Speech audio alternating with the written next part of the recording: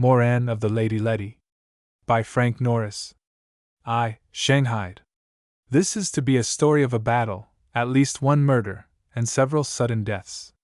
For that reason it begins with a pink tea, and among the mingled odors of many delicate perfumes and the hale, frank smell of Caroline test out roses. There had been a great number of debutantes, coming out, that season in San Francisco by means of afternoon teas, pink, lavender, and otherwise. This particular tea was intended to celebrate the fact that Josie Herrick had arrived at that time of her life when she was to wear her hair high and her gowns long, and to have a day of her own quite distinct from that of her mother. Ross Wilbur presented himself at the Herrick house on Pacific Avenue much too early upon the afternoon of Miss Herrick's tea. As he made his way up the canvas stairs he was aware of a terrifying array of millinery and a disquieting staccato chatter of feminine voices in the parlors and reception rooms on either side of the hallway. A single high hat in the room that had been set apart for the men's use confirmed him in his suspicions. "Might have known it would be a hen party till 6, anyhow," he muttered, swinging out of his overcoat. "Bet I don't know one girl in 20 down there now, all Mama's friends at this hour, and Papa's maiden sisters, and Joe's schoolteachers and governesses and music teachers, and I don't know what all." When he went down he found it precisely as he expected. He went up to Miss Herrick, where she stood receiving with her mother and 2 of the other girls, and allowed them to chaff him on his forlornness. "Maybe I seem at my ease," said Ross Wilbur to them, "but really I am very much frightened. I'm going to run away as soon as it is decently possible, even before, unless you feed me." "I believe you had luncheon not 2 hours ago," said Miss Herrick. "Come along, though, and I'll give you some chocolate, and perhaps, if you're good, a stuffed olive. I got them just because I knew you liked them. I ought to stay here and receive, so I can't look after you for long." The 2 fought their way through the crowded rooms to the luncheon table, and Miss Herrick got Wilbur his chocolate and his stuffed olives. They sat down and talked in a window recess for a moment, Wilbur towing in an absurd fashion as he tried to make a lap for his plate. "I thought," said Miss Herrick, "that you were going on the Ridgways' yachting party this afternoon. Mrs. Ridgway said she was counting on you. They are going out with the Petrel." "She didn't count above 100, though," answered Wilbur. "I got your bid first, so I regretted the yachting party, and I guess I'd have regretted it anyhow." And he grinned at her over his cup. "Nice man," she said, adding on the instant, "I must go now, Ross." "Wait till I eat the sugar out of my cup," complained Wilbur. "Tell me," he added, scraping vigorously at the bottom of the cup with the inadequate spoon. "Tell me, you're going to the hoedown tonight? If you mean the assembly, yes, I am. Will you give me the first and last?" "I'll give you the first, and you can ask for the last then. Let's put it down, I know you'll forget it." Wilbur drew a couple of cards from his case. "Programs are not good form anymore," said Miss Herrick. "Forgetting a dance is worse." He made up the cards, writing on the one he kept for himself. "First waltz, Joe." "I must go back now," said Miss Herrick, getting up. "In that case I shall run, I'm afraid of girls. It's a pity about you.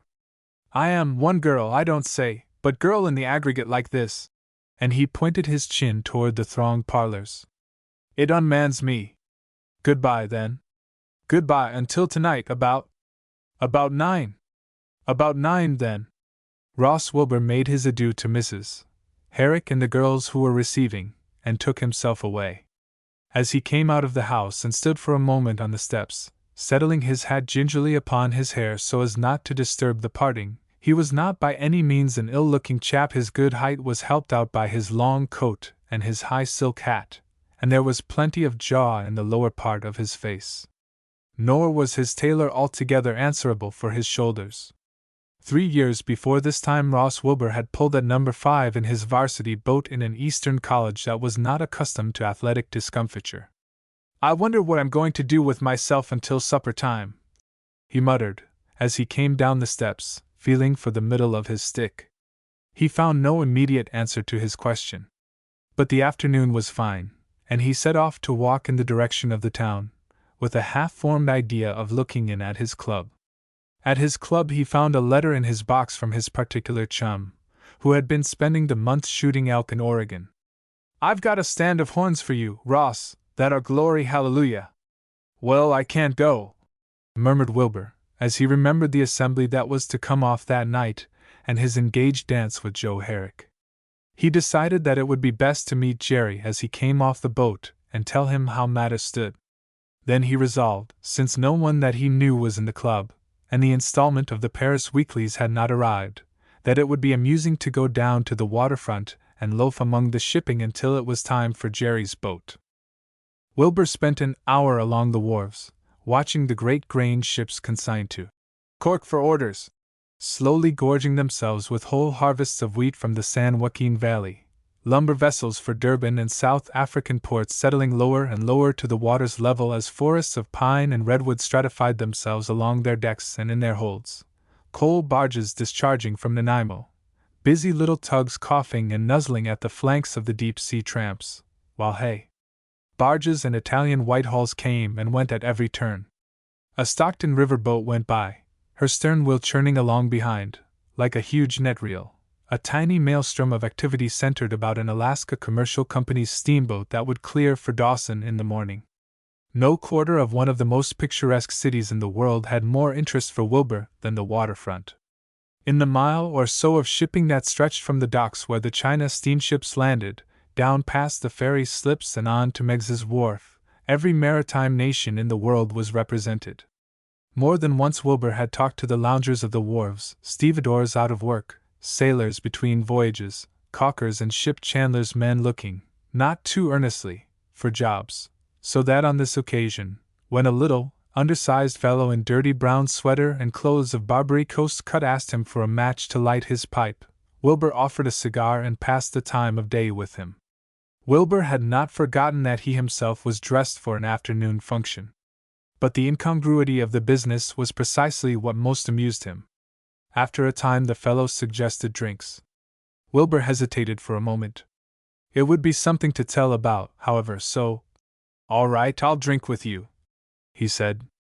The brown sweater led the way to a sailor's boarding house hard by. The rear of the place was built upon piles over the water.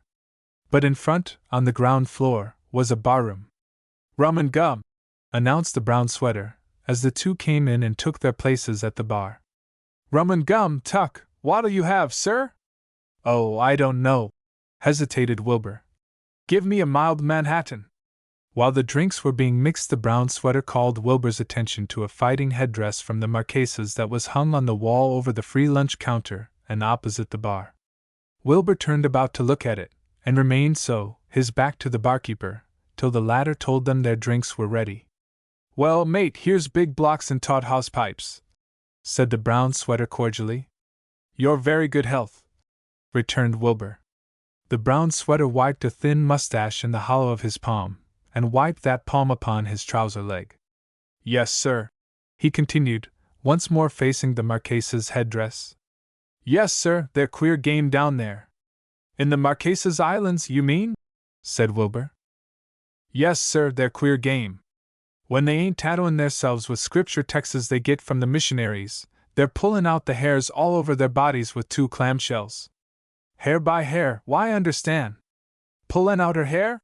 said Wilbur, wondering what was the matter with his tongue. "They think it's clever, think the women folk like it." Wilbur had fancied that the little man had worn a brown sweater when they first met. But now, strangely enough, he was not in the least surprised to see it iridescent like a pigeon's breast.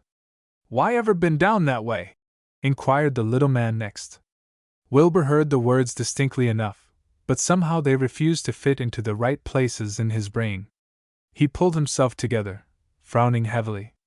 "What did you say?" he asked with great deliberation, biting off his words. Then he noticed that he and his companion were no longer in the barroom, but in a little room back of it. His personality divided itself.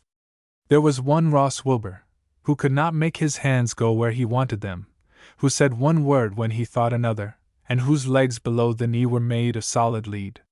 Then there was another Ross Wilbur, the alert, who was perfectly clear-headed, and who stood off to one side and watched his twin brother making a monkey of himself, without power and without even the desire of helping him. This latter Wilbur heard the iridescent sweater say. "Bust me, if why ain't squiffy, old man. Stand by a bit and we'll have a ball." "Can have got, return, exceptionally, and the round table, pull out hairs why two clamshells," gabbled Wilbur's stupefied double, and Wilbur the alert said to himself, "You're not drunk, Ross Wilbur, that's certain. What could they have put in your cocktail?" The iridescent sweater stamped twice upon the floor and a trapdoor fell away beneath Wilbur's feet like the drop of a gallows. With the eyes of his undrugged self, Wilbur had a glimpse of water below. His elbows struck the floor as he went down, and he fell feet first into a Whitehall boat. He had time to observe two men at the oars and to look between the piles that supported the house above him, and catch a glimpse of the bay and a glint of the Contra Costa shore. He was not in the least surprised at what had happened, and made up his mind that it would be a good idea to lie down in the boat and go to sleep. Suddenly, but how long after his advent into the boat he could not tell, his wits began to return and settle themselves, like wild birds flocking again after a scare. Swiftly he took in the scene. The blue waters of the bay around him, the deck of a schooner on which he stood, the Whitehall boat alongside, and an enormous man with a face like a setting moon wrangling with his friend in the sweater, no longer iridescent. "What do you call it?" shouted the red man. "I want able seamen. I don't figure on working this boat with dancing masters, do I? We ain't exactly doing quadrilles on my quarterdeck. If we don't look out, we'll step on this thing and break it. It ain't ought to be let around loose without its ma." "Rot that," vociferated the brown sweater. "I tell you he's one of the best sailor men on the front. If he ain't, we'll forfeit the money. Come on, Captain Kitchell, we made show enough gettin' away as it was, and this daytime business ain't our line. D'you sign or not? Here's the advance note. I got to duck my nut, or I'll have the patrol boat after me." "I'll sign this once," growled the other, scrawling his name on the note. "But if this swab ain't up to sample, he'll come back by freight, and I'll drop in on me dear friend Jim when we come back and give him a real nice time, and you can lay to that, Billy Trim." The brown sweater pocketed the note, went over the side, and rowed off. Wilbur stood in the waist of a schooner anchored in the stream well off Fisherman's Wharf. In the forward part of the schooner a Chinaman in brown duck was mixing paint. Wilbur was conscious that he still wore his high hat and long coat, but his stick was gone, and one gray glove was slit to the button. In front of him towered the enormous red-faced man. A pungent reek of some kind of rancid fat or oil assailed his nostrils. Over by Alcatraz a ferry boat whistled for its slip as it elbowed its way through the water. Wilbur had himself fairly in hand by now. His wits were all about him, but the situation was beyond him as yet. "Gitford," commanded the big man. Wilbur drew himself up, angry in an instant. "Look here," he began. "What's the meaning of this business? I know I've been drugged and mishandled. I demand to be put ashore. Do you understand that?" "Angel child," whimpered the big man. "Oh, you lily of the valley, you bright and mornin' star. I'm really pained, you know, that your valley can't come along, but we'll have your piano set up in the lazarette. It gives me genuine grief, it do, to see you bein' obliged to put your lily white feet on this here vulgar and dirty deck. We'll have the Wilton carpet down by tomorrow, so we will, my dear. Yaich!" he suddenly broke out, as his rage boiled over. "Gitford, d'ye hear? I'm captain of this here bathtub, and that's all you need to know for a good while to come. I ain't generally got to tell that to a man but once, but I'll stretch the point just for love of you, angel child. Now then, move!" Wilbur stood motionless, puzzled beyond expression. No experience he had ever been through helped in this situation. "Look here," he began. The captain knocked him down with a blow of one enormous fist upon the mouth, and while he was yet stretched upon the deck kicked him savagely in the stomach.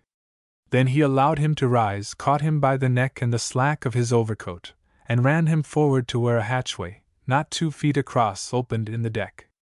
Without ado, he flung him down into the darkness below, and while Wilbur, dizzied by the fall, sat on the floor at the foot of the vertical companion ladder, gazing about him with distended eyes, there rained down upon his head, first an oilskin coat, then a sou'wester, a pair of oilskin breeches, woolen socks, and a plug of tobacco.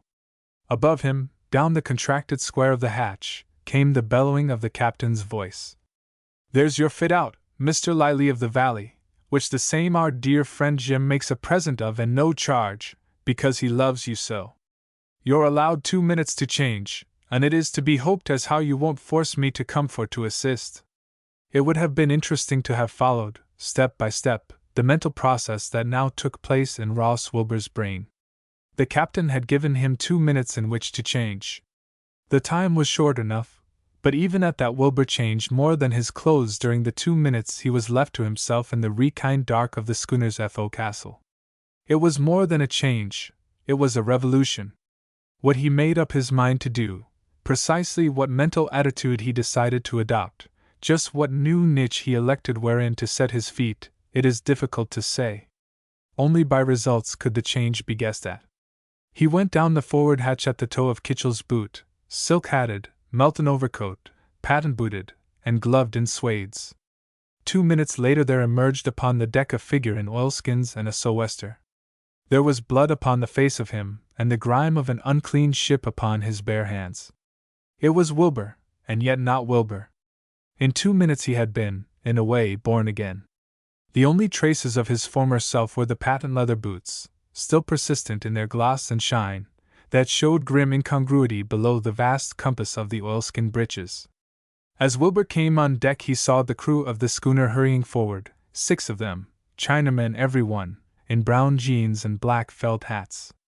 On the quarterdeck stood the captain, barking his orders. "Consider the Lily of the Valley," bellowed the latter, as his eye fell upon Wilbur the transformed. "Clap onto that starboard windlass brake, sonny." Wilbur saw the Chinamen ranging themselves about what he guessed was the windlass in the schooner's bow. He followed and took his place among them, grasping one of the bars. "Break down!" came the next order. Wilbur and the Chinamen obeyed, bearing up and down upon the bars till the slack of the anchor chain came home and stretched taut and dripping from the hawse holes. "Vast heaven!" And then as Wilbur released the brake and turned about for the next order, he cast his glance out upon the bay, and there, not 150 yards away, her spotless sails tense, her cordage humming, her immaculate flanks slipping easily through the waves, the water hissing and churning under her forefoot, clean, gleaming, dainty, and aristocratic, the Ridgway's yacht Petrel passed like a thing of life. Wilbur saw Nat Ridgway himself at the wheel. Girls in smart gowns and young fellows in white ducks and yachting caps, all friends of his, crowded the decks. A little orchestra of musicians were reeling off a quickstep. The popping of a cork and a gale of talk and laughter came to his ears. Wilbur stared at the picture, his face devoid of expression. The Petrel came on, drew nearer, was not 100 feet away from the schooner's stern.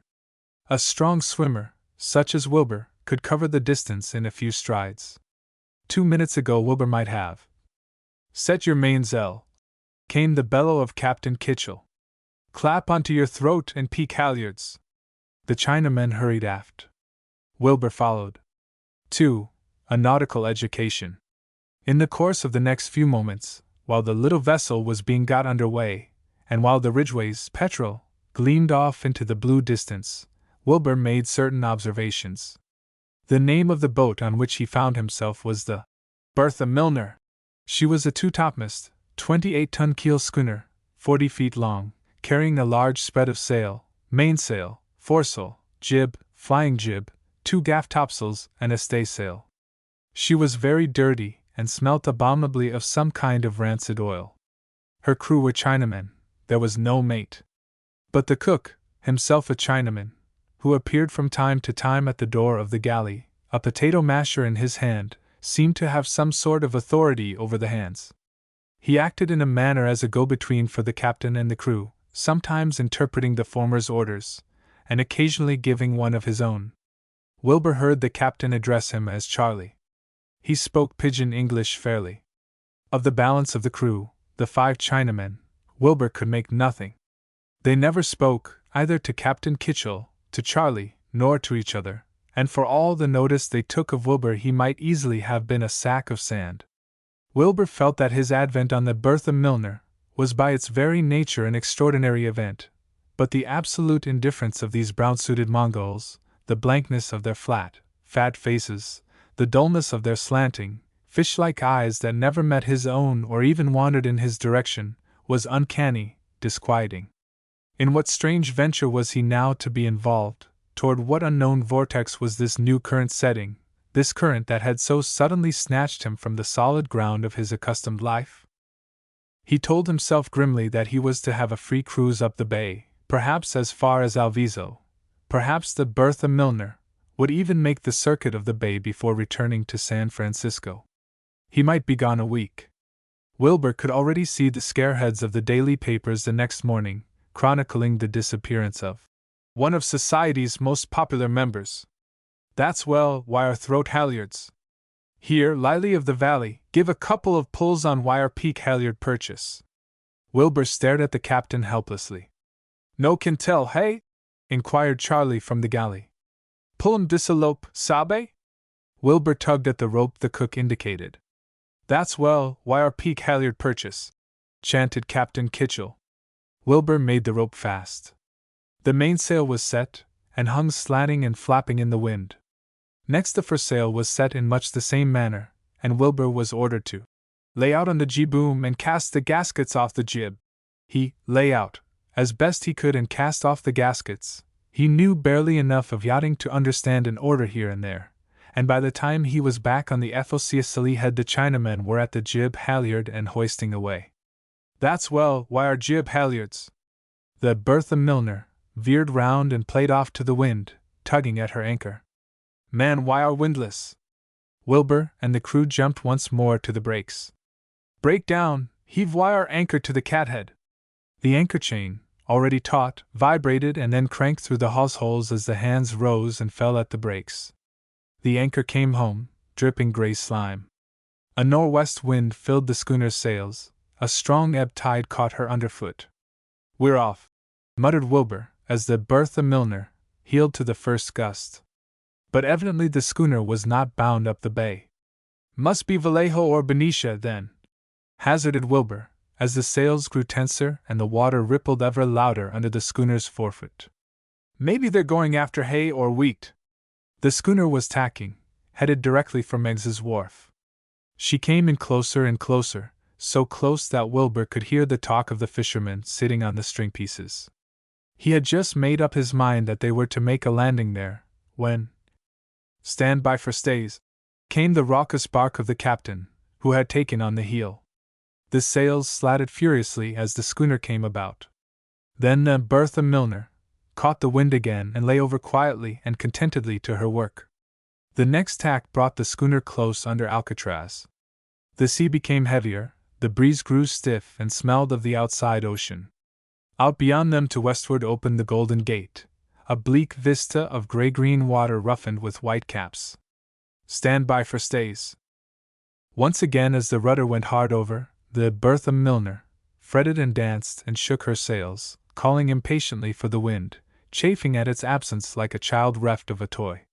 Then again she scooped the nor'wester in the hollow palms of her tense canvases and settled quietly down on the new tack, her bowsprit pointing straight toward the Presidio. We'll come about again soon, Wilbur told himself, and stand over toward the Contra Costa shore. A fine huge breath of wind passed over the schooner. She heeled on the instant, the water roaring along her quarter, but she kept her course. Wilbur felt thoughtful again, never more keenly observant. She must come about soon, he muttered uneasily. If she's going to stand up toward Vallejo. His heart sank with a sudden apprehension. A nervousness he could not overcome seized upon him. The Bertha Milner held tenaciously to the tack. Within 50 yards of the Presidio came the command again. Stand by for stays. Once more, her bows dancing, her cordage rattling, her sails flapping noisily, the schooner came about. Anxiously Wilbur observed the bowsprit as it circled like a hand on a dial, watching where now it would point. It wavered, fluctuated, rose, fell, then settled easily, pointing toward Lime Point. Wilbur felt a sudden coldness at his heart. This isn't going to be so much fun, he muttered between his teeth. The schooner was not bound up the bay for Alviso nor to Vallejo for grain. The track toward Lime Point could mean but one thing. The wind was freshening from the northwest, the ebb tide rushing out to meet the ocean like a mill race. At every moment the Golden Gate opened out wider, and within 2 minutes after the time of the last tack the Bertha Milner heeled to a great gust that had come booming in between the heads, straight from the open Pacific. "Stand by for stays." As before, one of the Chinese hands stood by the sail rope of the jib. "Draw wire jib." The jib filled. The schooner came about on the port tack. Lime Point fell away over the stern rail. The huge ground swells began to come in, and as she rose and bowed to the first of these it was precisely as though the Bertha Milner were making her courtesy to the great grey ocean, now for the first time in full sight on her starboard quarter. The schooner was beating out to sea through the middle channel. Once clear of the Golden Gate she stood over toward the Cliff House, then on the next tack cleared Point Bonita. The sea began building up in deadly earnest. They were about to cross the bar. Everything was battened down, the scuppers were awash, and the hawse holes spouted like fountains after every plunge. Once the captain ordered all men aloft, just in time to escape a gigantic dull green roller that broke like a Niagara over the schooner's bows, smothering the decks knee-deep in a twinkling. The wind blew violent and cold, the spray was flying like icy small shot. Without intermission the Bertha Milner rolled and plunged and heaved and sank. Wilbur was drenched to the skin and sore in every joint, from being shunted from rail to mast and from mast to rail again. The cordage sang like harp strings, the schooner's forefoot crushed down into the heaving water with a hissing like that of steam, blocks rattled, the captain bellowed his orders, rope ends flogged the hollow deck till it reverberated like a drumhead. The crossing of the bar was one long half-hour of confusion and discordant sound. When they were across the bar the captain ordered the cook to give the men their food. "Get for RD, sonny," he added, fixing Wilbur with his eye. "Get for RD, this is table d'hôte, savvy?" Wilbur crawled forward on the reeling deck, holding on now to a mast, now to a belaying pin, now to a stay, watching his chance and going on between the inebriated plunges of the schooner. He descended the FOCSLE hatch. The Chinamen were already there, sitting on the edges of their bunks. On the floor, at the bottom of the ladder, punk sticks were burning in an old tomato can. Charlie brought in supper, stewed beef and pork in a bread pan and a wooden kit, and the Chinamen ate in silence with their sheath knives and from tin plates. A liquid that bore a distant resemblance to coffee was served. Wilbur learned afterward to know the stuff as Black Jack, and to be aware that it was made from bud barley and was sweetened with molasses. A single reeking lamp swung with the swinging of the schooner over the center of the group, and long after Wilbur could remember the grisly scene, the punk sticks, the bread pan full of hunks of meat, the horrid close and oily smell, and the circle of silent, preoccupied Chinese, each sitting on his bunk ledge, devouring stewed pork and holding his pannikin of Black Jack between his feet against the rolling of the boat. Wilbur looked fearfully at the mess in the pan, recalling the chocolate and stuffed olives that had been his last luncheon. "Well," he muttered, clenching his teeth, "I've got to come to it sooner or later." His penknife was in the pocket of his waistcoat, underneath his oilskin coat. He opened the big blade, harpooned a cube of pork, and deposited it on his tin plate. He ate it slowly and with savage determination. But the Black Jack was more than he could bear. "I'm not hungry enough for that just now," he told himself. "Say, Jim," he said, turning to the Chinaman next him on the bunk ledge. "Say, what kind of boat is this? What you do, where you go?" The other moved away impatiently. "No sabe, no sabe," he answered, shaking his head and frowning. Throughout the whole of that strange meal these were the only words spoken. When Wilbur came on deck again he noted that the Bertha Milner had already left the whistling buoy astern. Off to the east, her sails just showing above the waves, was a pilot boat with the number 7 on her mainsail. The evening was closing in, the Farallones were in plain sight dead ahead. Far behind, in a mass of shadow just bluer than the sky, he could make out a few twinkling lights, San Francisco. Half an hour later Kitchell came on deck from his supper in the cabin aft. He glanced in the direction of the mainland, now almost out of sight, then took the wheel from one of the Chinamen and commanded, Ease off wire fore and main sheets. The hands eased away and the schooner played off before the wind. The staysail was set. The Bertha Milner headed to southwest, bowling easily ahead of a good 8-knot breeze. Next came the order, "All hands aft," and Wilbur and his mates betook themselves to the quarterdeck. Charlie took the wheel, and he and Kitchell began to choose the men for their watches, just as Wilbur remembered to have chosen sides for baseball during his school days. "Sonny, I'll choose you, you're on my watch," said the captain to Wilbur, "and I will assume the responsibility of your nautical education. I may as well tell you at once," began Wilbur, "that I'm no sailor." "But you will be soon," answered the captain, at once soothing and threatening. "You will be, Mr. Liley of the Valley, you can lay to it as how you will be one of the best sailor men along the front, as our dear friend Jim says. Before I get through with you, you'll be a sailor man or shark bait, I can promise you. You're on my watch. Step over here, son." The watches were divided, Charlie and 3 other Chinamen on the port, Kitchell, Wilbur, and 2 Chinamen on the starboard. The men trooped forward again. The tiny world of the schooner had lapsed to quiet. The Bertha Milner was now clear of the land, that lay like a blur of faintest purple smoke, ever growing fainter, low in the east. The Farallones showed but their shoulders above the horizon. The schooner was standing well out from shore, even beyond the track of the coasters and passenger steamers, to catch the trades from the northwest.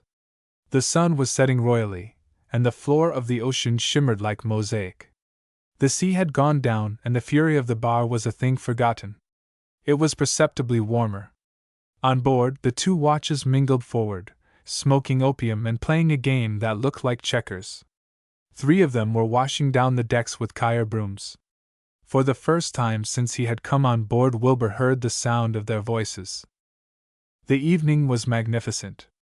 Never to Wilbur's eyes had the Pacific appeared so vast, so radiant, so divinely beautiful. A star or 2 burned slowly through that part of the sky where the pink began to fade into the blue. Charlie went forward and set the side lights, red on the port rigging, green on the starboard.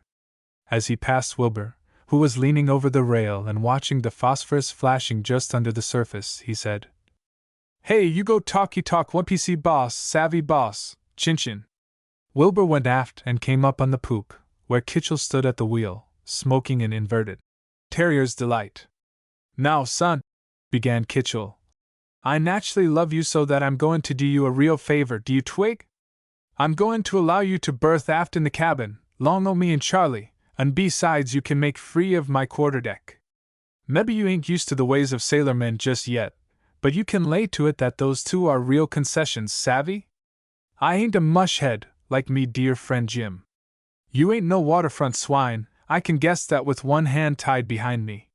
You're a toff, that's what you are, and your lines has been laid for toffs. I ain't askin' you no questions, but you got brains, and I figure on gettin' more out of you by letting you have wirehead a bit. But mind now, you get gay once, sonny, or try to flim-flam me, or forget that I'm the boss of the bathtub, and strike me blind, I'll cut you open, and you can lay to that, son. Now then, here's the game. You work this boat long with the coolies, and take my orders, and walk chalk, and I'll teach you navigation, and make this cruise as easy as how do you do. You don't, and I'll manhandle you till wire bones come through wire hide. I've no choice in the matter," said Wilbur. "I've got to make the best of a bad situation." "I remarked as how you had brains," muttered the captain. "But there's one thing," continued Wilbur. "If I'm to have my head a little, as you say, you'll find we can get along better if you put me to rights about this whole business. Why was I brought aboard? Why are there only Chinese along? Where are we going? What are we going to do? And how long are we going to be gone?"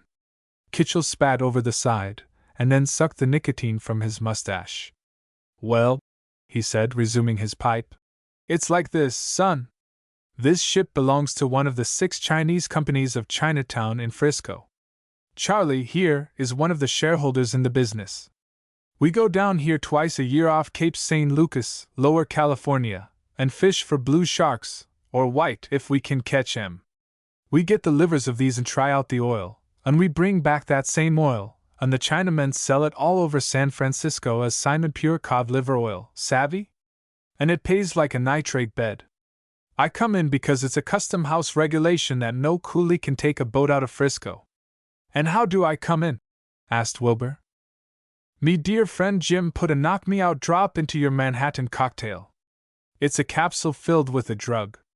You were shanghaied, son, said the captain blandly. About an hour later Wilbur turned in.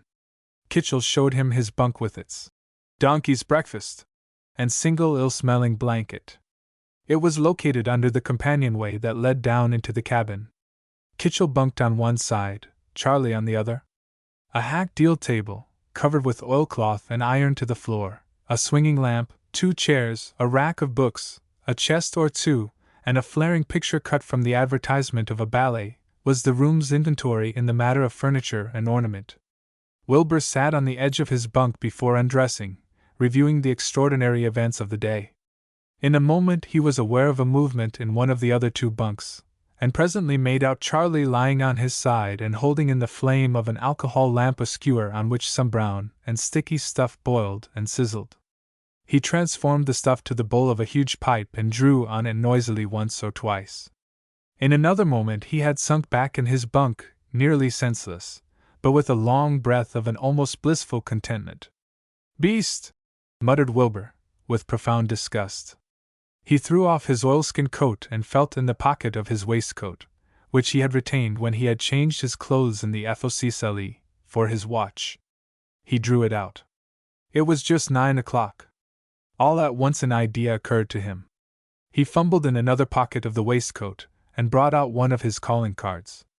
For a moment Wilbur remained motionless, seated on the bunk ledge, smiling grimly, while his glance wandered now to the sordid cabin of the Bertha Milner, and the opium-drugged coolie sprawled on the donkey's breakfast, and now to the card in his hand on which a few hours ago he had written, "First waltz, Joe. 3, the Lady Letty." Another day passed, then 2. Before Wilbur knew it he had settled himself to his new life, and woke one morning to the realization that he was positively enjoying himself. Daily the weather grew warmer. The 5th day out from San Francisco it was actually hot. The pitch grew soft in the Bertha Milner's deck seams, the mast sweated resin. The Chinamen went about the decks wearing but their jeans and blouses. Kitchell had long since abandoned his coat and vest. Wilbur's oilskins became intolerable, and he was at last constrained to trade his pocket knife to Charlie for a suit of jeans and wicker sandals, such as the coolies wore, and odd enough he looked in them. The captain instructed him in steering, and even promised to show him the use of the sextant and how to take an observation in the fake short and easy coasting style of navigation. Furthermore, he showed him how to read the log and the manner of keeping the dead reckoning. During most of his watches Wilbur was engaged in painting the inside of the cabin, door panels, lintels, and the few scattered moldings, and toward the middle of the first week out, when the Bertha Milner was in the latitude of Point Conception, he and 3 Chinamen, under Kitchell's directions, rattled down the forerigging and affixed the crow's nest upon the foremast. The next morning, during Charlie's watch on deck, a Chinaman was sent up into the crow's nest, and from that time on there was always a lookout maintained from the masthead. More than once Wilbur looked around him at the empty coruscating indigo of the ocean floor, wondering at the necessity of the lookout, and finally expressed his curiosity to Kitchell. The captain had now taken not a little to Wilbur, at first for the sake of a white man's company, and afterward because he began to place a certain vague reliance upon Wilbur's judgment. Kitchell had remarked as how he had brains. "Well, you see, son," Kitchell had explained to Wilbur, "ostensibly we are after shark liver oil, and so we are, but also we are on any lay that turns up, ready for any game, from wrecking to barratry. Strike me, if I haven't thought of scuttling the dough dish for her insurance. There's regular trade, son, to be done in ships, and then there's pickins and pickins and pickins. Lord, the ocean's rich with pickins. Do you know there's millions made out of the debris and refuse of a big city?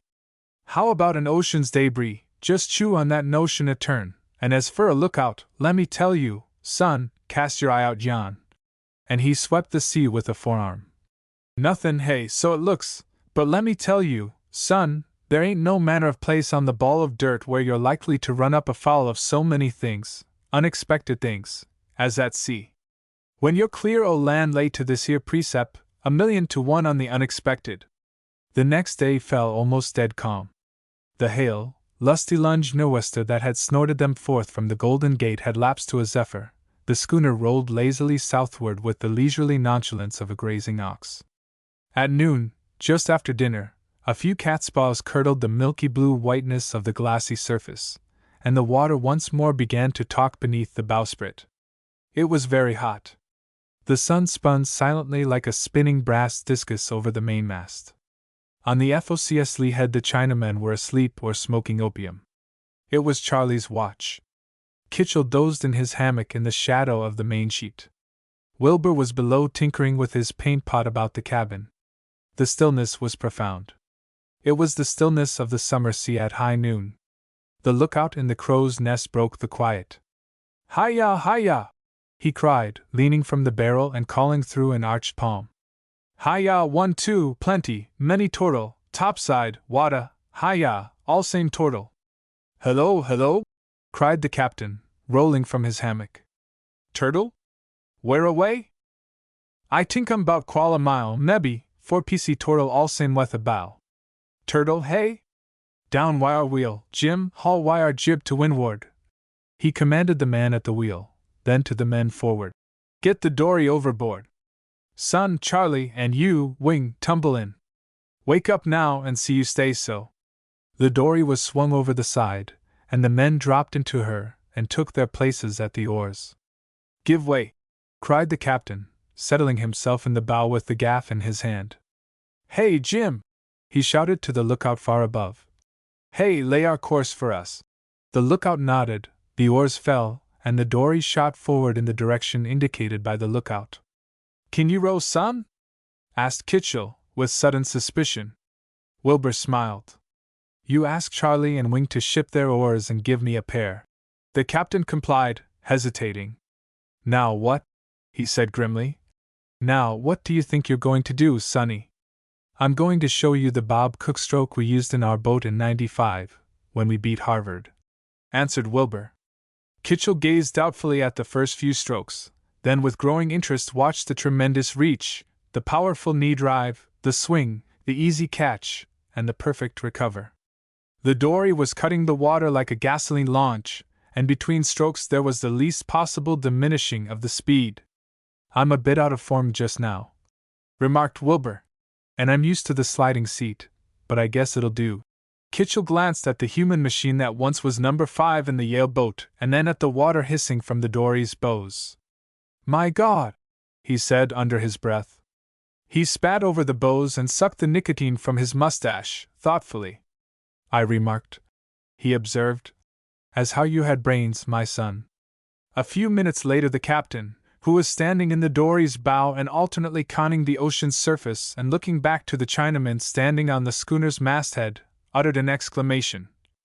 "Steady, ship your oars, quiet now, quiet, you damn fools. We're right on 'em, for, by God, and big as dinin' tables." The oars were shipped. The dory's speed dwindled. "Out your paddles, sit on the gunwale, and paddle ESY." The hands obeyed. The captain's voice dropped to a whisper. His back was toward them, and he gestured with one free hand. Looking out over the water from his seat on the gunwale, Wilbur could make out a round, greenish mass like a patch of floating seaweed, just under the surface, some 60 yards ahead. "Easy st aboard," whispered the captain under his elbow. "Go ahead, port, easy, all steady, steady." The affair began to assume the intensity of a little drama of mid-ocean. In spite of himself, Wilbur was excited. He even found occasion to observe that the life was not so bad, after all. This was as good fun as stalking deer. The dory moved forward by inches. Kitchell's whisper was as faint as a dying infant's. "Steady all, steady, stead." He lunged forward sharply with the gaff, and shouted aloud. "I got him! Grab hold his tail flippers, you fool swabs! Grab hold quick, don't you leggo! Got him there, Charlie? If he gets away, you swine, I'll rip wide open with the gaff. Heave now, Heave, there, so, stand clear his nippers. Strike me. He's a whacker. I thought he was going to get away. Saw me just as I swung the gaff, and ducked his nut. Over the side, bundled without ceremony into the boat, clawing, thrashing, clattering, and blowing like the exhaust of a donkey engine, tumbled the great green turtle, his wet, green shield of shell 3 feet from edge to edge, the gaff firmly transfixed in his body, just under the fore-flipper. From under his shell protruded his snake-like head and neck, withered like that of an old man. He was waving his head from side to side, the jaws snapping like a snapped silk handkerchief. Kitchell thrust him away with a paddle. The turtle craned his neck, and catching the bit of wood in his jaw, bit it in two in a single grip. I told you so. I told you to stand clear his snapper. If that had been your shin now, eh?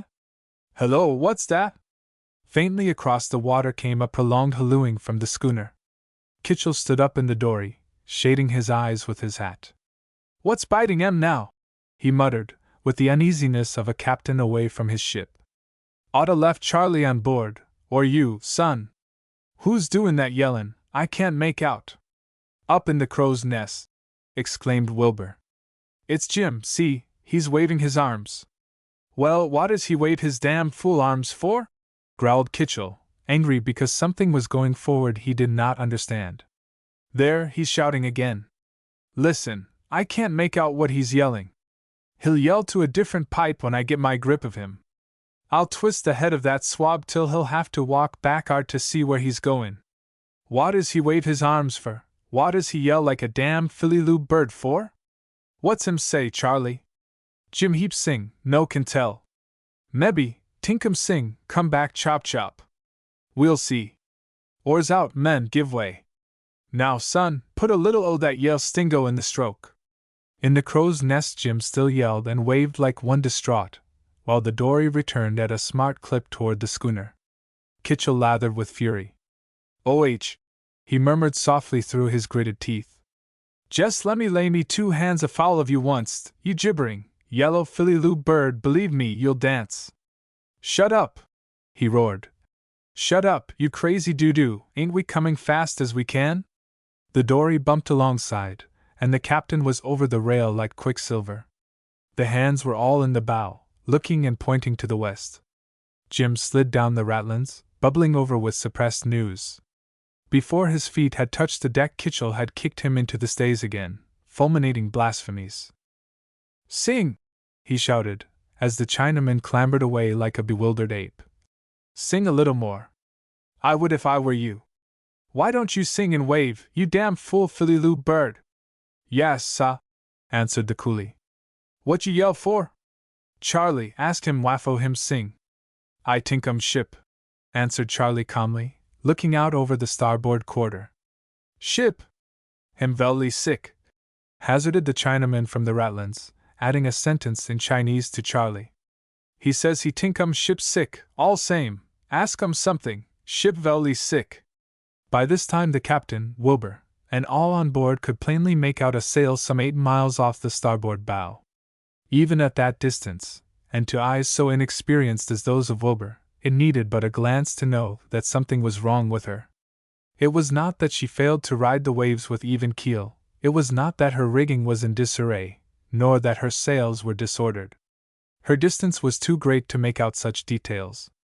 But in precisely the same manner as a trained physician glances at a doomed patient, and from that indefinable look in the face of him and the eyes of him pronounces the verdict, "Death," so Kitchell took in the stranger with a single comprehensive glance, and exclaimed, "Wreck? Yas, sah. I tinkum velly sick. Oh, go to LL, or go below and fetch up my glass, hustle!" The glass was brought. "Son," exclaimed Kitchell, "where is that man with the brains? Son, come aloft here with me." The two clambered up the ratlins to the crow's nest. Kitchell adjusted the glass. "She's a bark," he muttered. "Iron built, about 700 tons, I guess, in distress. There's her ensign upside down at the mizzenhead, looks like Norway, and her distress signals on the spanker gaff. Take a blink at her, son, what do you make her out? Lord, she's ridin' high. Wilbur took the glass, catching the stranger after several clumsy attempts. She was, as Captain Kitchell had announced, a bark, and to judge by her flag, evidently Norwegian. "How she rolls!" muttered Wilbur. "That's what I can't make out," answered Kitchell.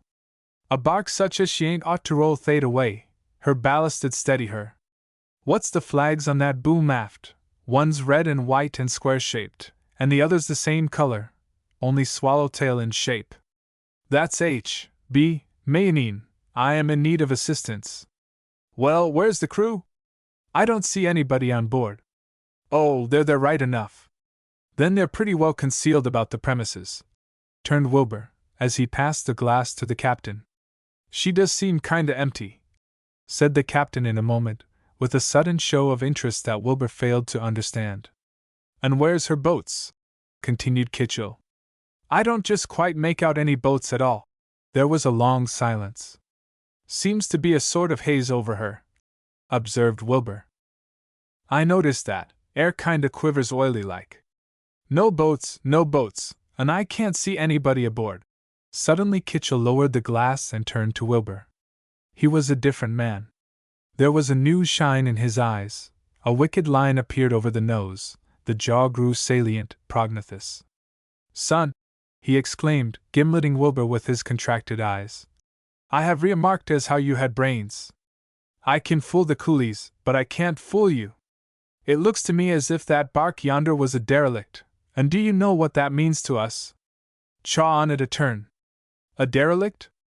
If there's a crew on board they're concealed from the public gaze, and where are the boats then? I figure she's an abandoned derelict. Do you know what that means for us, for you and I? It means," and gripping Wilbur by the shoulders, he spoke the word into his face with a savage intensity. "It means salvage, do you savvy? Salvage, salvage. Do you figure what salvage on a 700-tonner would come to? Well, just let me drop it into your think tank, and lay to what I say. It's all the ways from $50,000 to $70,000, whatever her cargo is. Call it 60,000, 30 thou apiece." "Oh, I don't know," he exclaimed, lapsing to landman's slang. "What I say about 1,000,000 to 1 on the unexpected at sea?"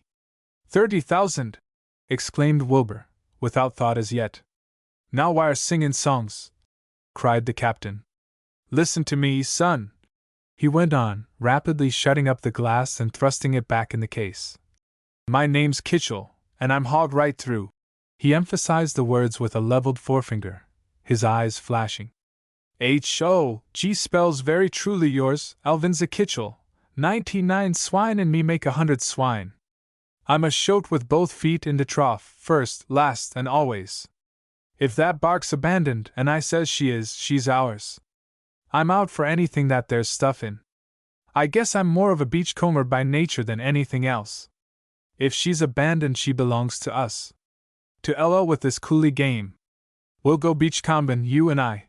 We'll board that bark and work her into the nearest port, San Diego, I guess, and get the salvage on her if we have to swim in her. Are you with me?" He held out his hand. The man was positively trembling from head to heel. It was impossible to resist the excitement of the situation, its novelty, the high crow's nest of the schooner, the keen salt air, the Chinamen grouped far below, the indigo of the warm ocean, and out yonder the forsaken derelict, rolling her light hull till the garboard streak flashed in the sun. "Well, of course I'm with you, Cap!" exclaimed Wilbur, gripping Kitchell's hand. "When there's 30,000 to be had for the asking, I guess I'm a notch-bound beachcomber myself. Now, nothing about this to the coolies. But how will you make out with your owners, the 6 companies? Aren't you bound to bring the berth in?" "Rob my owners!" exclaimed Kitchell. "I ain't a skipper of no oilboat any longer. I'm a beachcomber." He fixed the wallowing bark with glistening eyes. "God strike me," he murmured. "Ain't she a daisy? It's a little Klondike. Come on, son!" The two went down the ratlins, and Kitchell ordered a couple of the hands into the dory that had been rowing astern. He and Wilbur followed. Charlie was left on board, with directions to lay the schooner to. The dory flew over the water, Wilbur setting the stroke. In a few moments she was well up with the bark. Though a larger boat than the Bertha Milner, She was rolling in lamentable fashion, and every laboring heave showed her bottom encrusted with barnacles and seaweed. Her fore and main topsails and topgallantsails were set, as also were her lower staysails and royals. But the braces seemed to have parted, and the yards were swinging back and forth in their ties. The spanker was brailed up, and the spanker boom thrashed idly over the poop as the bark rolled and rolled and rolled. The mainmast was working in its shoe, the rigging and backstays sagged. An air of abandonment, of unspeakable loneliness, of abomination hung about her. Never had Wilbur seen anything more utterly alone. Within 3 lengths the captain rose in his place and shouted, "Bark ahoy!" There was no answer.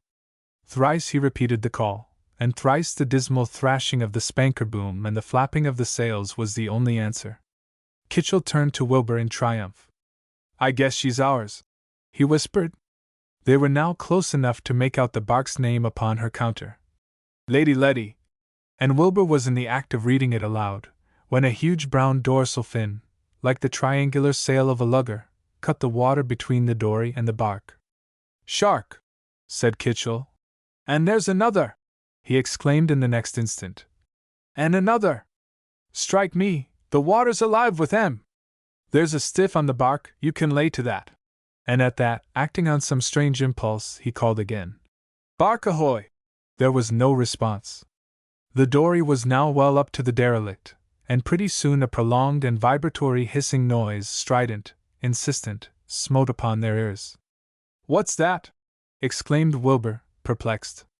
The captain shook his head, and just then, as the bark rolled almost to her scuppers in their direction, a glimpse of the deck was presented to their view. It was only a glimpse, gone on the instant, as the bark rolled back to port, but it was time enough for Wilbur and the captain to note the parted and open seams and the deck bulging, and in one corner blown up and splintered. The captain smote a thigh. "Coal!" he cried. "Anthracite coal.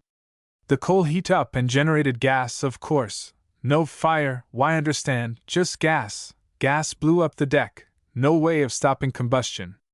Naturally they had to cut for it. Smell the gas, can't you? No wonder she's hissing, no wonder she rolled, cargo goes off in gas, and what's to weigh her down? I was wondering what could erect her in this weather. Lord, it's as plain as Billy be damn." The dory was alongside.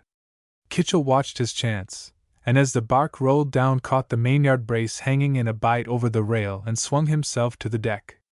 "Look sharp!" he called, as Wilbur followed. "It won't do for you to fall among them shark, son. Just look at the hundreds of 'em. There's a stiff on board, sure." Wilbur steadied himself on the swaying broken deck, choking against the reek of coal gas that hissed upward on every hand. The heat was almost like a furnace. Everything metal was intolerable to the touch. "She's abandoned, sure," muttered the captain. "Look!" and he pointed to the empty chocks on the house and the severed lashings. "Oh, it's a haul, son, it's a haul, and you can lay to that.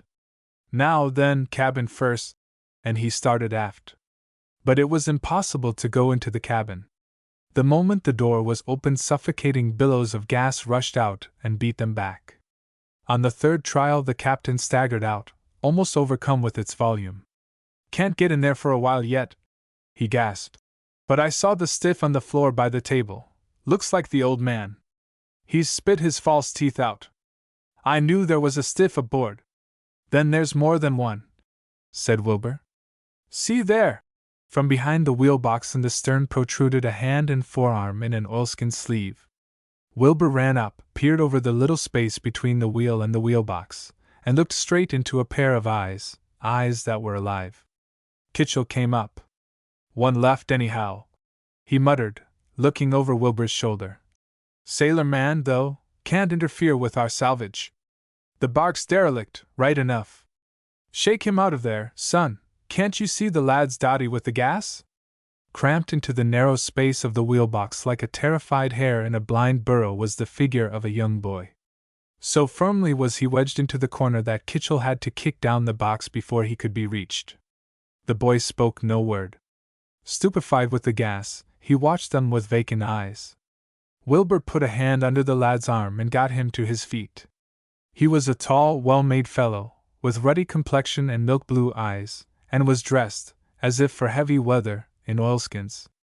"Well, Sonny, you've had a fine mess aboard here," said Kitchell. The boy, he might have been 22, stared and frowned. "Clean loco from the gas. Get him into the dory, son. I'll try this bloody cabin again." Kitchell turned back and descended from the poop, and Wilbur, his arm around the boy, followed. Kitchell was already out of hearing, and Wilbur was bracing himself upon the rolling deck, steadying the young fellow at his side, when the latter heaved a deep breath. His throat and breast swelled. Wilbur stared sharply, with a muttered exclamation. "My God, it's a girl!" he said. For Moran. Meanwhile, Charlie had brought the Bertha Milner up to within hailing distance of the bark, and had hove her to. Kitchell ordered Wilbur to return to the schooner and bring over a couple of axes. "We'll have to knock holes all through the house, and break in the skylights and let the gas escape before we can do anything. Take the kid over and give him whiskey, then come along back and bear a hand." Wilbur had considerable difficulty in getting into the dory from the deck of the plunging derelict with his dazed and almost helpless charge.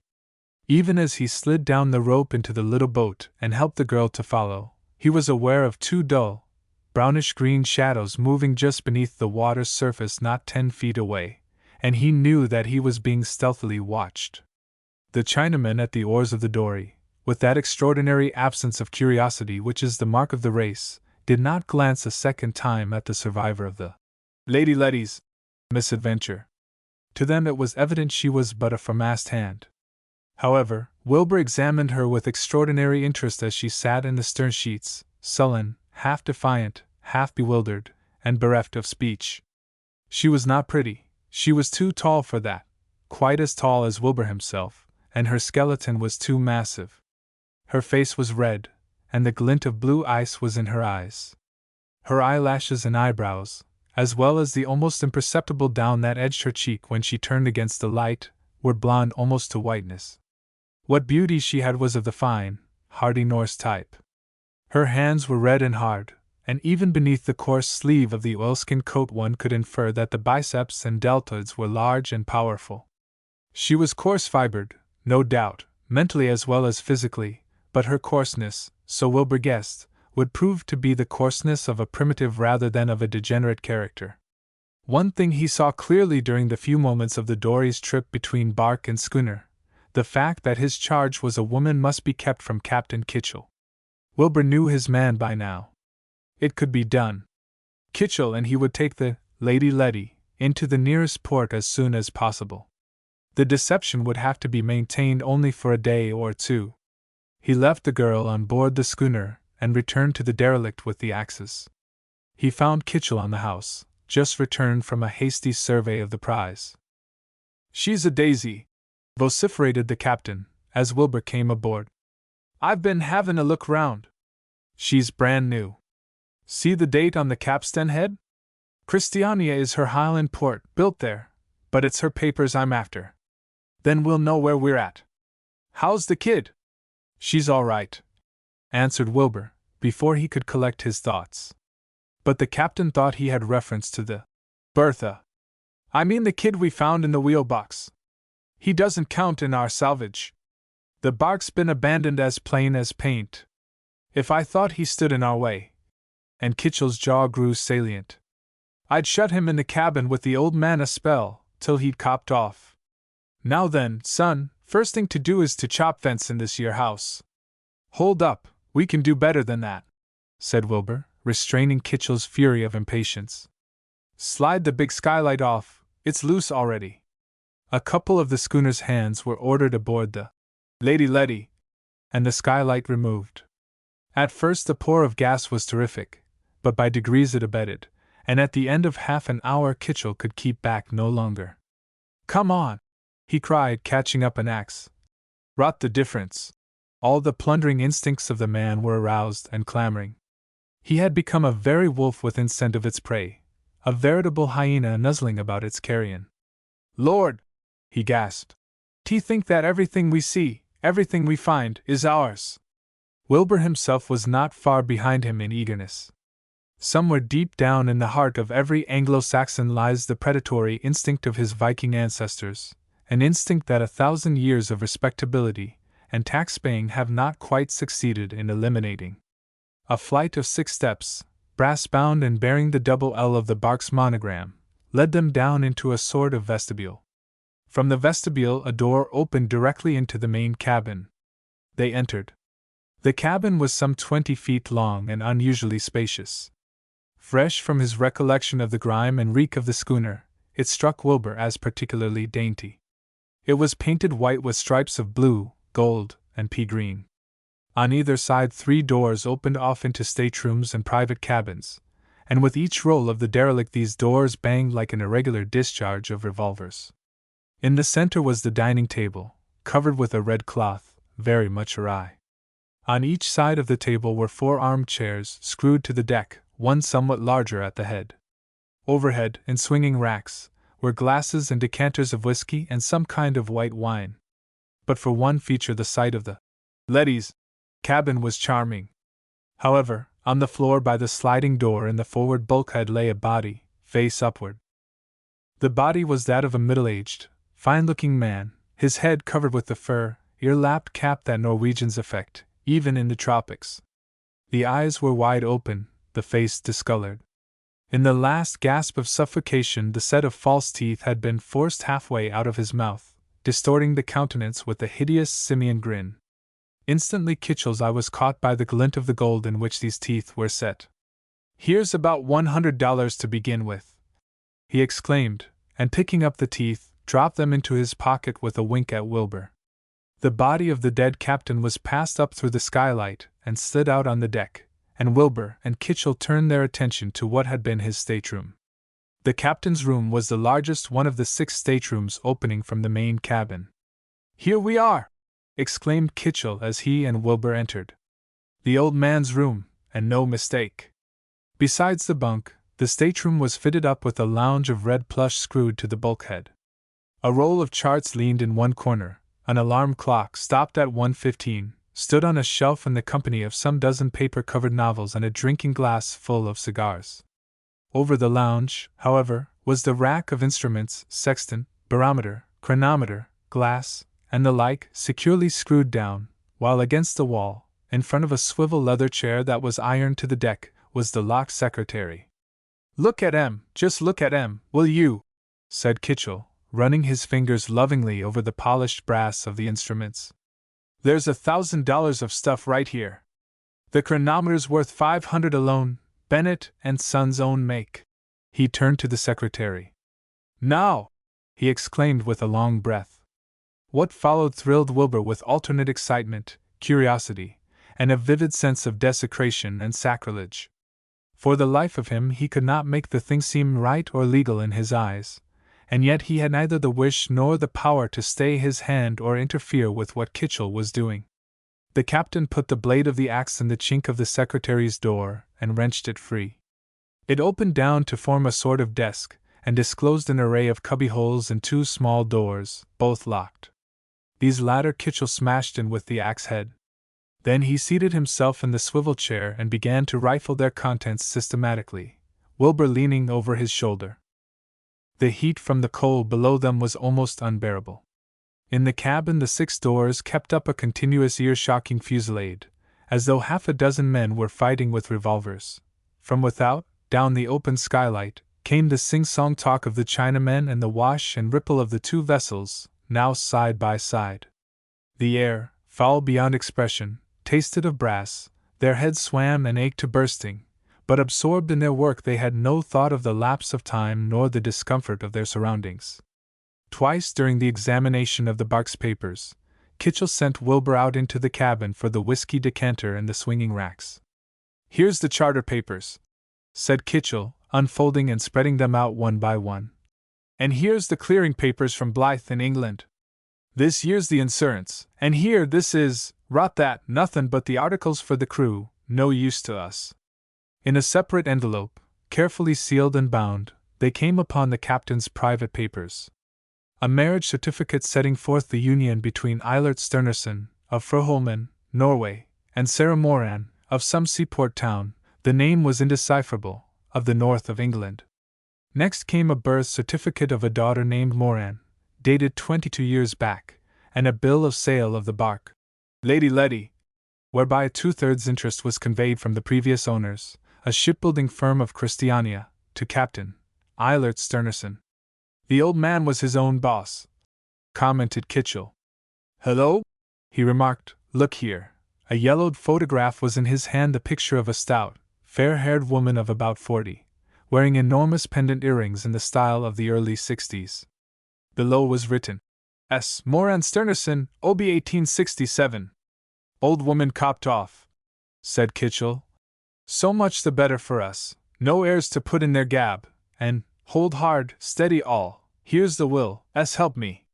The only items of importance in the will were the confirmation of the wife's death and the expressly stated bequest of the bark known as and sailing under the name of the Lady Letty to my only and beloved daughter, Moran. Well, said Wilbur.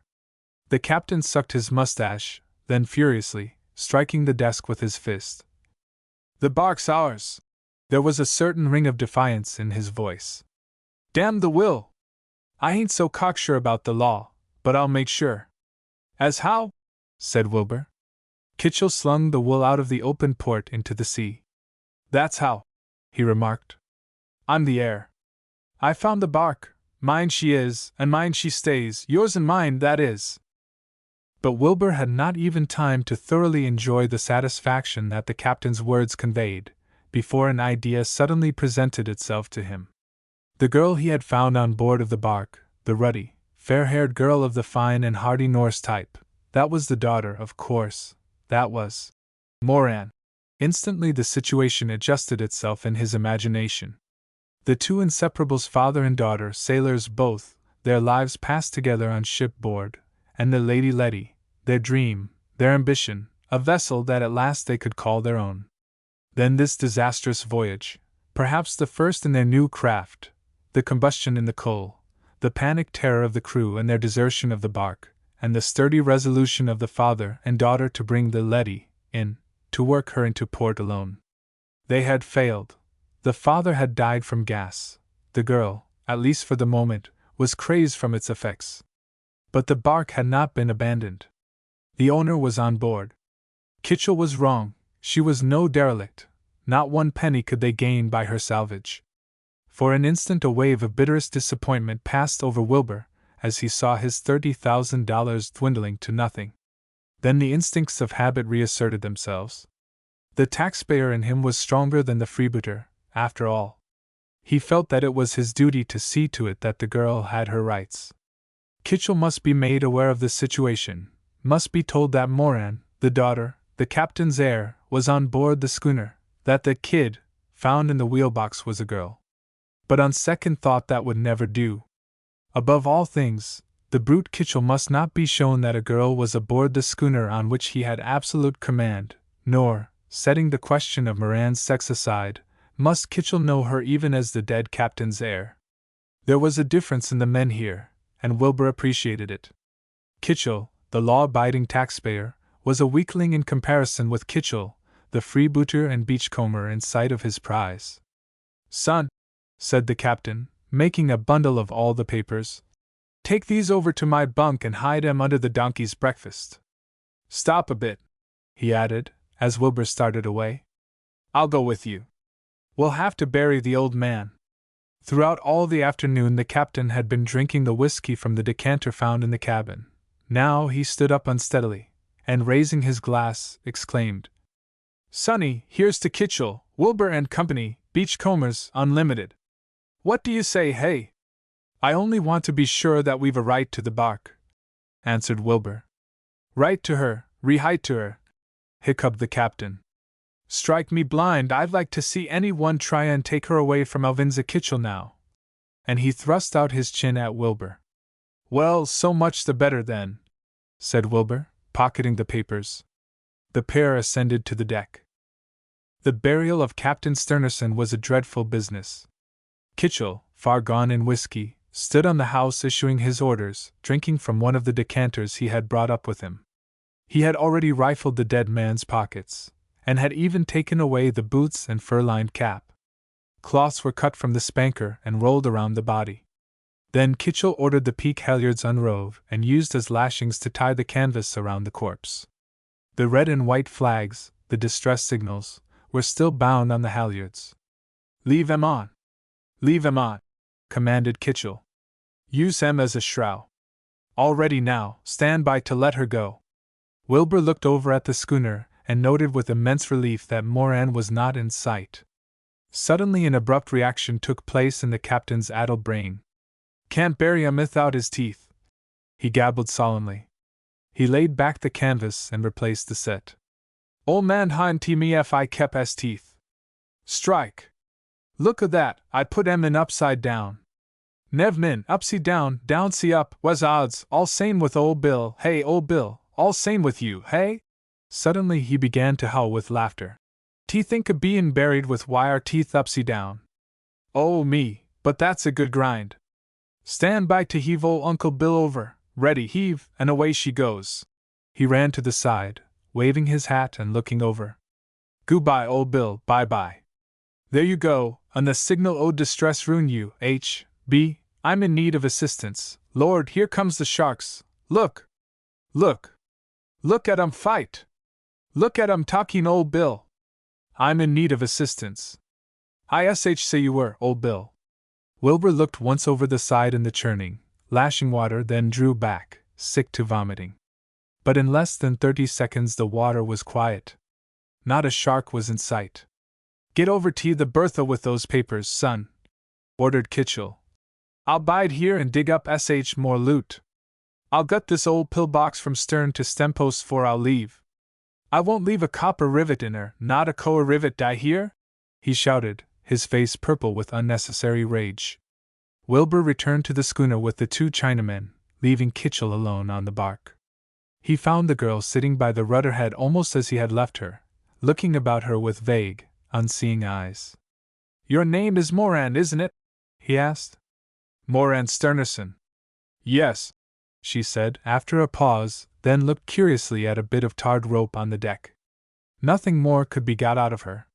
Wilbur talked to her at length, and tried to make her understand the situation, but it was evident she did not follow. However, at each mention of her name she would answer, "Yes, yes, I'm Moran." Wilbur turned away from her, biting his nether lip in perplexity. "Now what am I going to do?" he muttered. "What a situation! If I tell the captain, it's all up with the girl. If he didn't kill her, he'd do worse, might do both. If I don't tell him, there goes her birthright, $60,000, and she alone in the world. It's begun to go already," he added, listening to the sounds that came from the bark. Kitchell was raging to and fro in the cabin in a frenzy of drink, axe in hand, smashing glassware, hacking into the woodwork, singing the while at the top of his voice. "That's the kind of man I have to deal with," muttered Wilbur. "It's encouraging, and there's no one to talk to. Not much help in a Chinaman and a crazy girl in a man's oilskins. It's about the biggest situation you ever faced, Ross Wilbur, and you're all alone. What the devil are you going to do?" He acknowledged with considerable humiliation that he could not get the better of Kitchell, either physically or mentally. Kitchell was a more powerful man than he, and cleverer. The captain was in his element now, and he was the commander. On shore it would have been vastly different. The city-bred fellow, with a policeman always in call, would have known how to act. "I simply can't stand by and see that hog plundering everything she's got. What's to be done?" And suddenly, while the words were yet in his mouth, the sun was wiped from the sky like writing from a slate, the horizon blackened, vanished, a long white line of froth whipped across the sea and came on hissing. A hollow note boomed out, boomed, swelled, and grew rapidly to a roar. An icy chill stabbed the air. Then the squall swooped and struck, and the sky shut down over the troubled ocean like a pot lid over a boiling pot. The schooner's fore and main sheets, that had not been made fast, unrove at the first gust and began to slat wildly in the wind. The Chinamen cowered to the decks, grasping at cleats, stays, and masts. They were helpless, paralyzed with fear. Charlie clung to a stay, one arm over his head, as though dodging a blow. Wilbur gripped the rail with his hands where he stood, his teeth set, his eyes wide, waiting for the foundering of the schooner, his only thought being that the end could not be far. He had heard of the suddenness of tropical squalls, but this had come with the abruptness of a scene shift at a play. The schooner veered broad on to the waves. It was the beginning of the end. Another roll to the leeward like the last, and the Pacific would come aboard. "And you call yourselves sailor men? Are you going to drown like rats on a plank?" A voice that Wilbur did not know went ringing through that horrid shouting of wind and sea like the call of a bugle. He turned to see Moran, the girl of the Lady Letty, standing erect upon the quarterdeck, holding down the schooner's wheel. The confusion of that dreadful moment, that had paralyzed the crew's senses, had brought back hers. She was herself again, savage, splendid, dominant, superb, in her wrath at their weakness, their cowardice. Her heavy brows were knotted over her flaming eyes, her hat was gone, and her thick bands of yellow hair whipped across her face and streamed out in the wind like streamers of the northern lights. As she shouted, gesturing furiously to the men, the loose sleeve of the oilskin coat fell back, and showed her forearm, strong, round, and white as scud, the hand and wrist so tanned as to look almost like a glove. And all the while she shouted aloud, furious with indignation, raging against the supineness of the Bertha's crew. "Stand by, men! Stand by! Look alive, now! Make fast the staysail halyards to the dory's warp! Now, then, unreeve wire halyards! All clear there! Past the end fort outside the rigging! Outside! You fools! Make fast to the bitts for'ard, let go wire line, that'll do. So. There, she's coming up." The dory had been towing astern, and the seas combing over her had swamped her. Moran had been inspired to use the swamped boat as a sea anchor, fastening her to the schooner's bow instead of to the stern. The Bertha's bow, answering to the drag, veered around. The Bertha stood head to the seas, riding out the squall. It was a masterpiece of seamanship, conceived and executed in the very thick of peril, and it saved the schooner. But there was little time to think of themselves. On board the bark the sails were still set. The squall struck the Lady Letty squarely aback. She heeled over upon the instant, then as the top hamper carried away with a crash, eased back a moment upon an even keel. But her cargo had shifted. The bark was doomed. Through the flying spray and scud and rain Wilbur had a momentary glimpse of Kitchell, hacking at the lanyards with his axe. Then the Lady Letty capsized, going over till her masts were flat with the water, and in another second rolled bottom up. For a moment her keel and red iron bottom were visible through the mist of driving spoondrift. Suddenly they sank from sight. She was gone. And then, like the rolling up of a scroll, the squall passed, the sun returned, the sky burned back to blue, the ruggedness was smoothed from the ocean, and the warmth of the tropics closed around the Bertha Milner, once more rolling easily on the swell of the ocean. Of the Lady Letty and the drunken beachcombing captain not a trace remained. Kitchell had gone down with his prize. The Bertha Milner's Chinese crew huddled forward, talking wildly, pointing and looking in a bewildered fashion over the sides. Wilbur and Moran were left alone on the open Pacific. A girl captain. When Wilbur came on deck the morning after the sinking of the bark, he was surprised to find the schooner under way again. Wilbur and Charlie had berthed forward during that night, Charlie with the hands, Wilbur in the captain's hammock. The reason for this change of quarters had been found in a peremptory order from Moran during the dog watch the preceding evening. She had looked squarely at Wilbur from under her scowl, and had said briefly and in a fine contralto voice that he had for the first time noted, "I berth aft in the cabin, you and the Chinaman forward. Understand?" Moran had only forestalled Wilbur's intention, while after her almost miraculous piece of seamanship in the rescue of the schooner, Charlie and the Chinese crew accorded her a respect that was almost superstitious. Wilbur met her again at breakfast. She was still wearing men's clothing, part of Kitchell's outfit, and was booted to the knee, but now she wore no hat, and her enormous mane of rye-colored hair was braided into long strands near to the thickness of a man's arm. The redness of her face gave a startling effect to her pale blue eyes and sandy, heavy eyebrows, that easily lowered to a frown. She ate with her knife, and after pushing away her plate, Wilbur observed that she drank half a tumbler of whiskey and water. The conversation between the two was tame enough. There was no common ground upon which they could meet. To her father's death, no doubt an old matter even before her rescue, she made no allusion. Her attitude toward Wilbur was one of defiance and suspicion. Only once did she relax.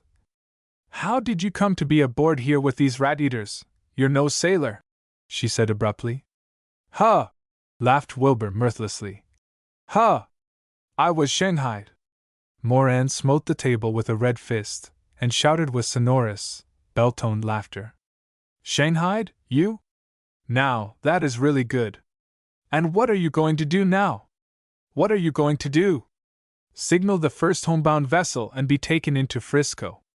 I've my insurance to collect." Wilbur had given her the Letty's papers, and the disaster to report. "Well, I'm not keen on shark hunting myself," said Wilbur. But Moran showed no interest in his plans. However, they soon found that they were not to be permitted to signal. At noon the same day, the schooner sighted a steamship's smoke on the horizon, and began to raise her rapidly. Moran immediately bound on the ensign, union down, and broke it out at the peak. Charlie, who was at the wheel, spoke a sentence in Chinese, and one of the hands drew his knife across the halyards and brought the distress signal to the deck. Moran turned upon Charlie with an oath, her brows knitted. "No! No!" sang Charlie, closing his eyes and wagging his head. "No! Too muchy los time, no can stop. You come downside cabin, you and One Piece boss number 2, this was Wilbur, have chin-chin." The odd conclave assembled about Kitchell's table, the clubman, the half-masculine girl in men's clothes, and the Chinaman. The conference was an angry one, Wilbur and Moran insisting that they be put aboard the steamship, Charlie refusing with calm obstinacy. "I have chin-chin with China boys last night. China boy heap flayed, no can stop steamship. Heap flayed too much talkie. No stop, go fish now, go fish chop. Los heap time, go fish. I knows savvy sail boat, China boy knows savvy sail boat. I tinkum you savvy," and he pointed to Moran. "I tinkum you savvy plenty heap much disobey. Boss number 2, him knows savvy sail boat, but him savvy plenty many all same." "And we're to stop on board your dough dish and navigate her for you?" shouted Moran, her face blazing. Charlie nodded blandly. "I tinkum yes." "And when we get back to port," exclaimed Wilbur, "you think perhaps we won't make it interesting for you?" Charlie smiled. "I tinkum 6 company heap rich." "Well, get along," ordered Moran, as though the schooner was her property. "And we'll talk it over. China boy like you heap pretty big," said Charlie to Moran as he went out. "You savvy sail boat all light, want a UFO captain. But," he added, suddenly dropping his bland passivity as though he wore a mask, and for an instant allowing the wicked malevolent Cantonese to come to the surface, "China boy no likey funny business, savvy?" Then with a smile of a Talleyrand he disappeared. Moran and Wilbur were helpless for the present. They were but 2 against 7 Chinamen. They must stay on board if the coolies wished it, and if they were to stay it was a matter of their own personal safety that the Bertha Milner should be properly navigated. "I'll captain her," concluded Moran, sullenly, at the end of their talk. "You must act as mate, Mr. Wilbur. And don't get any mistaken idea into your head that, because I'm a young girl and alone, you are going to run things your way. I don't like funny business any better than Charlie." "Look here," said Wilbur, complaining. "Don't think I'm altogether a villain. I think you're a ripping fine girl. You're different from any kind of girl I ever met, of course, but you, by jingo, you're splendid. There in the squall last evening, when you stood at the wheel, with your hair." "Oh, drop that," said the girl, contemptuously, and went up on deck. Wilbur followed, scratching an ear. Charlie was called aft, and their decision announced. Moran would navigate the Bertha Milner, Wilbur and she taking the watches. Charlie promised that he would answer for the obedience of the men. Their first concern now was to shape their course for Magdalena Bay. Moran and Wilbur looked over Kitchell's charts and logbook, but the girl flung them aside disdainfully. He's been sailing by the dead reckoning, and his navigation is drivel. Why, a cabin boy would know better, and to end with, the chronometer is run down. I'll have to get Greenwich time by taking the altitude of a star tonight, and figure out our longitude. Did you bring off our sextant? Wilbur shook his head. Only the papers? He said. There's only an old ebony quadrant here, said Moran, but it will have to do. That night, lying flat on her back on the deck with a quadrant to her eyes, she got a star and brought it down to the horizon, and sat up under the reeking lamp in the cabin nearly the whole night ciphering till she had filled up the 4 sides of the log slate with her calculations. However, by daylight she had obtained the correct Greenwich time and worked the schooner's longitude. 2 days passed, then a third. Moran set the schooner's course. She kept almost entirely to herself, and when not at the wheel or taking the sun or riding up the log, gloomed over the after rail into the schooner's wake. Wilbur knew not what to think of her. Never in his life had he met with any girl like this. So accustomed had she been to the rough, give and take, direct associations of a seafaring life that she misinterpreted well-meant politeness, the only respect he knew how to pay her, to mean insidious advances. She was suspicious of him, distrusted him utterly, and openly ridiculed his abortive seamanship. Pretty she was not, but she soon began to have a certain amount of attraction for Wilbur. He liked her splendid ropes of hair, her heavy contralto voice, her fine animal strength of bone and muscle, admittedly greater than his own. He admired her indomitable courage and self-reliance, while her positive genius in the matters of seamanship and navigation filled him with speechless wonder. The girls he had been used to were clever only in their knowledge of the amenities of an afternoon call, or the formalities of a paper German. A girl of 22 who could calculate longitude from the altitude of a star was outside his experience. The more he saw of her, the more he knew himself to have been right in his first estimate.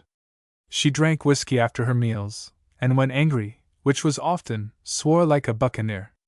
As yet she was almost, as one might say, without sex, savage, unconquered, untamed, glorying in her own independence, her sullen isolation. Her neck was thick, strong, and very white, her hands roughened and calloused. In her men's clothes she looked tall, vigorous, and unrestrained, and on more than one occasion, as Wilbur passed close to her, he was made aware that her hair, her neck, her entire personality exhaled a fine, sweet, natural redolence that savored of the ocean and great winds.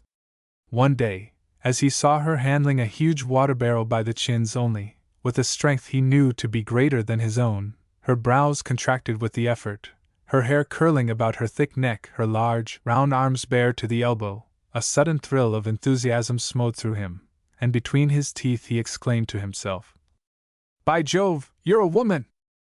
The Bertha Milner continued to the southward, gliding quietly over the oil smoothness of the ocean under airs so light as hardly to ruffle the surface.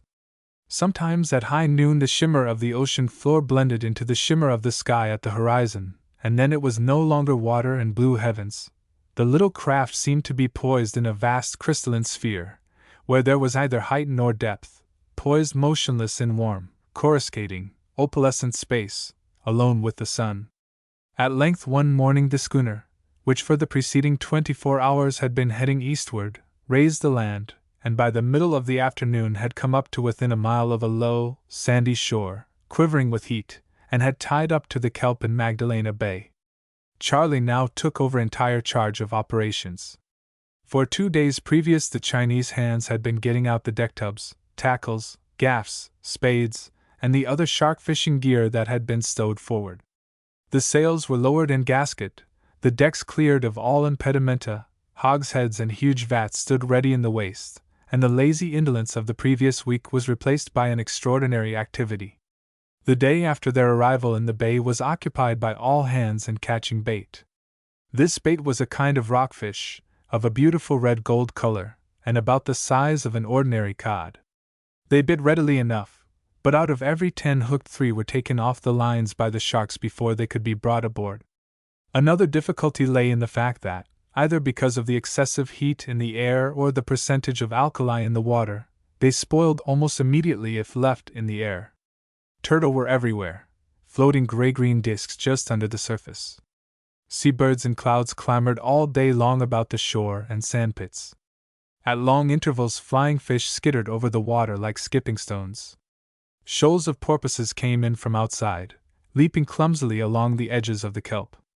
Bewildered land birds perched on the schooner's rigging, and in the early morning the whistling of quail could be heard on shore near where a little fresh-water stream ran down to meet the ocean.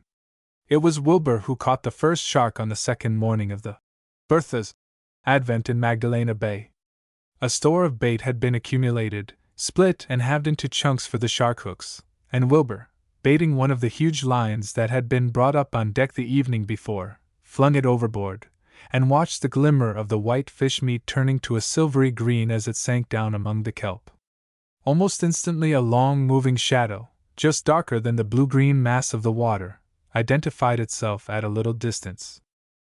Enormous flukes proceeded from either side, an erect dorsal fin, like an enormous cock's crest, rose from the back, while immediately over the head swam the two pilotfish, following so closely the movement of the shark as to give the impression of actually adhering to his body.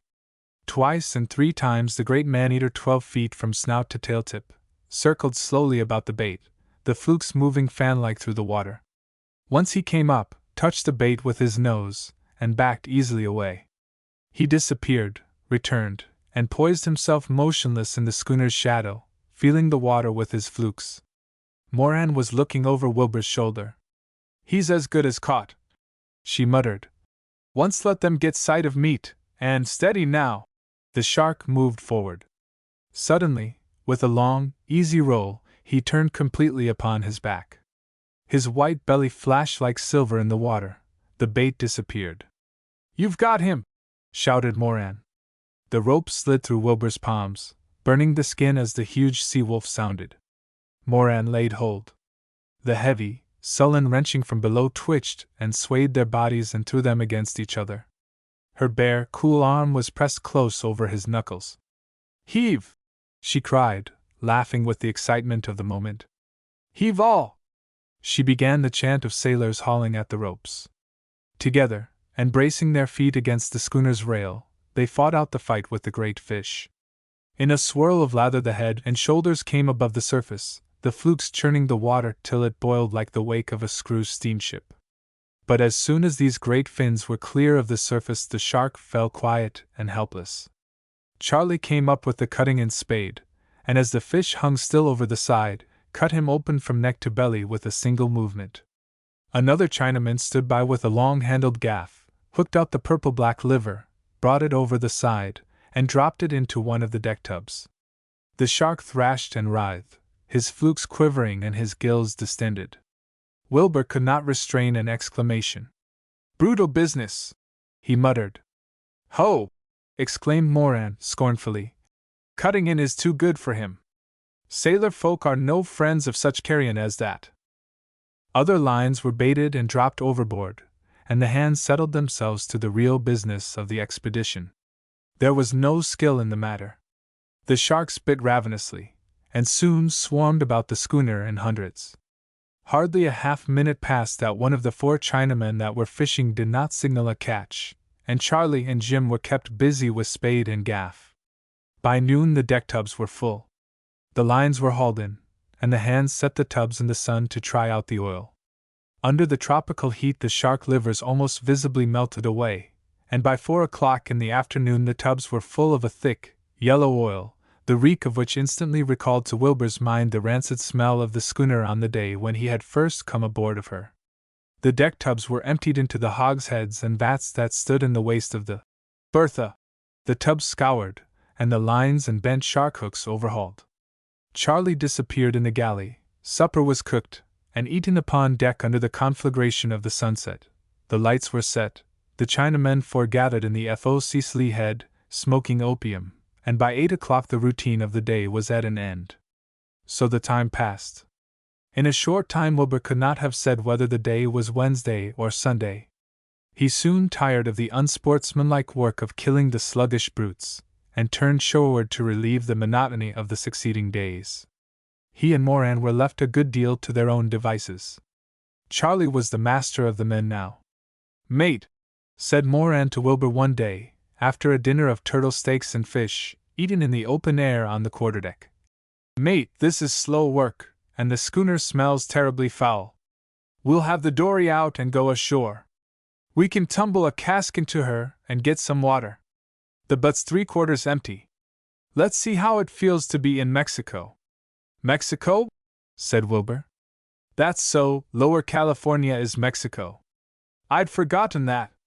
They went ashore and spent the afternoon in filling the water cask from the fresh water stream and in gathering abalones, which Moran declared were delicious eating, from the rocks left bare by the tide. But nothing could have exceeded the loneliness of that shore and backland, palpitating under the flogging of a tropical Sunday. Low hills of sand, covered with brush, stretched back from the shore. On the eastern horizon, leagues distant, blue masses of mountains striated with mirages swam in the scorching air. The sand was like fire to the touch. Far out in the bay the schooner hung motionless under bare sticks, resting apparently upon her inverted shadow only. And that was all: the flat, heat-ridden land, the sheen of the open Pacific, and the lonely schooner. "Quiet enough," said Wilbur, in a low voice, wondering if there was such a place as San Francisco, with its paved streets and cable cars, and if people who had been his friends there had ever had any real existence. "Do you like it?" asked Moran quickly, facing him, her thumbs in her belt. "It's good fun. How about you?" "It's no different than the only life I've known. I suppose you think it's a queer kind of life for a girl. I've lived by doing things, not by thinking things, or reading about what other people have done or thought, and I guess it's what you do that counts, rather than what you think or read about. Where's that pinch bar? We'll get a couple more abalones for supper, and then put off." That was the only talk of moment they had during the afternoon. All the rest of their conversation had been of those things that immediately occupied their attention. They regained the schooner toward 5 o'clock, to find the Chinamen perplexed and mystified. No explanation was forthcoming, and Charlie gave them supper in preoccupied silence. As they were eating the abalones, which Moran had fried in batter, Charlie said, "Shark all gone. No more catch him all gone." "Gone, why?"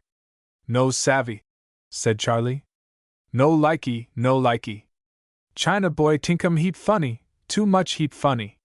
It was true. During all the next day not a shark was in sight, and though the crew fished assiduously till dark, they were rewarded by not so much as a bite. No one could offer any explanation.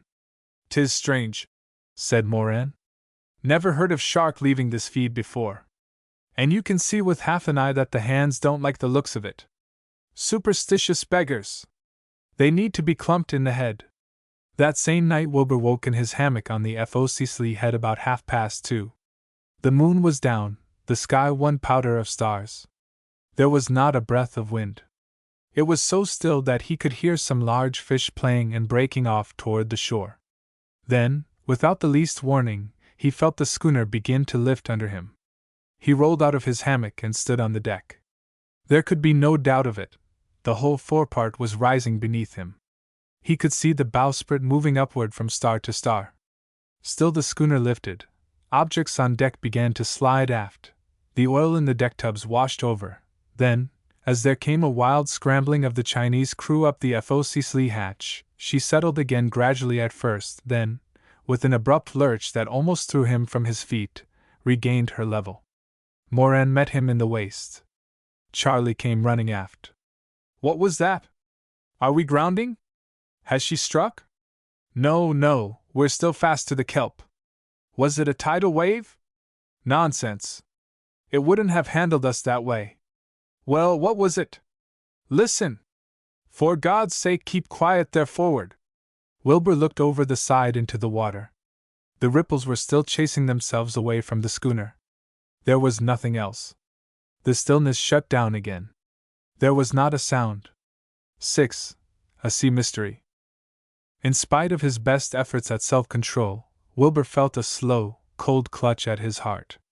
That sickening, uncanny lifting of the schooner out of the glassy water, at a time when there was not enough wind to so much as wrinkle the surface, sent a creep of something very like horror through all his flesh. Again he peered over the side, down into the kelp-thickened sea. Nothing, not a breath of air was stirring. The grey light that flooded down from the stars showed not a break upon the surface of Magdalena Bay. On shore nothing moved. "Quiet there, forward!" called Moran to the shrill-voiced coolies. The succeeding stillness was profound. All on board listened intently. The water dripped like the ticking of a clock from the Bertha Milner's stern, which with the rising of the bow had sunk almost to the rail. There was no other sound. "Strange," muttered Moran, her brows contracting. Charlie broke the silence with a wail. "No likey, no likey!" he cried at top voice. The man had gone suddenly green. Wilbur could see the shine of his eyes distended like those of a harassed cat. As he, Moran, and Wilbur stood in the schooner's waist, staring at each other, the smell of punk came to their nostrils. Forward, the coolies were already burning joss sticks on the forecastle head, kowtowing their foreheads to the deck. Moran went forward and kicked them to their feet and hurled their joss sticks into the sea. "Feng shui! Feng shui!" they exclaimed with bated breaths. "The feng shui no likey we!" Low in the east the horizon began to blacken against the sky. It was early morning.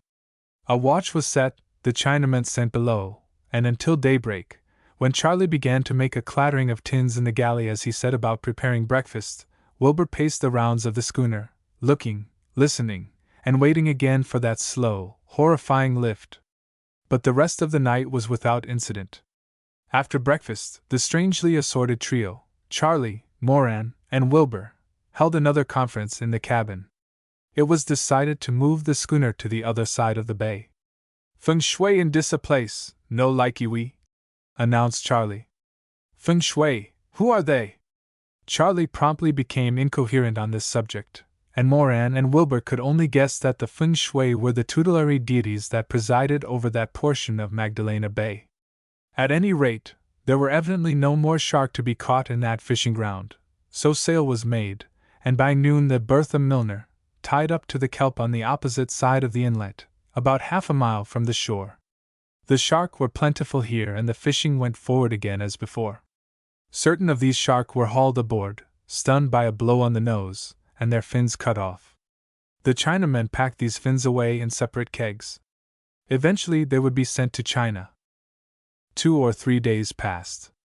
The hands kept steadily at their work. Nothing more occurred to disturb the monotony of the scorching days and soundless nights. The schooner sat as easily on the unbroken water as though built to the bottom. Soon the night watch was discontinued. During these days the 3 officers lived high. Turtle were plentiful, and what with their steaks and soups, the fried abalones, the sea fish, the really delicious shark fins, and the quail that Charlie and Wilbur trapped along the shore, the trio had nothing to wish for in the way of table luxuries. The shore was absolutely deserted, as well as the back country, an unbroken wilderness of sand and sage. Half a dozen times, Wilbur, wearying of his inaction aboard the schooner, made the entire circuit of the bay from point to point. Standing on one of the latter projections and looking out to the west, the Pacific appeared as empty of life as the land. Never a keel cut those waters, never a sail broke the edge of the horizon, never a feather of smoke spotted the sky where it whitened to meet the sea. Everything was empty, vast, unspeakably desolate, palpitating with heat. Another week passed. Charlie began to complain that the shark were growing scarce again. "I think by him go away, once a mo. That same night, Wilbur, lying in his hammock, was awakened by a touch on his arm. He woke to see Moran beside him on the deck. "Did you hear anything?" she said in a low voice, looking at him under her scowl. "No! No!" he exclaimed, getting up, reaching for his wicker sandals. "Did you? I thought so, something. Did you feel anything? I've been asleep, I haven't noticed anything. Is it beginning again?" The schooner lifted again, just now, very gently. "I happened to be awake, or I wouldn't have noticed it." They were talking in low voices, as is the custom of people speaking in the dark. "There, what's that?" exclaimed Wilbur under his breath. A gentle vibration, barely perceptible, thrilled through the schooner. Under his hand, that was clasped upon the rail, Wilbur could feel a faint trembling in her frame. It stopped, began again, and died slowly away. "Well, what the devil is it?" he muttered impatiently, trying to master the returning creep of dread. Moran shook her head, biting her lip. "It's beyond me," she said, frowning. "Can you see anything?" The sky, sea, and land were unbroken reaches of solitude. There was no breath of wind. "Listen," said Moran. Far off to landward came the faint, sleepy clucking of a quail, and the stridulating of unnumbered crickets. A long ripple licked the slope of the beach and slid back into the ocean. Wilbur shook his head. "Don't hear anything," he whispered. There, she's trembling again." Once more a prolonged but faint quivering ran through the Bertha Milner, from stem to stern, and from keel to masthead. There was a barely audible creaking of joints and panels. The oil in the deck tubs trembled. The vibration was so fine and rapid that it tickled the soles of Wilbur's feet as he stood on the deck. "I'd give 2 fingers to know what it all means," murmured Moran in a low voice. "I've been to sea for—" Then suddenly she cried aloud. "Steady all, she's lifting again!" The schooner heaved slowly under them, this time by the stern. Up she went, up and up, while Wilbur gripped at a stay to keep his place, and tried to choke down his heart that seemed to beat against his palate. "God!" ejaculated Moran, her eyes blazing. "This thing is—" The Bertha came suddenly down to an easy keel, rocking in that glassy sea as if in a tide rip. The deck was awash with oil. Far out in the bay, the ripples widening from the schooner blurred the reflections of the stars. The Chinamen swarmed up the hatchway, voluble and shrill. Again the Bertha Milner lifted and sank, the tubs sliding on the deck, the masts quivering like reeds, the timbers groaning aloud with the strain. In the stern something cracked and smashed. Then the trouble died away, the ripples faded into the ocean, and the schooner settled to her keel, quite motionless. "Look," said Moran, her face toward the Bertha's stern. "The rudder is out of the gudgeons." It was true, the Bertha Milner's helm was unshipped. There was no more sleep for anyone on board that night. Wilbur tramped the quarterdeck, sick with a feeling he dared not put a name to. Moran sat by the wrecked rudderhead, a useless pistol in her hand, swearing under her breath from time to time. Charlie appeared on the quarterdeck at intervals, looked at Wilbur and Moran with wide-open eyes, and then took himself away. On the forward deck the coolies pasted strips of red paper inscribed with mottos upon the mast, and filled the air with the reek of their joss sticks. "If one could only see what it was," growled Moran between her clenched teeth. "But this damned heaving and trembling, it's queer." That's it," said Wilbur quickly, facing her. "What are we going to do, Moran?" "Stick it out!" she exclaimed, striking her knee with her fist. "We can't leave the schooner. I won't leave her. I'll stay by this dough dish as long as 2 planks in her hold together." "Were you thinking of cutting away?" She fixed him with her frown. Wilbur looked at her, sitting erect by the disabled rudder, her head bare, her braids of yellow hair hanging over her breast, sitting there in man's clothes and man's boots, the pistol at her side. He shook his head. "I'm not leaving the Bertha till you do," he answered, adding, "I'll stand by you, mate, until we—" "Feel that?" said Moran, holding up a hand. A fine, quivering tremble was thrilling through every beam of the schooner, vibrating each rope like a harp string. It passed away, but before either Wilbur or Moran could comment upon it recommenced, this time much more perceptibly. Charlie dashed aft, his cue flying. "W at muckum heap shake?" he shouted. "W at for him shake? No savvy, no likey, pretty much heap flayed. Ai-ya. Slowly the schooner heaved up as though upon the crest of some huge wave, slowly it settled, and again gradually lifted till Wilbur had to catch at the rail to steady his footing. The quivering sensation increased so that their very teeth chattered with it. Below in the cabin they could hear small objects falling from the shelves and table. Then with a sudden drop the Bertha fell back to her keel again, the spilled oil spouting from her scuppers, the masts rocking, the water churning and splashing from her sides. And that was all. There was no sound, nothing was in sight. There was only the frightened trembling of the little schooner, and that long, slow heave and lift. Morning came, and breakfast was had in silence and grim perplexity. It was too late to think of getting away, now that the rudder was disabled. The Bertha Milner must bide where she was. "And a little more of this dancing," exclaimed Moran, "and we'll have the planks springing off the stern post." Charlie nodded solemnly. He said nothing, his gravity had returned. Now in the glare of the tropical day, with the Bertha Milner sitting the sea as placidly as a brooding gull, he was Talleyrand again. "I tinkum yes," he said vaguely. "Well, I think we had better try and fix the rudder and put back to Frisco," said Moran. "You're making no money this way. There are no shark to be caught.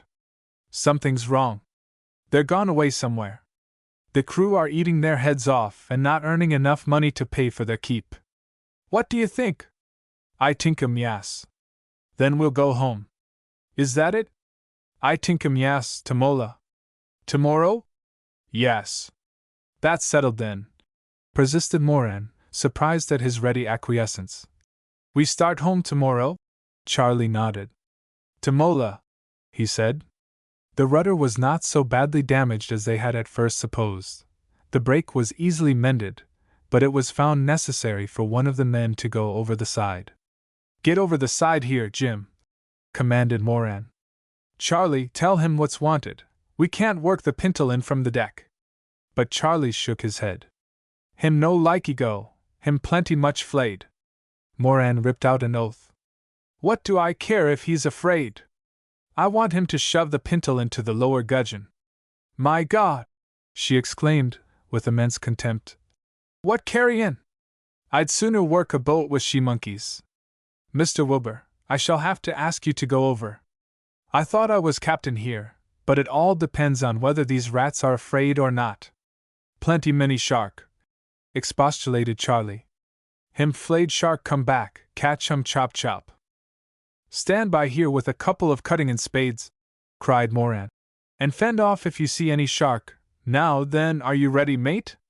Wilbur took his determination in both hands, threw off his coat and sandals, and went over the stern rail.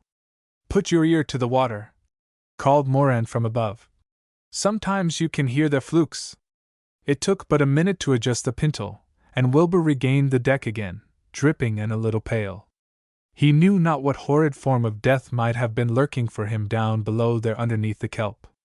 As he started forward for dry clothes, he was surprised to observe that Moran was smiling at him, holding out her hand. "That was well done," she said, "and thank you. I've seen older sailormen than you who wouldn't have taken the risk." Never before had she appeared more splendid in his eyes than at this moment.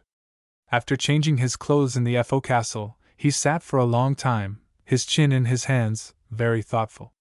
Then at length, as though voicing the conclusion of his reflections, said aloud, as he rose to his feet, "But, of course, that is out of the question." He remembered that they were going home on the next day.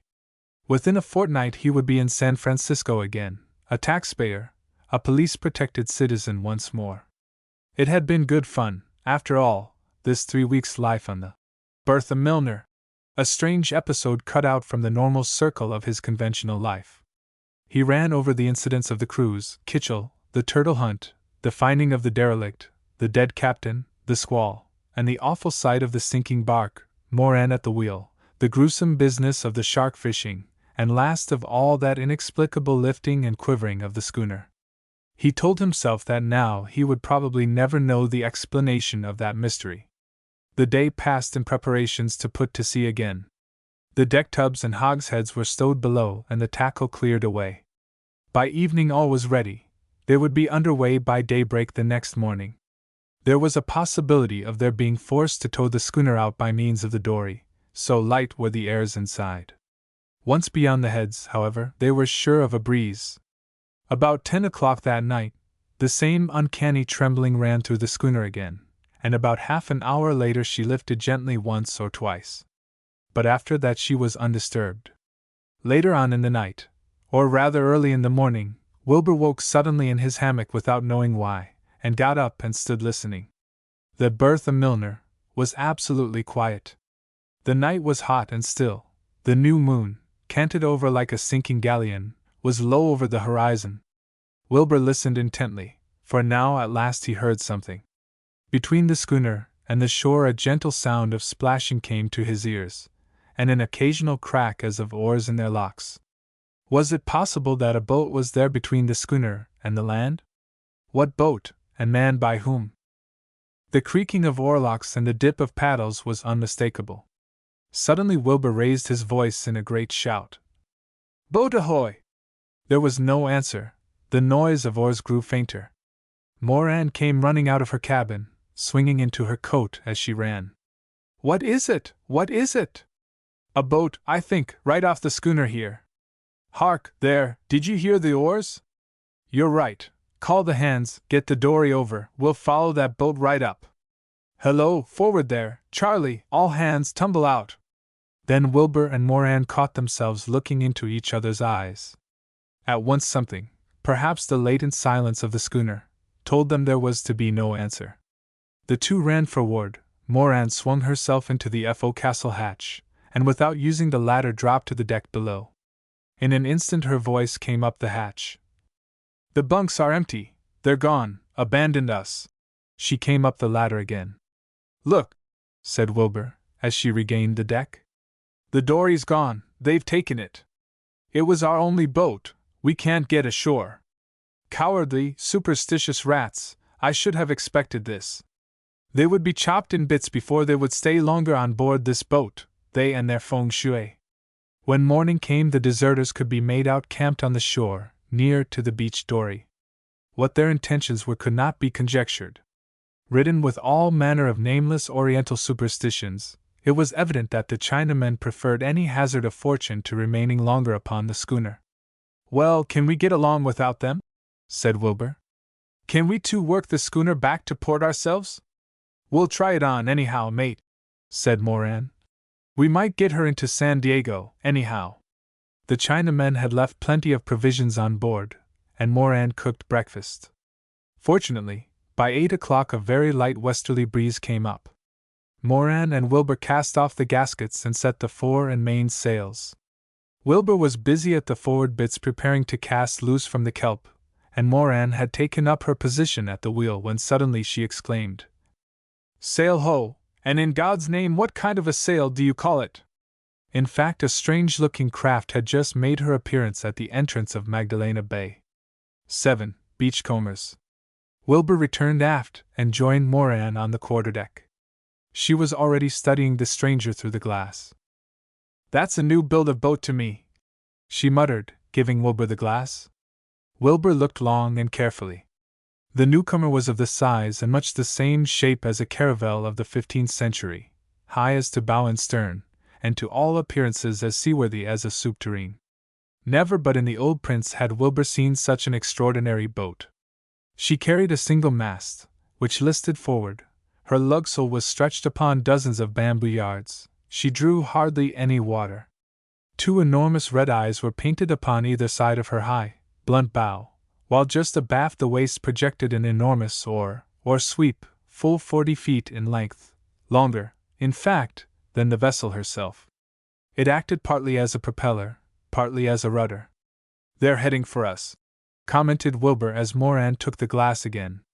"Right," she answered, adding upon the moment, "Ha!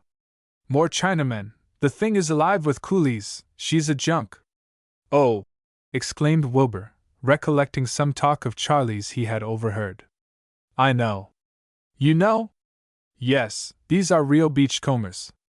I've heard of them along this coast, heard our Chinamen speak of them. They beach that junk every night and camp on shore.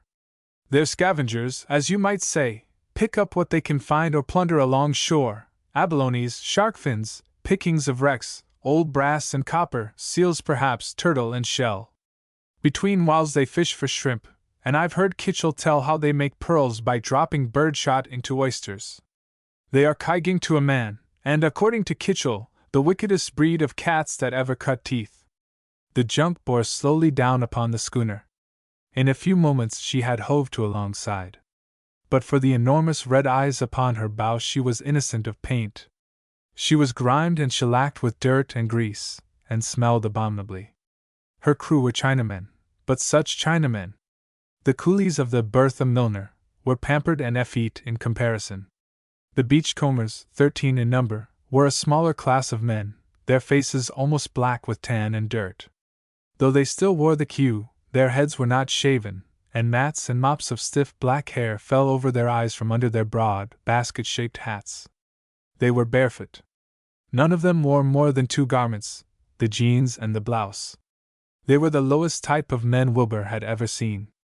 The faces were those of a higher order of anthropoid apes, the lower portion, jaws, lips, and teeth, salient, the nostrils opening at almost right angles, the eyes tiny and bright, the forehead seamed and wrinkled, unnaturally old.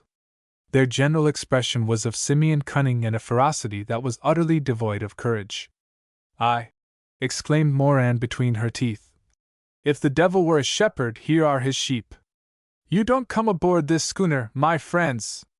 I want to live as long as I can, and die when I can help it. Boat ahoy!" she called.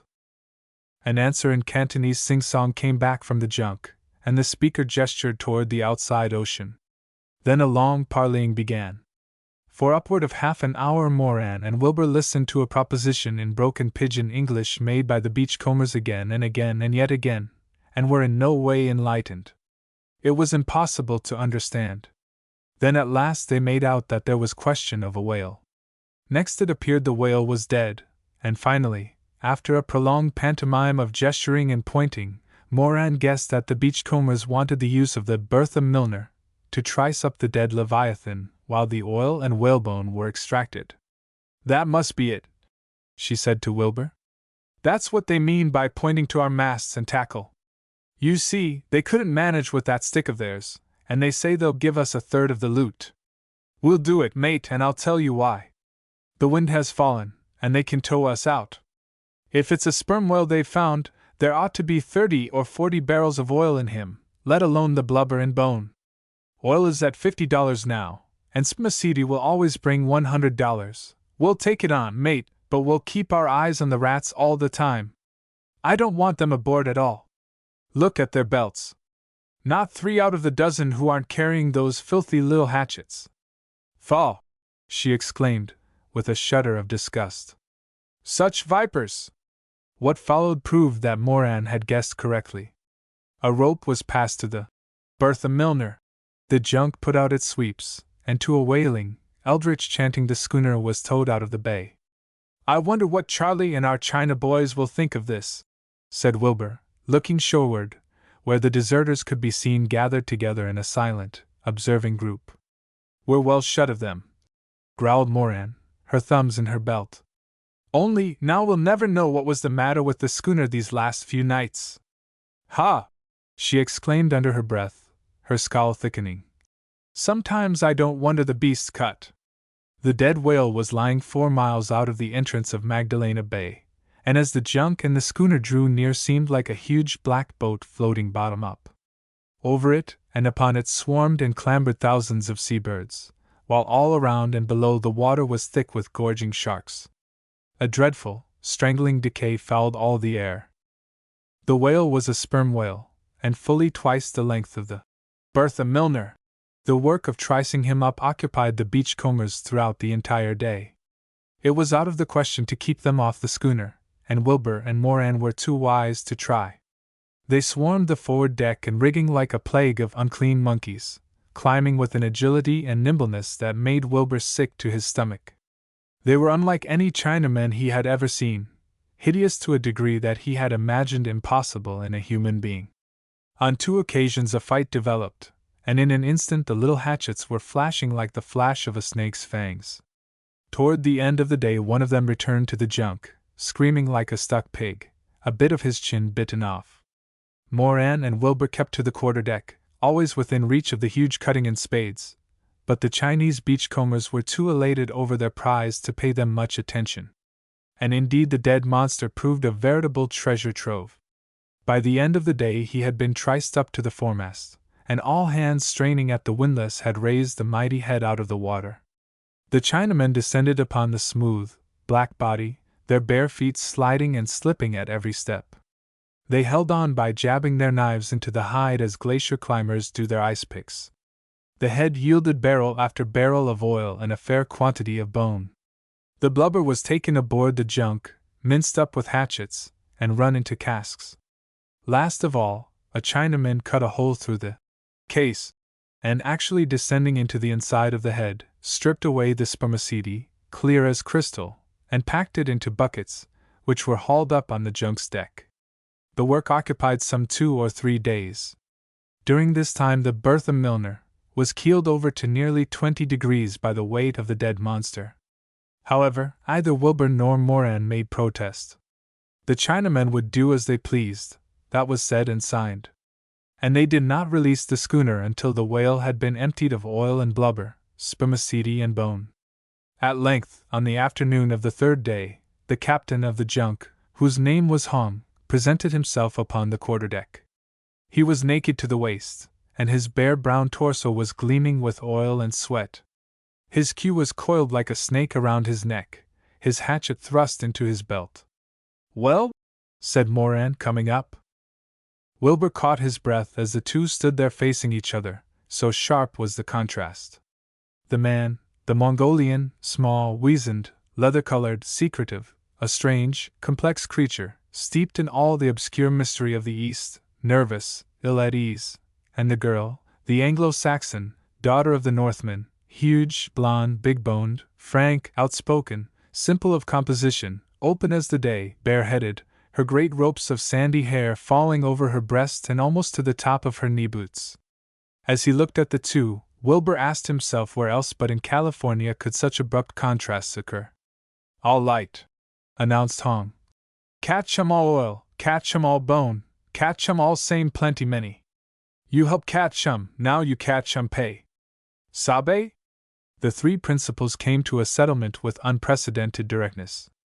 Like all Chinamen, Hong was true to his promises, and he had already set apart 3.5 barrels of spermaceti, 10 barrels of oil, and some 20 pounds of bone as the schooner's share in the transaction. There was no discussion over the matter. He called their attention to the discharge of his obligations, and hurried away to summon his men aboard and get the junk under way again. The beachcombers returned to their junk, and Wilbur and Moran set about cutting the carcass of the whale adrift. They found it would be easier to cut away the hide from around the hooks and loops of the tackle than to unfasten the tackle itself. "The knots are jammed hard as steel," declared Moran. "Hand up that cutting-in spade, stand by with the other and cut loose at the same time as I do, so we can ease off the strain on these lines at the same time. Ready there, cut!" Moran set free the hook and the loop of black skin in a couple of strokes, but Wilbur was more clumsy. The skin resisted. He struck at it sharply with the heavy spade. The blade hit the iron hook, glanced off, and opened a large slit in the carcass below the head. A gush of entrails started from the slit, and Moran swore under her breath. "Ease away, quick there! You'll have the mast out of her next, steady! Hold your spade, what's that?" Wilbur had nerved himself against the dreadful stench he expected would issue from the putrid monster, but he was surprised to note a pungent, sweet, and spicy odor that all at once made thick the air about him. It was an aromatic smell, stronger than that of the salt ocean, stronger even than the reek of oil and blubber from the schooner's waist, sweet as incense, penetrating as attar, delicious as a summer breeze. "It smells pretty good, whatever it is," he answered. Moran came up to where he stood, and looked at the slit he had made in the whale's carcass. Out of it was bulging some kind of dull white matter marbled with gray. It was a hard lump of irregular shape and about as big as a hogshead. Moran glanced over to the junk, some 40 feet distant. The beachcombers were hoisting the lug sail. Hong was at the steering oar. "Get that stuff aboard," she commanded quietly. "That!" exclaimed Wilbur, pointing to the lump. Moran's blue eyes were beginning to gleam. "Yes, and do it before the Chinamen see you." But I don't understand." Moran stepped to the quarterdeck, unslung the hammock in which Wilbur slept, and tossed it to him.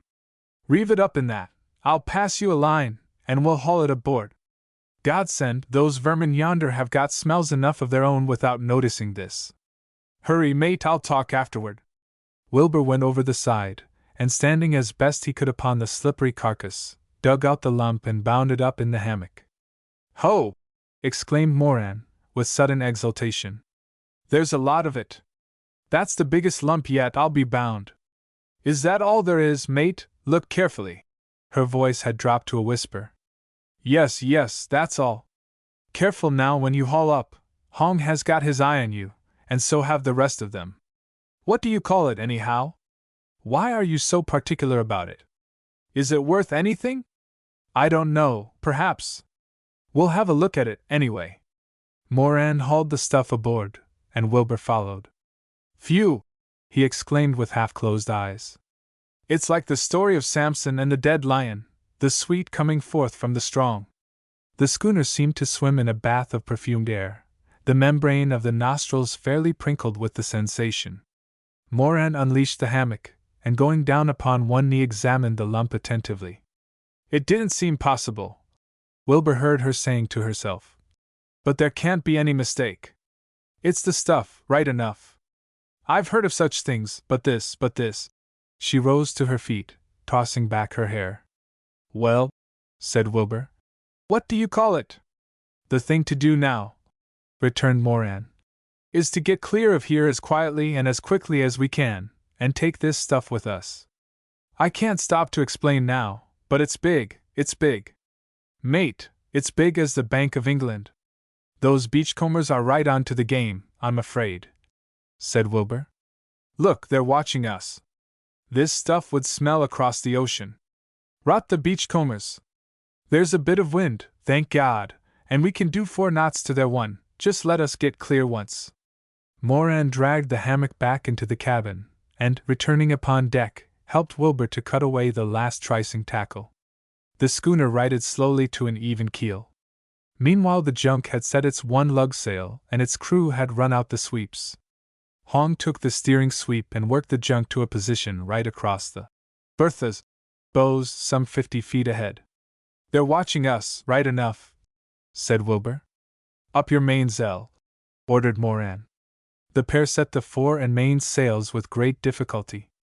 Moran took the wheel and Wilbur went forward to cast off the line by which the schooner had been tied up to one of the whale's flukes. Cut it! Cried the girl. Don't stop to cast off. There was a hail from the beachcombers. The port sweeps dipped, and the junk bore up nearer. Hurry! Shouted Moran. Don't mind them. Are we clear, Frard? What's the trouble? Something's holding her. The schooner listed slowly to starboard and settled by the head. All clear! Cried Wilbur. There's something wrong! Exclaimed Moran. She's settling, Frard. Hong hailed the schooner a second time. We're still settling, called Wilbur from the bows. What's the matter? Matter that she's taking water, answered Moran wrathfully. She's started something below, what with all that lifting and dancing and tricing up. Wilbur ran back to the quarterdeck. This is a bad fix, he said to Moran. Those chaps are coming aboard again. They're on to something, and of course, at just this moment she begins to leak. They are after that ambergris, said Moran between her teeth. Smelled it, of course, the swine. Ambergris? The stuff we found in the whale. That's ambergris. Well, shouted Moran, exasperated. Do you know that we have found a lump that will weigh close to 250 pounds? And do you know that ambergris is selling in San Francisco at $40 an ounce? Do you know that we have picked up nearly $150,000 right out here in the ocean and are in a fair way to lose it all? Can't we run for it? Run for it in a boat that's taking water like a sack. Our dory's gone. Suppose we get clear of the junk, and the Bertha sank? Then what? If we only had our crew aboard, if we were only 10 to their dozen, if we were only 6, by Jupiter! I'd fight them for it. The 2 enormous red eyes of the junk loomed alongside and stared over into the Bertha's waist. Hong and 7 of the coolies swarmed aboard. What now? Shouted Moran, coming forward to meet them. her scowl knotting her flashing eyes together. Is this ship yours or mine? We've done your dirty work for you. I want you clear of my deck. Wilbur stood at her side, uncertain what to do, but ready for anything she should attempt. I think you catch 'em something, smell 'em pretty big, said Hong, his ferret glance twinkling about the schooner. I catch 'em nothing but plenty bad stink, said Moran. No, you don't, she exclaimed, putting herself in Huang's way as he made for the cabin. The other beachcombers came crowding up. Wilbur even thought he saw one of them loosening his hatchet in his belt. This ship's mine, cried Moran, backing to the cabin door. Wilbur followed her, and the Chinamen closed down upon the pair. It's not much use, Moran, he muttered. They'll rush us in a minute. But the ambergris is mine, she answered, never taking her eyes from the confronting coolies. We find him W.ale, said Hong. You know find W.ale. Him belong to we, Eve White ing and W.ale belong to we, savvy?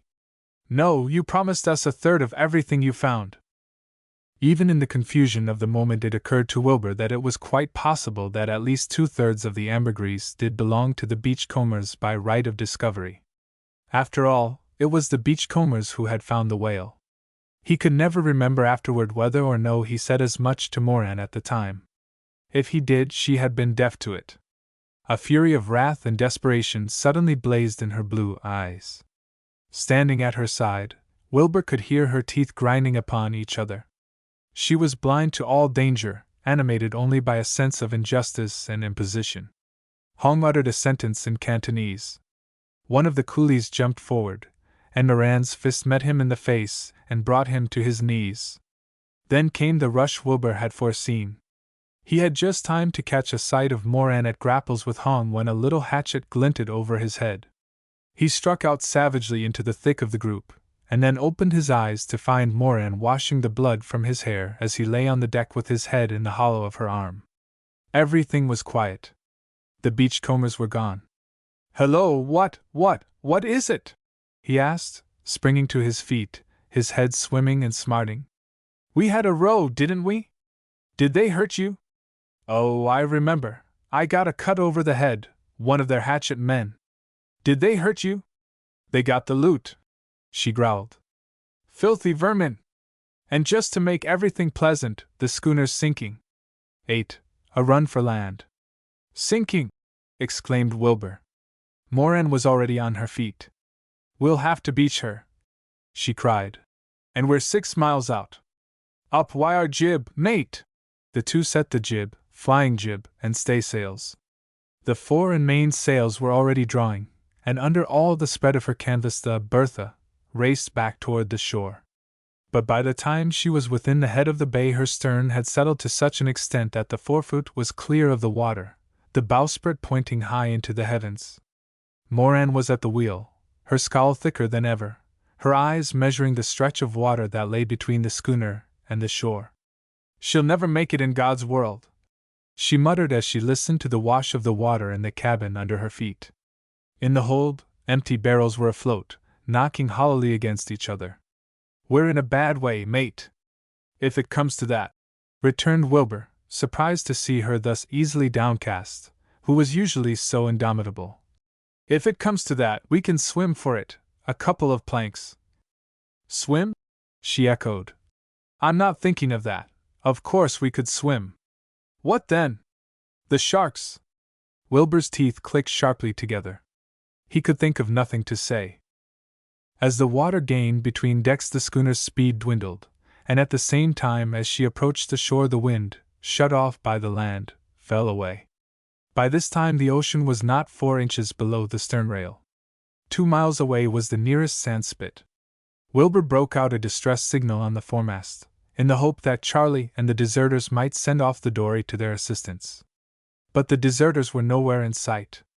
What became of the junk? He demanded suddenly of Moran. She motioned to the westward with her head. Still lying outside. 20 minutes passed. Once only Moran spoke. When she begins to go, she said, she'll go with a rush. Jump pretty wide, or you'll get caught in the suction. The two had given up all hope. Moran held grimly to the wheel as a mere matter of form. Wilbur stood at her side, his clenched fists thrust into his pockets. The eyes of both were fixed on the yellow line of the distant beach. By and by Moran turned to him with an odd smile. "We're a strange pair to die together," she said. Wilbur met her eyes an instant, but finding no reply, put his chin in the air as though he would have told her she might well say that. "A strange pair to die together," Moran repeated. "But we can do that better than we could have." She looked away from him. "Could have lived together," she finished, and smiled again. "And yet," said Wilbur, "these last few weeks here on board the schooner, we have been through a good deal, together. I don't know," he went on clumsily. "I don't know when I've been happier than these last weeks. It is queer, isn't it? I know, of course, what you'll say. I've said it to myself often of late. I belong to the city and to my life there, and you belong to the ocean. I never knew a girl like you, never knew a girl could be like you. You don't know how extraordinary it all seems to me. You swear like a man, and you dress like a man, and I don't suppose you've ever been associated with other women, and you're strong. I know you are as strong as I am. You have no idea how different you are to the kind of girl I've known. Imagine my kind of girl standing up before Hong and those cutthroat beachcombers with their knives and hatchets. Maybe it's because you are so unlike my kind of girl that things are as they are with me. I don't know. It's a queer situation. A month or so ago I was at a tea in San Francisco, and now I'm aboard a shark fishing schooner sinking in Magdalena Bay, and I'm with a girl I'm with you, and well, you know how it is, I might as well say it. I love you more than I imagined I ever could love a girl." Moran's frown came back to her forehead. "I don't like that kind of talk," she said. "I am not used to it, and I don't know how to take it. Believe me," she said with a half laugh, "it's all wasted. I never could love a man. I'm not made for men." "No," said Wilbur. "Nor for other women either. Nor for other women either." Wilbur fell silent. In that instant he had a distinct vision of Moran's life and character, shunning men and shunned of women, a strange, lonely creature, solitary as the ocean whereon she lived, beautiful after her fashion, as yet without sex, proud, untamed, splendid in her savage, primal independence, a thing untouched and unsullied by civilization. She seemed to him some Bradamante, some mythical Brunhild, some Valkyrie of the legends, born out of season, lost and unfamiliar in this end of the century time. Her purity was the purity of primeval glaciers. He could easily see how to such a girl the love of a man would appear only in the light of a humiliation, a degradation. And yet she could love, else how had he been able to love her? Wilbur found himself, even at that moment, wondering how the thing could be done, wondering to just what note the untouched chords would vibrate. Just how she should be awakened one morning to find that she, Moran, sea-rover, virgin unconquered, without law, without land, without sex, was, after all, a woman. "By God, mate!" she exclaimed of a sudden. "The barrels are keeping us up, the empty barrels in the hold. Ho! We'll make land yet." It was true. The empty hogsheads, destined for the storage of oil, had been forced up by the influx of the water to the roof of the hold, and were acting as so many buoys. The schooner could sink no lower. An hour later, the quarterdeck all awash, her bow thrown high into the air, listing horribly to starboard, the Bertha Milner took ground on the shore of Magdalena Bay at about the turn of the tide. Moran swung herself over the side, hid deep in the water, and wading ashore with a line, made fast to the huge skull of a whale half buried in the sand at that point. Wilbur followed. The schooner had grounded upon the southern horn of the bay and lay easily on a spit of sand. They could not examine the nature of the leak until low water the next morning. "Well, here we are," said Moran, her thumbs in her belt. "What next? We may be here for 2 days, we may be here for 2 years. It all depends upon how bad a hole she has. Have we put in for repairs, or have we been cast away? Can't tell till tomorrow morning. Meanwhile, I'm hungry." Half of the stores of the schooner were water-soaked. but upon examination Wilbur found that enough remained intact to put them beyond all fear for the present. "There's plenty of water up the creek," he said, "and we can snare all the quail we want, and then there's the fish and abalone. Even if the stores were gone we could make out very well." The schooner's cabin was full of water and Wilbur's hammock was gone, so the pair decided to camp on shore. In that torrid weather to sleep in the open air was a luxury. In great good spirits the two sat down to their first meal on land. Moran cooked a supper that, barring the absence of coffee, was delicious. The whiskey was had from aboard, and they pledged each other, standing up, in something over 2 stiff fingers. "Moran," said Wilbur, "you ought to have been born a man." "At all events, mate," she said. "At all events, I'm not a girl." "No!" exclaimed Wilbur, as he filled his pipe. "No, you're just Moran, Moran of the Lady Letty." "And I'll stay that too," she said decisively. Never had an evening been more beautiful in Wilbur's eyes. There was not a breath of air. The stillness was so profound that the faint murmur of the blood behind the eardrums became an oppression. The ocean tiptoed toward the land with tiny rustling steps. The west was one gigantic stained window, the ocean floor a solid shimmer of opalescence. Behind them, sullen purples marked the horizon, hooded with mountain crests, and after a long while the moon shrugged a gleaming shoulder into view. Wilbur, dressed in Chinese jeans and blouse, with Chinese wicker sandals on his bare feet, sat with his back against the whale's skull, smoking quietly. For a long time there was no conversation, then at last. "No," said Moran in a low voice. "This is the life I'm made for. In 6 years I've not spent 3 consecutive weeks on land.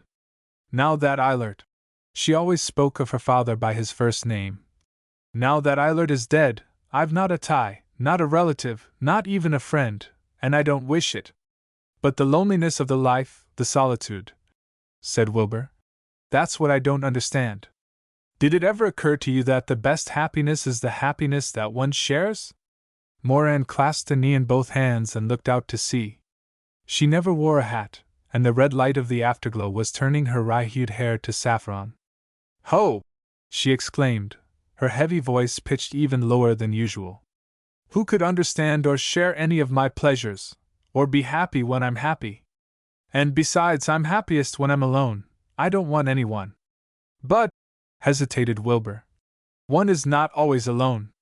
After all, you're a girl, and men, sailor men especially, are beasts when it's a question of a woman, an unprotected woman." "I'm stronger than most men," said Moran simply. "If you, for instance, had been like some men, I should have fought you. It wouldn't have been the first time," she added, smoothing one huge braid between her palms. Wilbur looked at her with intent curiosity, noted again, as if for the first time, the rough, blue overalls thrust into the shoes, the coarse flannel shirt open at the throat, the belt with its sheath knife, her arms big and white and tattooed in sailor fashion, her thick, muscular neck, her red face, with its pale blue eyes and almost massive jaw, and her hair, her heavy, yellow, fragrant hair that lay over her shoulder and breast, coiling and looping in her lap. "No," he said with a long breath, "I don't make it out. I knew you were out of my experience, but I begin to think now that you are out of even my imagination. You are right, you should keep to yourself. You should be alone, your mate isn't made yet. You are splendid just as you are." While under his breath he added, his teeth clenching, "And God! But I love you." It was growing late, the stars were all out, the moon riding high. Moran yawned. "Mate, I think I'll turn in. We'll have to be at that schooner early in the morning, and I make no doubt she'll give us plenty to do." Wilbur hesitated to reply, waiting to take his cue from what next she should say. "It's hot enough to sleep where we are," she added, "without going aboard the Bertha, though we might have a couple of blankets off to lie on. This sand's as hard as a plank." Without answering, Wilbur showed her a couple of blanket rolls he had brought off while he was unloading part of the stores that afternoon. They took one apiece and spread them on the sand by the bleached whale's skull. Moran pulled off her boots and stretched herself upon her blanket with absolute unconcern, her hands clasped under her head. Wilbur rolled up his coat for a pillow and settled himself for the night with an assumed self-possession. There was a long silence. Moran yawned again. I pulled the heel off my boot this morning, she said lazily, and I've been limping all day. I noticed it, answered Wilbur. Kitchell had a new pair aboard somewhere, if they're not spoiled by the water now. Yes? She said indifferently. We'll look them up in the morning. Again there was silence. I wonder, she began again, staring up into the dark, if Charlie took that frying pan off with him when he went? I don't know. He probably did. It was the only thing we had to cook abalones in. Make me think to look into the galley tomorrow. This ground's as hard as nails, for all your blankets. Well, good night, mate. I'm going to sleep. Good night, Moran. 3 hours later, Wilbur, who had not closed his eyes, sat up and looked at Moran, sleeping quietly, her head in a pale glory of hair, looked at her, and then around him at the silent, deserted land. I don't know, he said to himself. Am I a right-minded man and a thoroughbred, or a mush-head, or merely a prudent, sensible sort of chap that values his skin and bones? I'd be glad to put a name to myself. Then, more earnestly, he added, do I love her too much, or not enough, or love her the wrong way, or how? He leaned toward her, so close that he could catch the savor of her breath and the smell of her neck warm with sleep. The sleeve of the coarse blue shirt was drawn up, and it seemed to him as if her bare arm, flung out at full length, had some sweet aroma of its own. Wilbur drew softly back. No, he said to himself decisively. No, I guess I am a thoroughbred after all. It was only then that he went to sleep. When he awoke, the sea was pink with the sunrise, and one of the bay heads was all distorted and stratified by a mirage. It was hot already. Moran was sitting a few paces from him, braiding her hair. Hello, Moran, he said, rousing up. How long have you been up? Since before sunrise, she said. I've had a bath in the cove where the creek runs down. I saw a jackrabbit. Seen anything of Charlie and the others? They've camped on the other side of the bay. But look yonder, she added. The junk had come in overnight, and was about 1.5 miles from shore. The deuce! Exclaimed Wilbur. What are they after? Fresh water, I guess, said Moran, knotting the end of a braid. We'd better have breakfast in a hurry, and turn to on the Bertha. The tide is going out fast. While they breakfasted, they kept an eye on the schooner, watching her sides and flanks as the water fell slowly away. Don't see anything very bad yet, said Wilbur. It's somewhere in her stern, remarked Moran. In an hour's time the Bertha Milner was high and dry, and they could examine her at their leisure. It was Moran who found the leak. Shaw! She exclaimed, with a half-laugh. We can stick that up in half an hour. A single plank had started away from the stern post, that was all. Otherwise the schooner was as sound as the day she left San Francisco. Moran and Wilbur had the damage repaired by noon, nailing the plank into its place and caulking the seams with lampwick. Nor could their most careful search discover any further injury. We're ready to go, said Moran. So soon as she'll float. We can dig away around the bows here, make fast a line to that rock out yonder, and warp her off at next high tide. Hello? Who's this? It was Charlie. While the two had been at work, he had come around the shore unobserved, and now stood at some little distance, smiling at them calmly. Well, what do you want?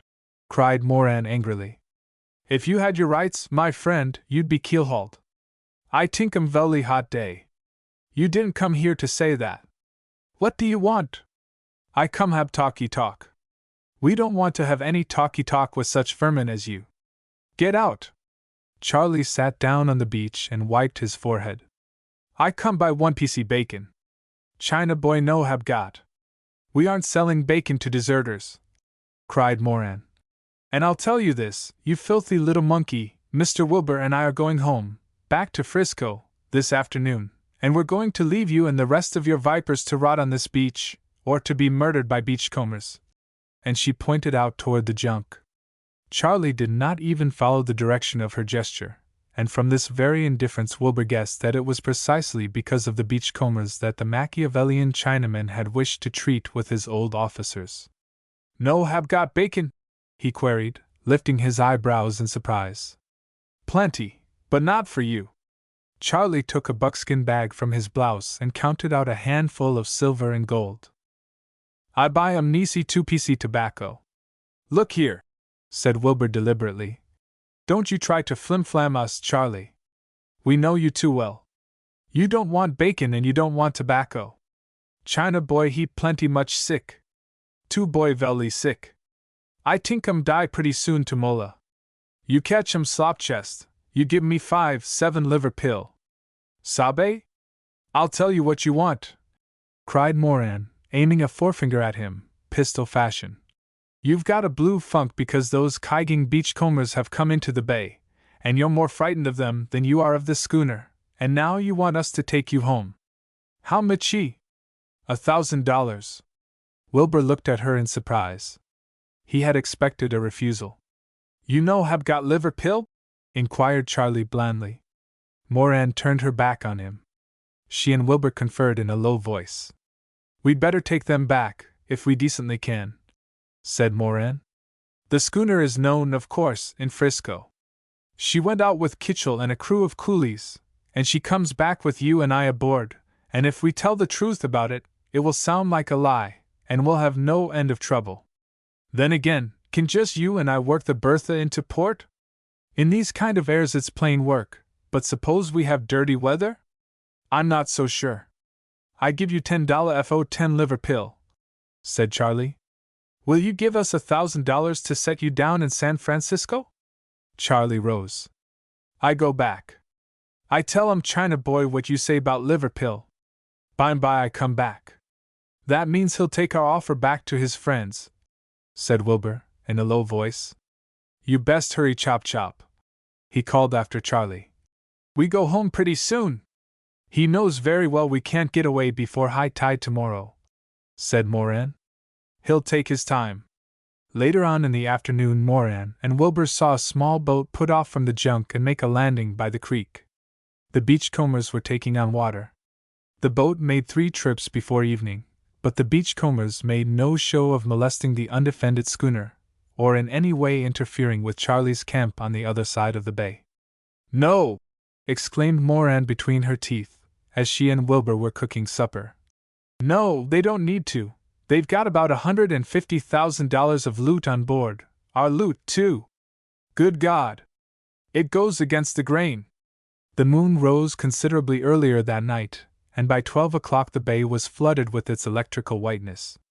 Wilbur and Moran could plainly make out the junk tied up to the kelp offshore. But toward 1 o'clock Wilbur was awakened by Moran shaking his arm. "There's something wrong out there," she whispered. "Something wrong with the junk. Hear 'em squealing? Look! Look! Look!" she cried of a sudden. "It's their turn now!"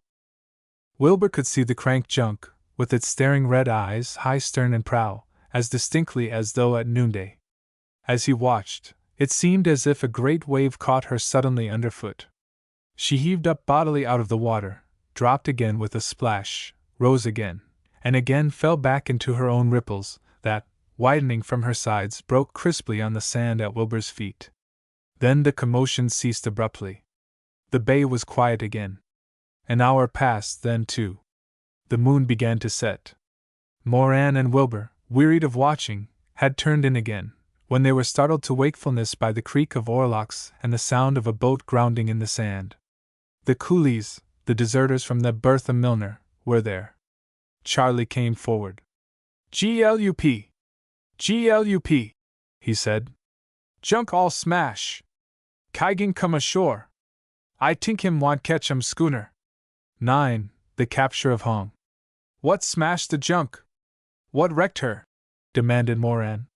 The deserting Chinamen huddled around Charlie, drawing close, as if finding comfort in the feel of each other's elbows. "No can tell," answered Charlie. "Him shake then lift up all the same as we. By'm by too much lift up, him smash all to, 4 PC Chinamen drown." "Drown? Did any of them drown?" exclaimed Moran. 4 PC Dlown, reiterated Charlie calmly. 1 Flea 5 9 come asho. Him other no come. Where are the ones that came ashore? Asked Wilbur. Charlie waved a hand back into the night. Him make 'em camp topside ol' house. That old whaling camp, prompted Moran. Then to Wilbur. You remember, about 100 yards north the creek? Wilbur, Moran, and Charlie had drawn off a little from the Bertha Milner's crew. The latter squatted in a line along the shore, silent, reserved, looking vaguely seaward through the night. Moran spoke again, her scowl thickening. What makes you think the beachcombers want our schooner? Him catch schooner sure. Him want boat to go home. No can get. Let's put off tonight, right away, said Wilbur. Low tide, answered Moran. And besides, Charlie, did you see them close? Were you near them? No go Michi close.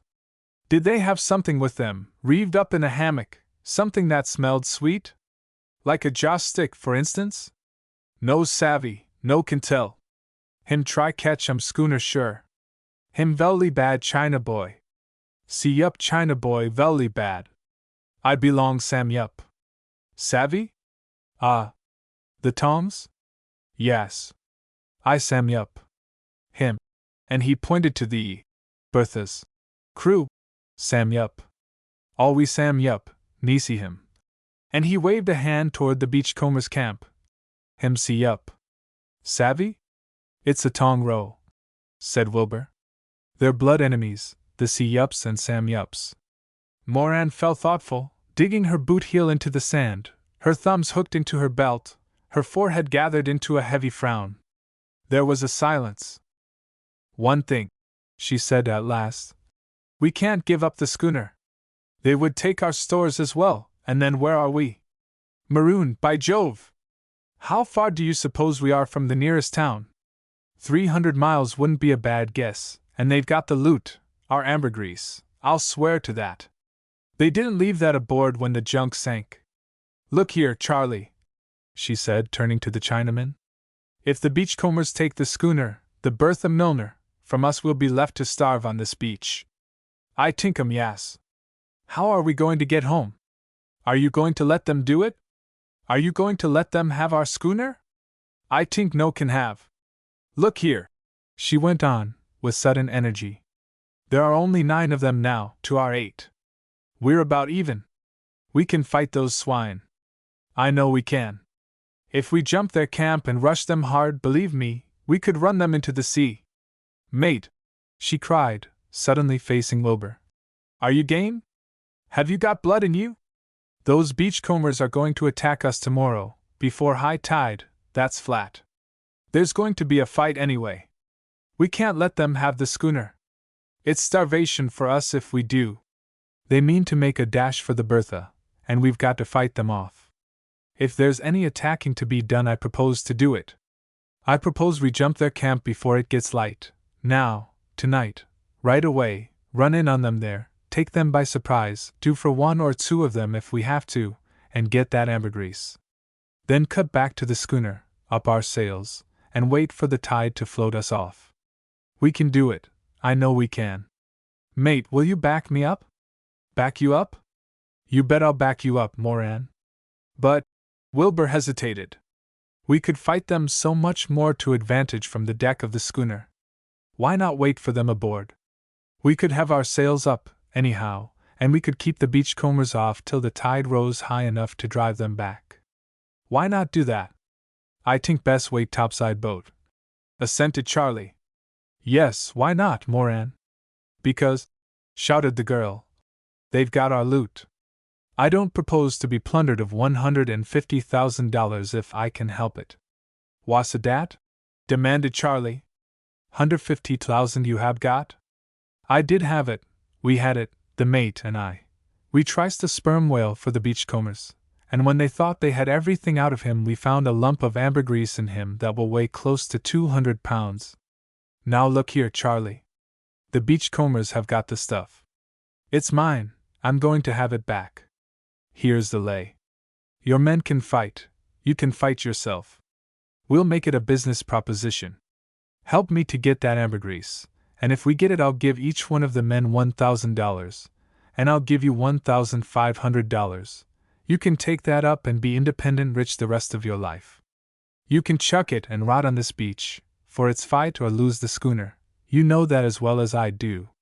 If you've got to fight anyhow, why not fight where it's going to pay the most? Charlie hesitated, pursing his lips. How about this, Moran? Wilbur broke forth now, unheard by Charlie. I've just been thinking, have we got a right to this ambergris, after all? The beachcombers found the whale. It was theirs. How have we the right to take the ambergris away from them any more than the sperm and the oil and the bone? It's theirs if you come to that. I don't know as we've the right to it. Darn you! Shouted Moran in a blaze of fury. Right to it, right to it! If I haven't, who has? Who found it? Those dirty monkeys might have stood some show to a claim if they'd held to the 1/3 bargain, and offered to divvy with us when they got me where I couldn't help myself.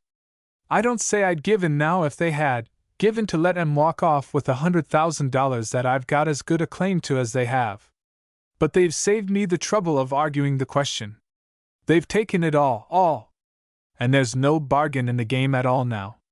Now the stuff belongs to the strongest of us, and I'm glad of it. They thought they were the strongest, and now they're going to find out. We're dumped down here on this godforsaken sand, and there's no law and no policeman. The strongest of us are going to live, and the weakest are going to die. I'm going to live, and I'm going to have my loot too, and I'm not going to split fine hairs with these robbers at this time of day. I'm going to have it all, and that's the law you're under in this case, my righteous friend.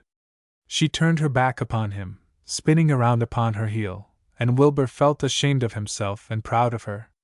I go talky talk to China boy, said Charlie, coming up. For about 5 minutes the Chinamen conferred together, squatting in a circle on the beach. Moran paced up and down by the stranded dory. Wilbur leaned against the bleached whale skull, his hands in his pockets. Once he looked at his watch. It was nearly 1 o'clock. All light, said Charlie, coming up from the group at last. Him fight plenty. No, exclaimed Moran. We've no time to waste. What arms have we got? We've got the cutting-in spades, said Wilbur. There's 5 of them.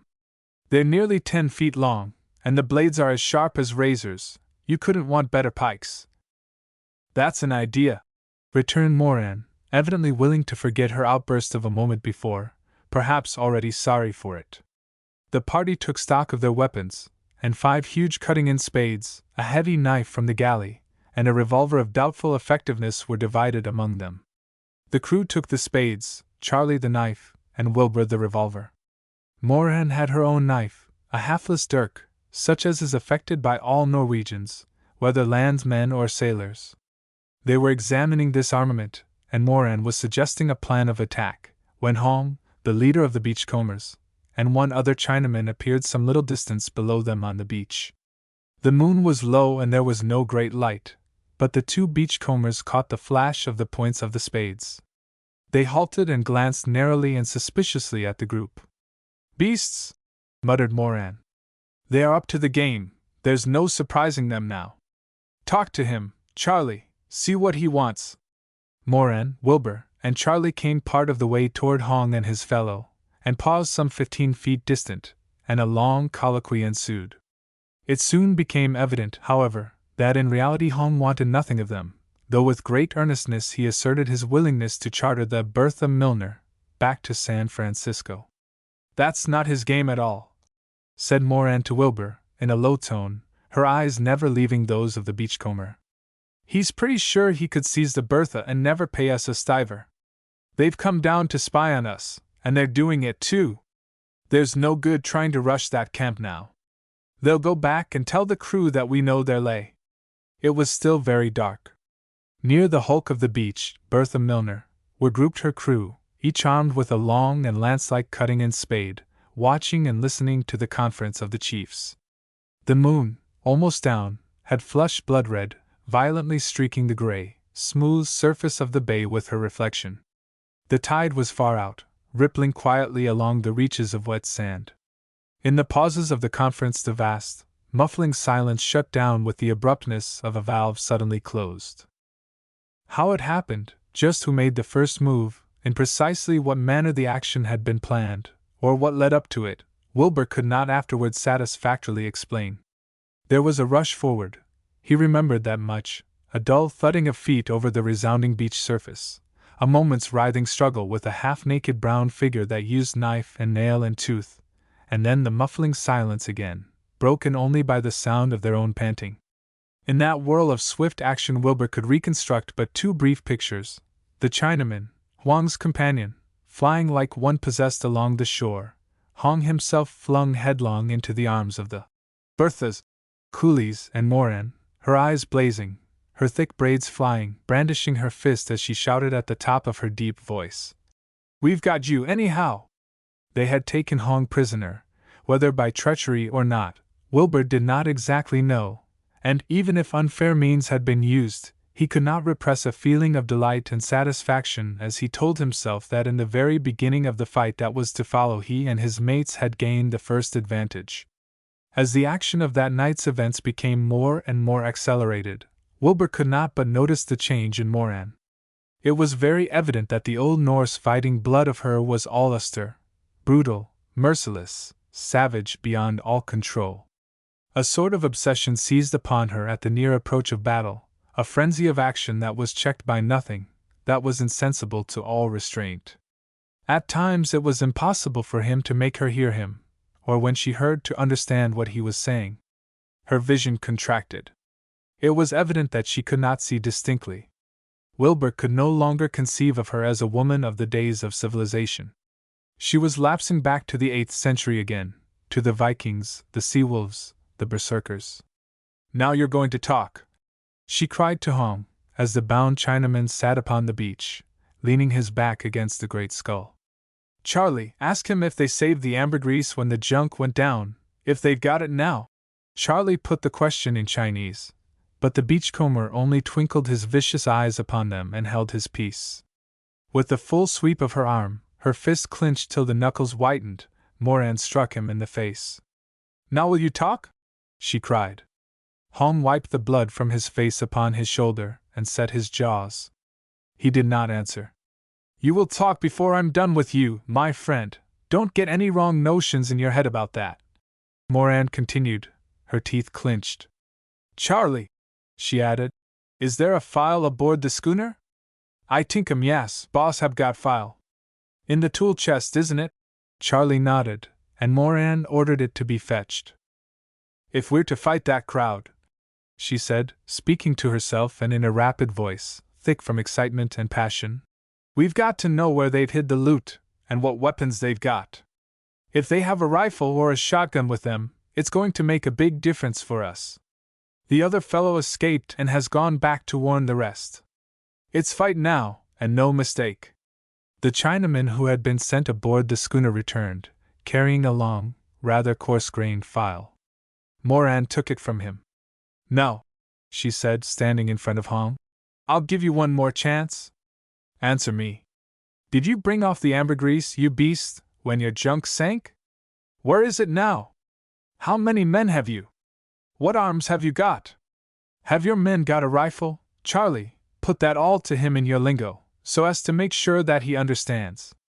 Tell him if he don't talk I'm going to make him very sick." Charlie put the questions in Chinese, pausing after each one. Hong held his peace. "I gave you fair warning," shouted Moran angrily, pointing at him with the file. "Will you answer?" "Him no tell nuttin'," observed Charlie. "Fetch a cord here," commanded Moran. The cord was brought, and despite Huang's struggles and writhings the file was thrust endways into his mouth, and his jaws bound tightly together upon it by means of the cord passed over his head and under his chin. Some 4 inches of the file protruded from his lips. Moran took this end and drew it out between the beachcomber's teeth, then pushed it back slowly. The hideous rasp of the operation turned Wilbur's blood cold within him. He looked away, out to sea, down the beach, anywhere, so that he might not see what was going forward. But the persistent grind and scrape still assaulted his ears. He turned about sharply. I'll go down the beach your ways," he said quickly. I can't stand. I'll keep watch to see if the beachcombers come up. A few minutes later he heard Charlie hailing him.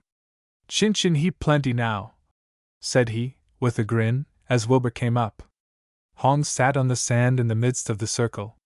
The file and coil of rope lay on the ground nearby. The beachcomber was talking in a high-keyed sing-song, but with a lisp.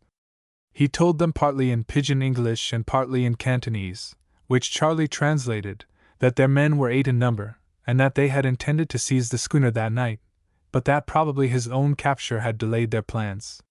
They had no rifle. A shotgun had been on board, but had gone down with the sinking of the junk. The ambergris had been cut into 2 lumps, and would be found in a couple of old flour sacks in the stern of the boat in which he and his men had come ashore. They were all armed with their little hatchets. He thought 2 of the men carried knives as well. There was neither pistol nor revolver among them. It seems to me, said Wilbur, that we've got the long end. We catch 'em, boss, too, said Charlie, pointing to Hong. And we are better armed, assented Moran. We've got the cutting and spades. And the revolver, if it will shoot any further than it will kick. They'll give us all the fight we want, declared Moran. Oh, him kigging, him fight all same devil. Give the men brandy, Charlie, commanded Moran. We'll rush that camp right away.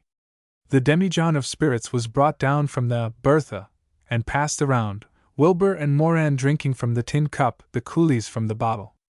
Hong was fettered and locked in the Bertha's cabin. Now then, are we ready? Cried Moran. I think all right, answered Charlie. The party set off down the beach. The moon had long since gone down, and the dawn was widening over the eastern horizon. Landward, ragged blankets of morning mist lay close in the hollows here and there. It was profoundly still.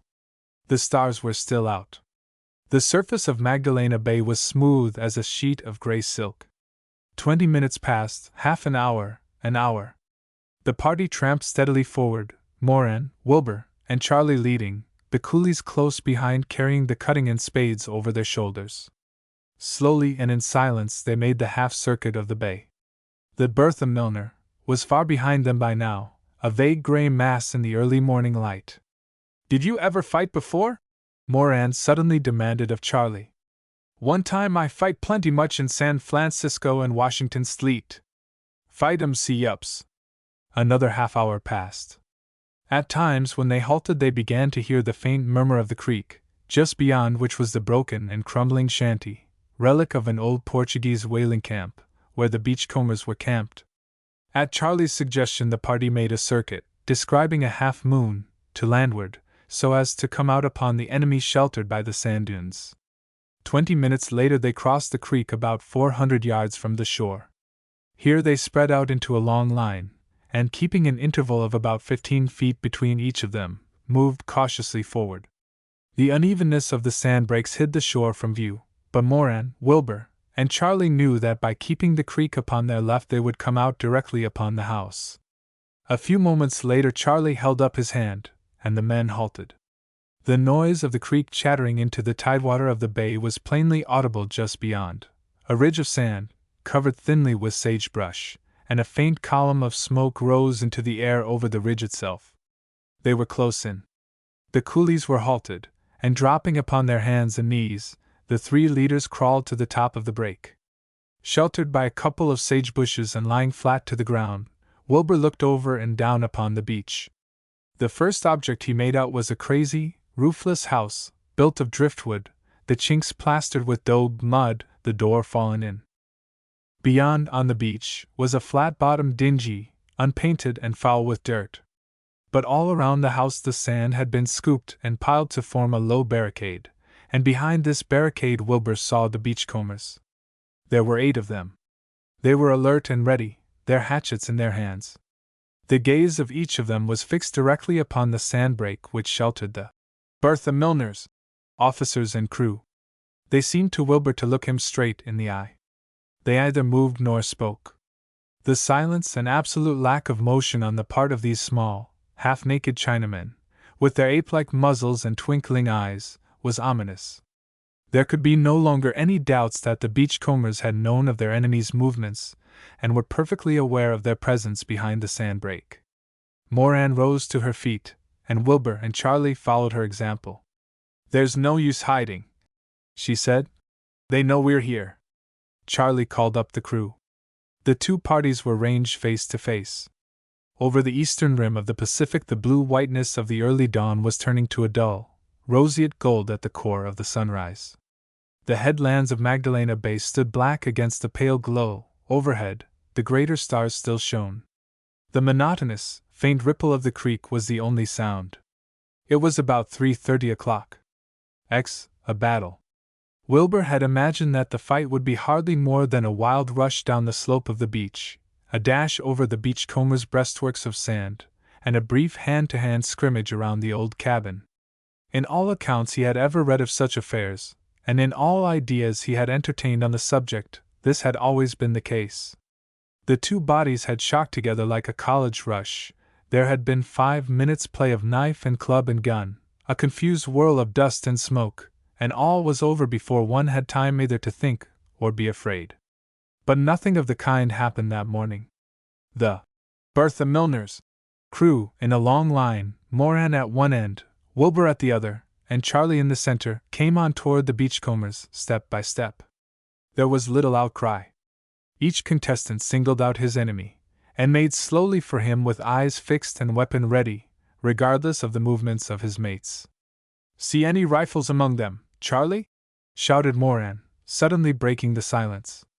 "No, I tink no hab got," answered Charlie. Wilbur took another step forward and cocked his revolver. One of the beachcombers shouted out something in angry vernacular, and Charlie instantly responded. All this time the line had been slowly advancing upon the enemy, and Wilbur began to wonder how long that heartbreaking suspense was to continue. This was not at all what he had imagined. Already he was within 20 feet of his man, could see the evil glint of his slant, small eye, and the shine of his yellow body, naked to the belt. Still foot by foot the forward movement continued. The Chinese on either side had begun exchanging insults. The still, hot air of the tropic dawn was vibrant with the Cantonese monosyllables tossed back and forth like tennis balls over the low sand rampart. The thing was degenerating into a farce. The Bertha's Chinamen would not fight. Back there, under the shelter of the schooner, it was all very well to talk, and they had been very brave when they had all flung themselves upon home. Here, face to face with the enemy, the sun striking off heliograph flashes from their knives and spades, it was a vastly different matter. The thing, to Wilbur's mind, should have been done suddenly if it was to be done at all. The best course now was to return to camp and try some other plan. Charlie shouted a direction to him in pidgin English that he did not understand, but he answered all right, and moved forward another step so as to be in line with the coolie at his left. The liquor that he had drunk before starting began suddenly to affect him, yet he knew that his head was yet clear. He could not bring himself to run away before them all, but he would have given much to have discovered a good reason for postponing the fight, if fight there was to be. He remembered the cocked revolver in his hand, and suddenly raising it, fired point blank at his man, not 15 feet away. The hammer snapped on the nipple, but the cartridge did not explode. Wilbur turned to the Chinaman next him in line, exclaiming excitedly, "Here, say, have you got a knife, something I can fight with? This gun's no good." There was a shout from Moran. "Look out, here they come!" Two of the beachcombers suddenly sprang over the sand breastworks and ran toward Charlie, their knives held low in front of them, ready to rip. "Shoot! Shoot! Shoot!" shouted Moran rapidly. Wilbur's revolver was a self-cocker. He raised it again, drawing hard on the trigger as he did so. It roared and leaped in his hand, and a whiff of burned powder came to his nostrils. Then Wilbur was astonished to hear himself shout at the top of his voice, "Come on now, get into them now, everybody!" The Bertha's Chinamen were all running forward, 3 of them well in advance of the others. In the rear Charlie was at grapples with a beachcomber who fought with a knife in each hand, and Wilbur had a sudden glimpse of another sitting on the sand with his hand to his mouth, the blood spurting between his fingers. Wilbur suddenly realized that he held a knife, and that he was directly abreast the sand rampart. How he got the knife he could not tell, though he afterward distinctly remembered throwing away his revolver, loaded as it was. He had leaped the breastworks, he knew that, and between him and the vast bright blur of the ocean he saw one of the beachcombers backing away and watching him intently, his hatchet in his hand. Wilbur had only time to think that he himself would no doubt be killed within the next few moments, when this latter halted abruptly, took a step forward, and instead of striking downward, as Wilbur had anticipated, dropped upon his knee and struck with all his might at the calf of Wilbur's leg. It was only the thickness of his boots that saved Wilbur from being hamstrung where he stood. As it was, he felt the blade bite almost to the bone, and heard the blood squelch in the sole of his boot, as he staggered for the moment, almost tripping over the man in front of him. The Chinaman sprang to his feet again, but Wilbur was at him in an instant, feeling instinctively that his chance was to close with his man, and so bring his own superior weight and strength to bear. Again and again he tried to run in and grip the slim yellow body, but the other dodged and backed away, as hard to hold as any fish. All around and back of him now Wilbur heard the hideous sound of stamping and struggling, and the noise of hoarse, quick shouts and the rebound of bodies falling and rolling upon the hard, smooth beach. The thing had not been a farce, after all. This was fighting at last, and there within arm's length were men grappling and gripping and hitting one another, each honestly striving to kill his fellow, Chinamen all, fighting in barbarous Oriental fashion with nails and teeth when the knife or hatchet failed. What did he, clubman and college man, in that hideous trouble that wrought itself out there on that heat-stricken tropic beach under that morning's sun? Suddenly there was a flash of red flame, and a billow of thick, yellow smoke filled all the air. The cabin was afire. The hatchet man with whom Wilbur was fighting had been backing in this direction. He was close in when the fire began to leap from the one window. Now he could go no further. He turned to run sidewise between his enemy and the burning cabin. Wilbur thrust his foot sharply forward.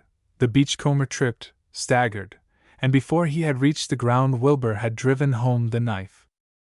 Then suddenly, at the sight of his smitten enemy rolling on the ground at his feet, the primitive man, the half-brute of the Stone Age, leaped to life in Wilbur's breast. He felt his muscles thrilling with a strength they had not known before. His nerves, stretched tense as harp-strings, were vibrating to a new tune. His blood spun through his veins till his ears roared with the rush of it. Never had he conceived of such savage exultation as that which mastered him at that instant. The knowledge that he could kill filled him with a sense of power that was veritably royal. He felt physically larger.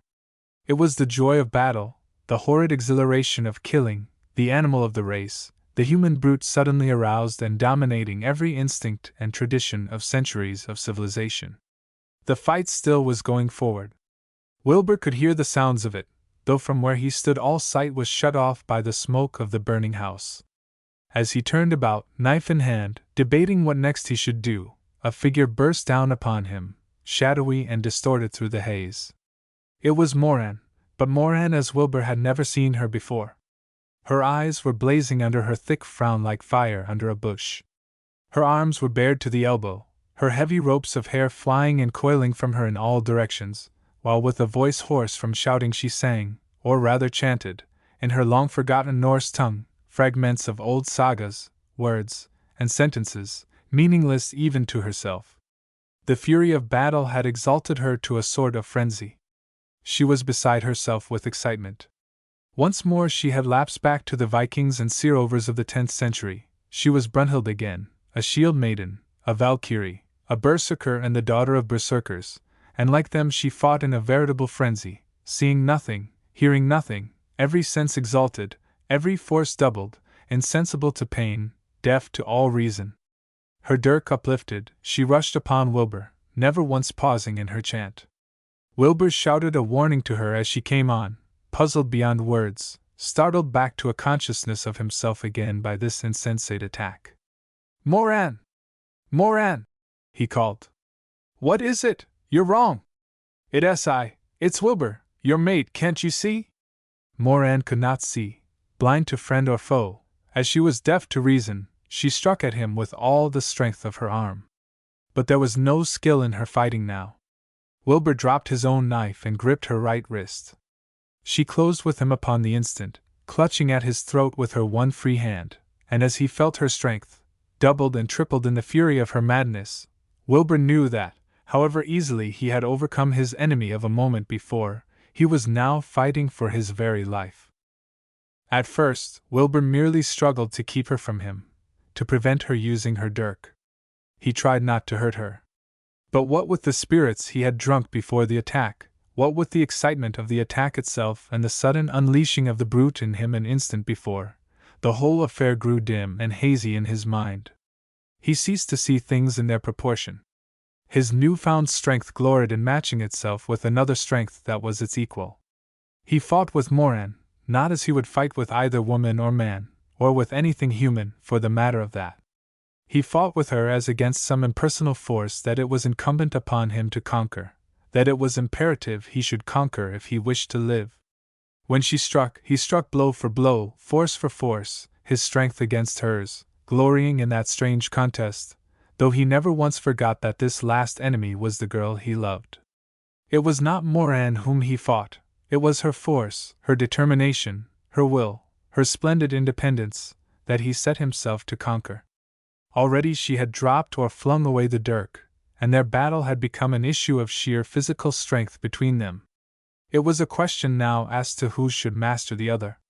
Twice she had fought Wilbur to his knees, the heel of her hand upon his face, his head thrust back between his shoulders, and twice he had wrenched away, rising to his feet again, panting, bleeding even, but with his teeth set and all his resolution at the sticking point. Once he saw his chance, and planted his knuckles squarely between her eyes where her frown was knotted hard, hoping to stun her and end the fight once and for all. But the blow did not seem to affect her in the least. By this time he saw that her berserker rage had worked itself clear as fermenting wine clears itself, and that she knew now with whom she was fighting, and he seemed now to understand the incomprehensible, and to sympathize with her joy in measuring her strength against his. And yet he knew that the combat was deadly serious, and that more than life was at stake. Moran despised the weakling. For an instant, as they fell apart, she stood off, breathing hard and rolling up her sleeve. Then, as she started forward again, Wilbur met her halfway, caught her round the neck and under the arm, gripping her left wrist with his right hand behind her. Then, exerting every ounce of strength he yet retained, he thrust her down and from him, until at length, using his hip as a pivot, he swung her off her feet, threw her fairly on her back, and held her so, one knee upon her chest, his hands closed vice-like on her wrists.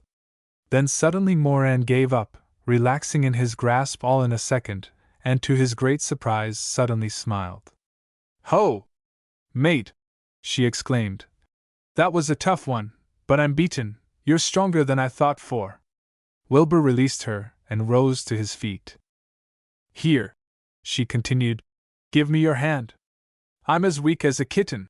As Wilbur helped her to her feet, she put her hand to her forehead, where his knuckles had left their mark, and frowned at him, but not ill-naturedly. "Next time you do that," she said, "use a rock or a belaying pin, or something that won't hurt, not your fist, mate." She looked at him admiringly. "What a two-fisted, brawny dray horse it is! I told you I was stronger than most men, didn't I? But I'm the weaker of us too, and that's a fact.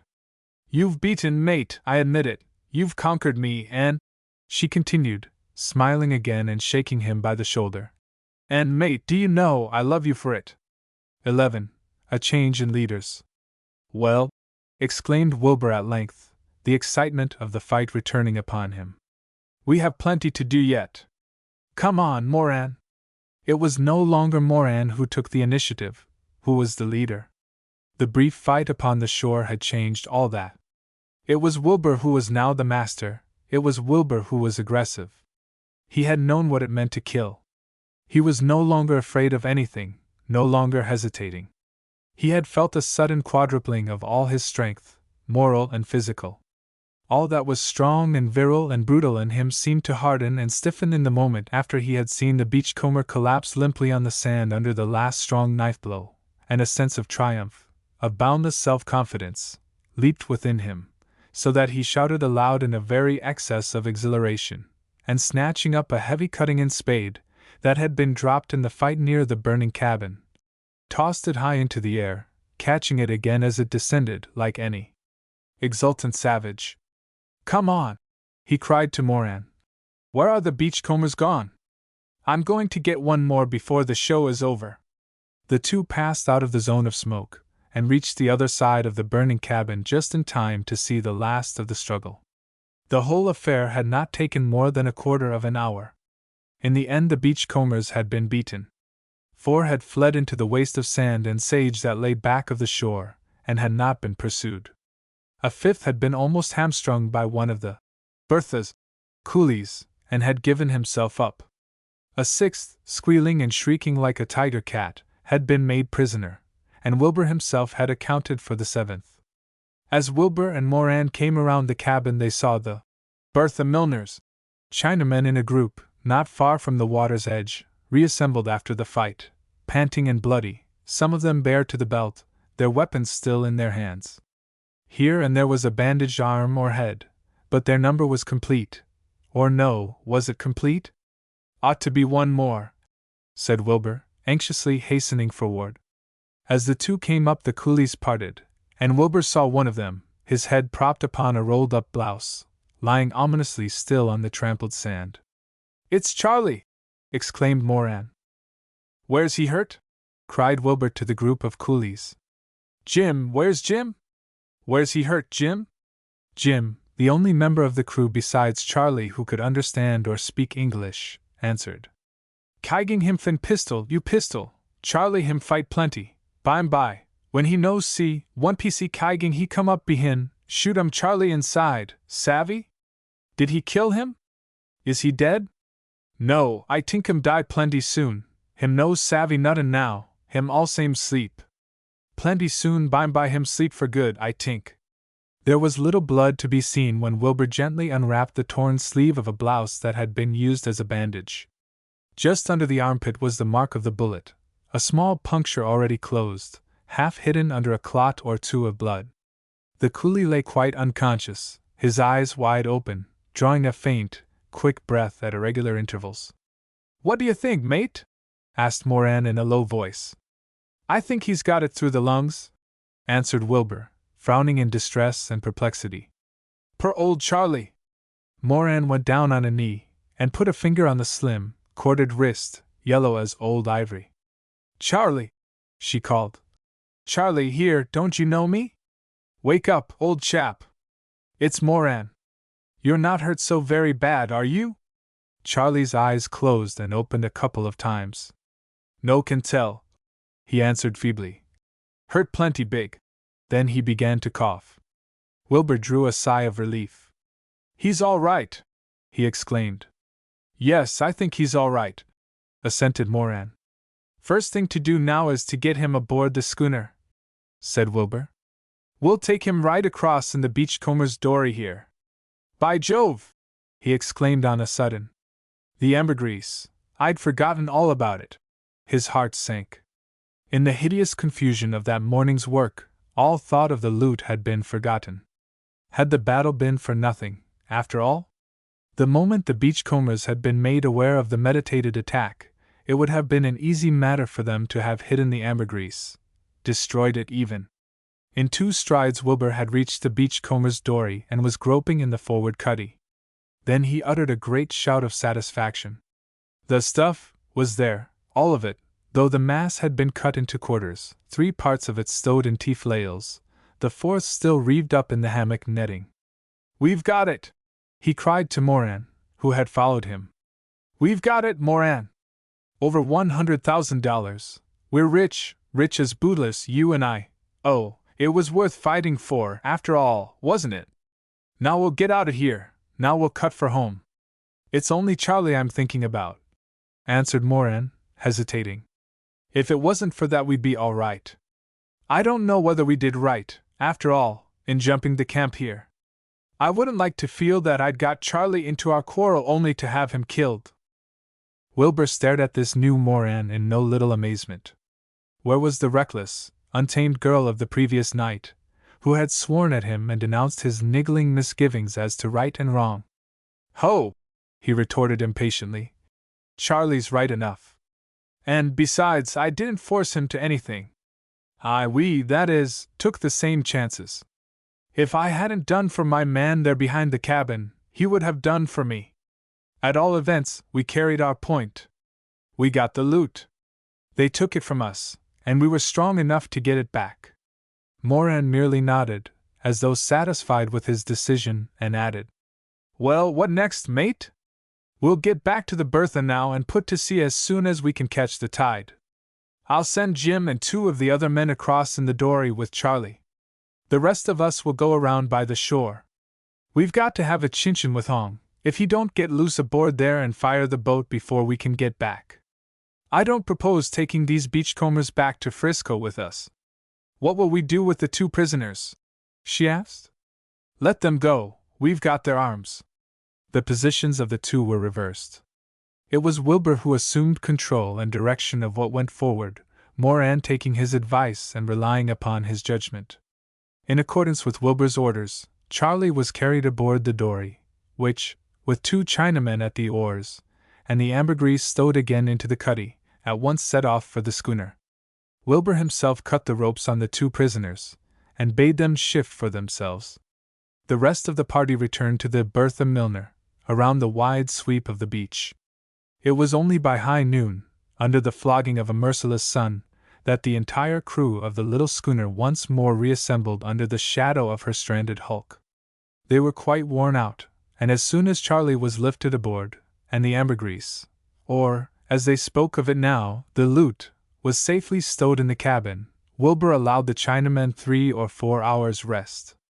They had had neither breakfast nor dinner, but their exhaustion was greater than their hunger, and in a few moments the entire half-dozen were stretched out asleep on the forward deck in the shadow of the foresail raised for the purpose of sheltering them. However, Wilbur and Moran sought out Hong, whom they found as they had left him, bound upon the floor of the cabin. "Now we have a talk, savvy?"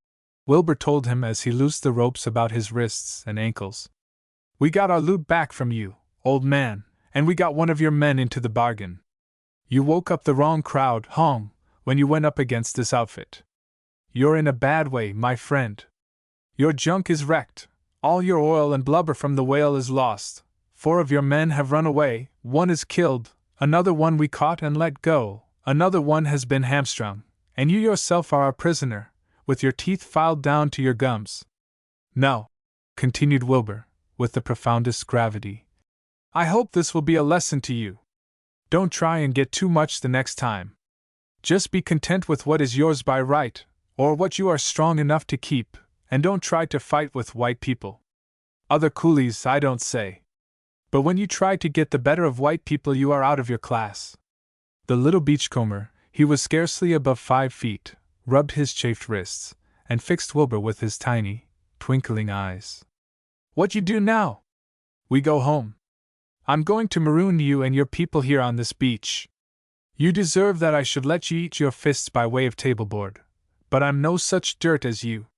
When our men left the schooner, they brought off with them a good share of our provisions. I'll leave them here for you, and there's plenty of turtle and abalone to be had for the catching. Some of the American men of war, I believe, come down to this bay for target practice twice a year, and if we speak any on the way up, we'll ask them to call here for castaways. That's what I'll do for you, and that's all. If you don't like it, you can set out to march up the coast till you hit a town, but I wouldn't advise you to try it. Now what have you got to say?" Hong was silent. His queue had become unbound for half its length, and he plaited it anew, winking his eyes thoughtfully. "Well, what do you say?" said Moran. "I lose face," answered Hong at length calmly. "You lose face? What do you mean?" "I lose face," he insisted, then added, "I heap shamed. You fighty my China boy, you catchy me. My boy no mo have me fo boss, savvy? I go back, him no likey me. Meb all same killy me. I lose face, no mo boss." "What a herd of wild cattle," muttered Wilbur. "There's something in what he says, don't you think, mate?" observed Moran, bringing a braid over each shoulder and stroking it according to her habit. "We'll ask Jim about it," decided Wilbur. But Jim at once confirmed Huang's statement. "Oh, Kaigan kill no good boss, fo sure," he declared. "Don't you think, mate?" said Moran. "We better take him up to Frisco with us? We've had enough fighting and killing." So it was arranged that the defeated beachcomber, the whipped buccaneer, who had lost face, and no longer dared look his men in the eye, should be taken aboard. By 4 o'clock next morning Wilbur had the hands at work digging the sand from around the Bertha Milner's bow. The line by which she was to be warped off was run out to the ledge of the rock, fresh water was taken on, provisions for the maroon beachcombers were cached upon the beach, the dory was taken aboard, gaskets were cast off, and hatches battened down. At high tide, all hands straining upon the warp, the schooner was floated off, and under touch of the lightest airs drew almost imperceptibly away from the land. They were quite an hour crawling out to the heads of the bay. But here the breeze was freshening.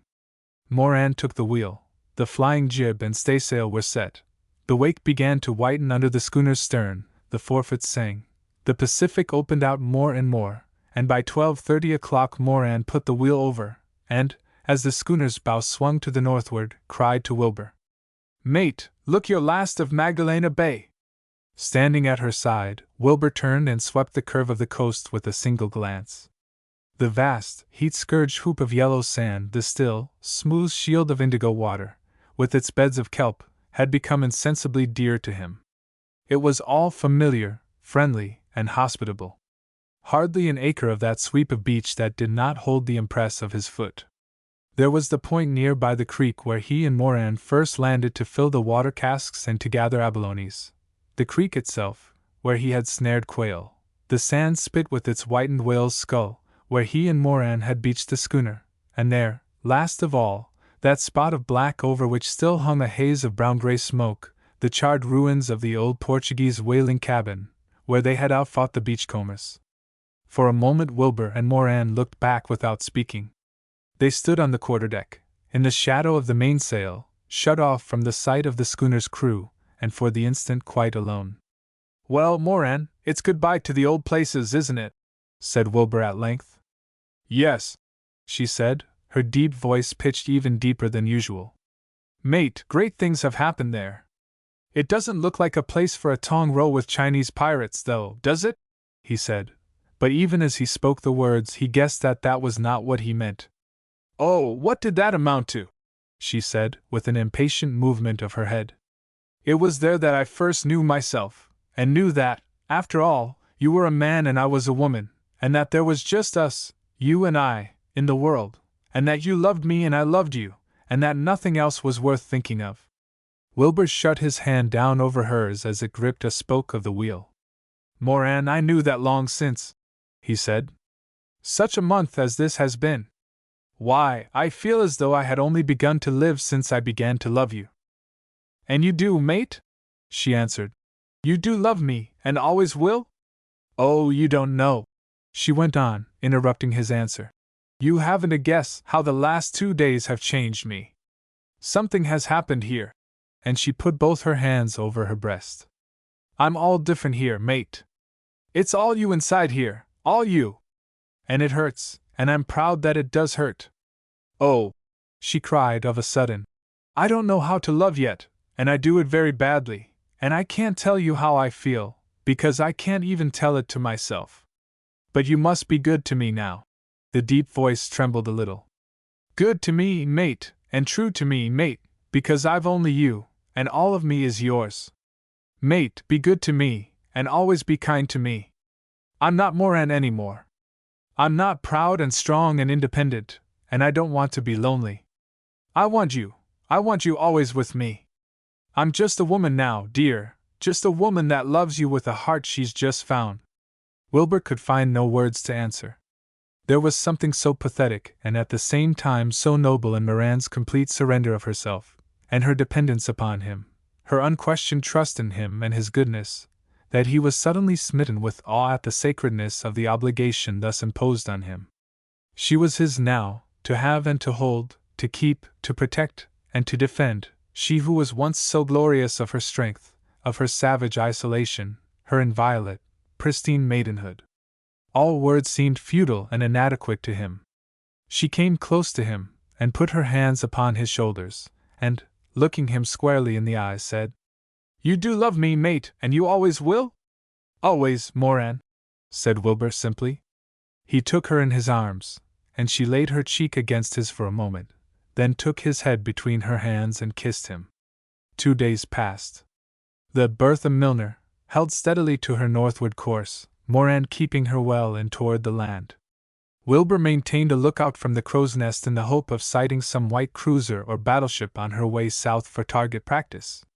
In the cache of provisions he had left for the beachcombers he had inserted a message, written by Hong, to the effect that they might expect to be taken off by a United States man-of-war within the month.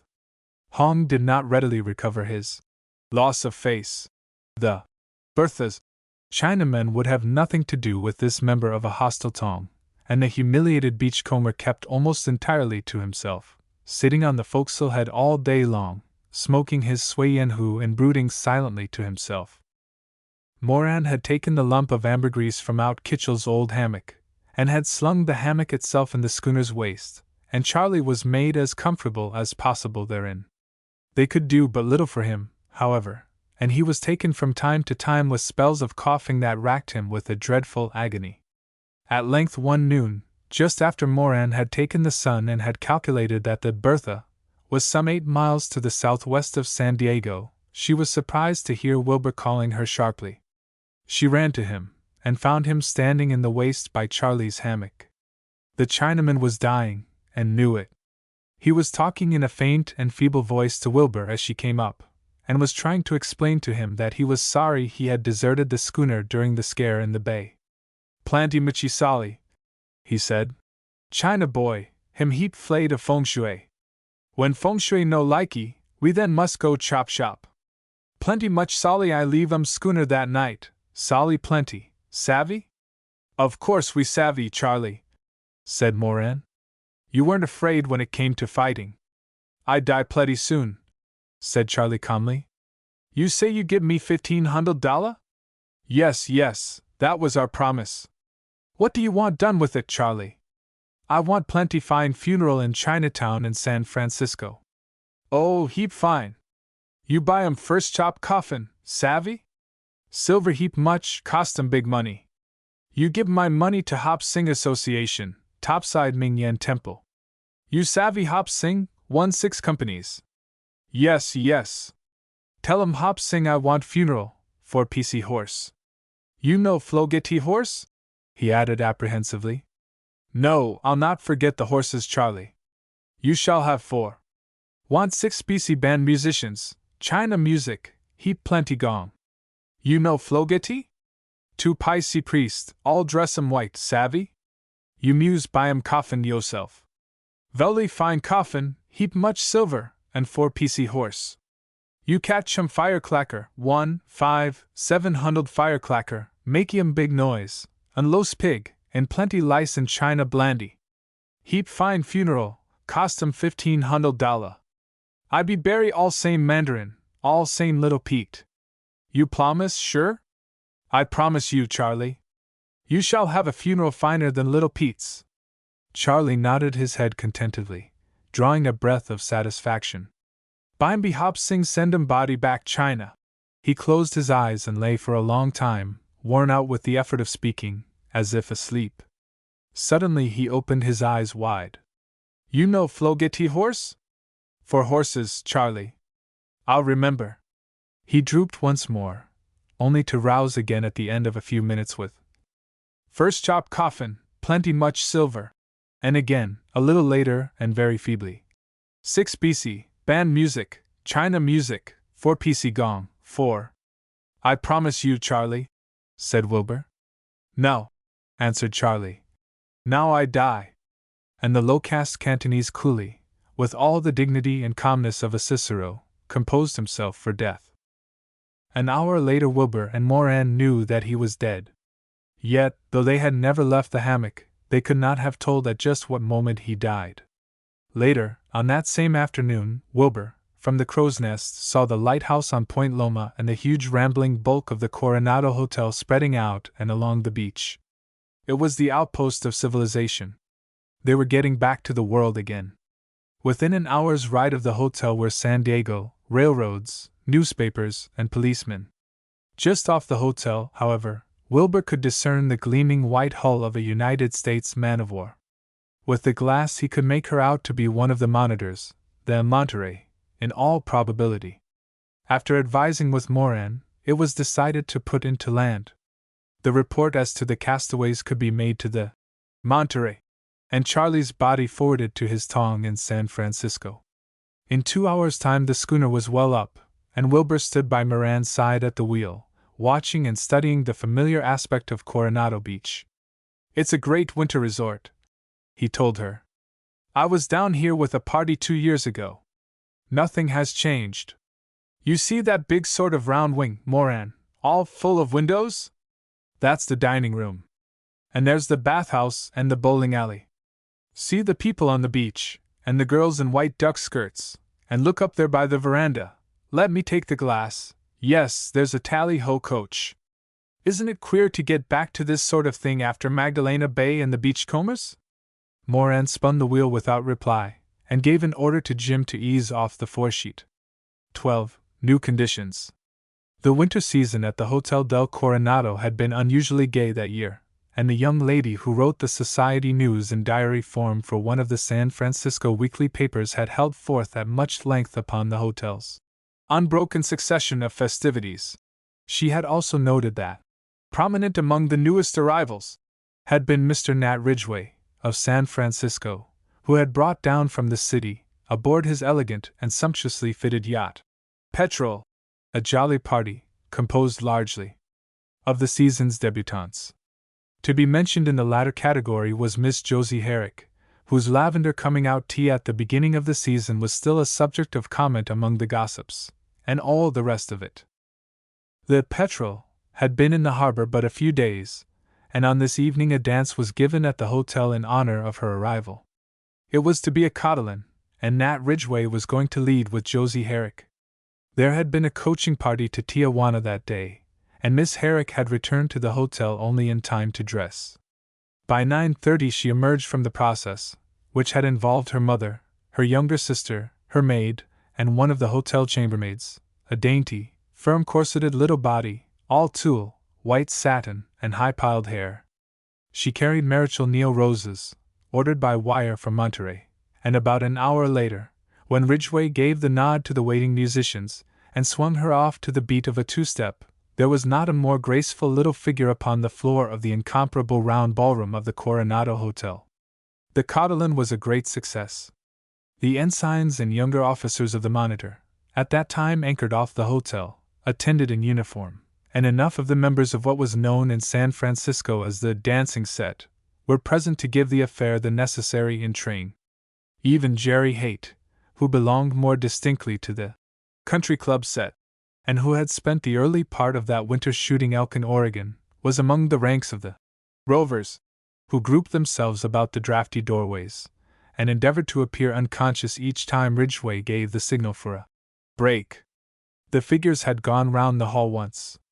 The first set was out again, and as Ridgway guided Miss Herrick by the rovers, she looked over the array of shirt-fronts, searching for Jerry Haight. "Do you see Mr. Haight?" she asked of Ridgway. "I wanted to favor him this break. I owe him 2 already, and he'll never forgive me if I overlook him now." Jerry Haight had gone to the hotel office for a few moments' rest and a cigarette, and was nowhere in sight.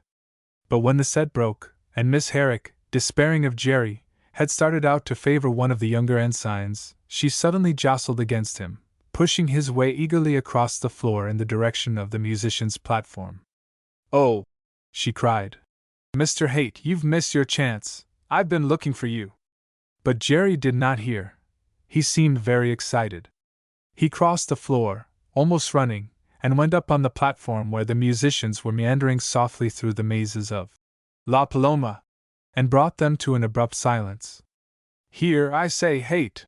exclaimed Ridgway, who was nearby. "You can't break up my figure like that. Gi me a call there on the bugle." said Haight rapidly to the cornetist. Anything to make 'em keep quiet a moment. The cornetist sounded a couple of notes, and the Catalan paused in the very act of the break. The shuffling of feet grew still, and the conversation ceased.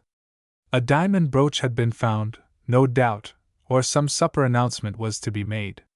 But Jerry Haight, with a great sweep of his arm, the forgotten cigarette between his fingers, shouted out breathlessly, "Ross Wilbur is out in the office of the hotel." There was an instant's silence, and then a great shout. "Wilbur found! Ross Wilbur come back from the dead! Ross Wilbur, hunted for and bootlessly traced from Buenos Aires in the south to the Aleutian Islands in the north. Ross Wilbur, the puzzle of every detective bureau on the coast, the subject of 1,000 theories, whose name had figured in the scareheads of every newspaper west of the Mississippi. Ross Wilbur, seen at a fashionable tea in his club of an afternoon, then suddenly blotted out from the world of men, swallowed up and engulfed by the unknown, with not so much as a button left behind.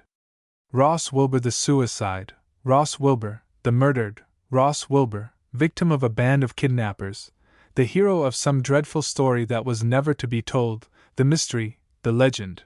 Behold, he was there. Back from the unknown, dropped from the clouds, spewed up again from the bowels of the earth. A veritable god from the machine who in a single instant was to disentangle all the unexplained complications of those past winter months. "Here he comes!" shouted Jerry, his eyes caught by a group of men in full dress and gold lace who came tramping down the hall to the ballroom, bearing a nondescript figure on their shoulders. "Here he comes, the boys are bringing him in here." "Oh!" he cried, turning to the musicians. "Can't you play something? Anything? Hit it up for all you're worth. Ridgway, Nat, look here. Ross was Yale, why no, Yale 95, ain't we enough Yale men here to give him the yell?" Out of all time and tune, but with a vigor that made up for both, the musicians banged into a patriotic air. Jerry, standing on a chair that itself was standing on the platform, led half a dozen frantic men in the long thunder of the brek-kek-kek-kek coex. Around the edges of the hall excited girls, and chaperones themselves no less agitated, were standing up on chairs and benches, splitting their gloves and breaking their fans in their enthusiasm, while every male dancer on the floor, ensigns in their gold-faced uniforms and rovers, in starched and immaculate shirt-bosoms, cheered and struggled with one another to shake hands with a man whom two of their number old Yale grads, with memories of athletic triumphs yet in their minds, carried into that ballroom, borne high upon their shoulders. And the hero of the occasion, the center of all this enthusiasm, thus carried as if in triumph into this assembly in evening dress, in white tulle and whiter kid, odorous of delicate sachets and scarce perceptible perfumes, was a figure unhandsome and unkempt beyond description.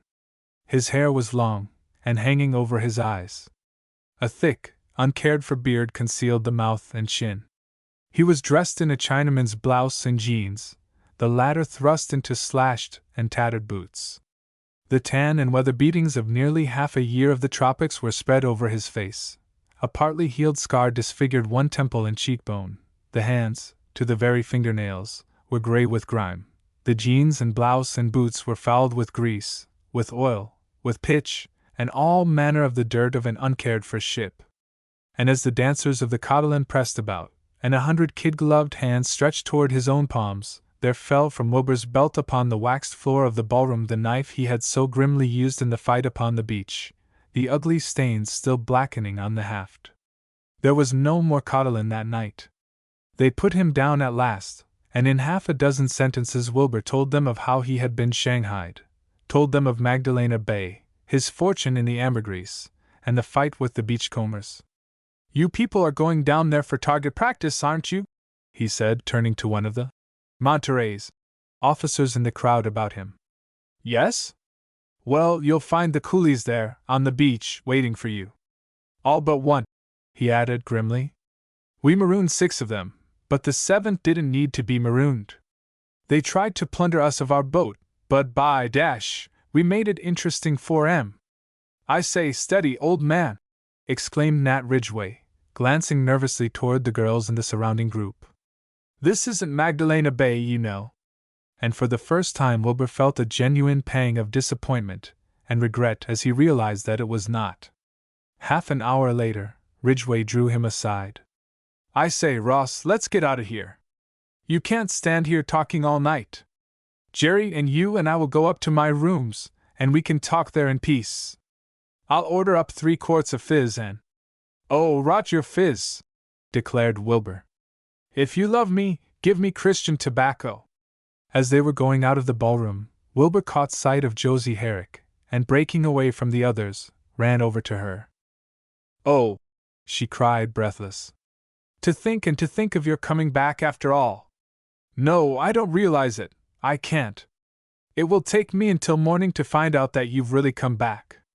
I just know now that I'm happier than I ever was in my life before." "Oh," she cried. "Do I need to tell you how glad I am? It's just too splendid for words. Do you know, I was thought to be the last person you had ever spoken to while alive, and the reporters and all. Oh, but we must have such a talk when all is quiet again. And our dance, we've never had our dance. I've got your card yet. Remember the one you wrote for me at the tea? A facsimile of it was published in all the papers. You are going to be a hero when you get back to San Francisco." "Oh, Ross! Ross!" she cried, the tears starting to her eyes. "You've really come back, and you are just as glad as I am, aren't you? Glad that you've come back to me?" Later on, in Ridgway's room, Wilbur told his story again more in detail to Ridgway and Jerry. All but one portion of it. He could not make up his mind to speak to them, these society fellows, club men and city bred, of Moran. How he was going to order his life henceforward, his life, that he felt to be void of interest without her, he did not know. That was a question for later consideration. "We'll give another cotilette!" exclaimed Ridgway.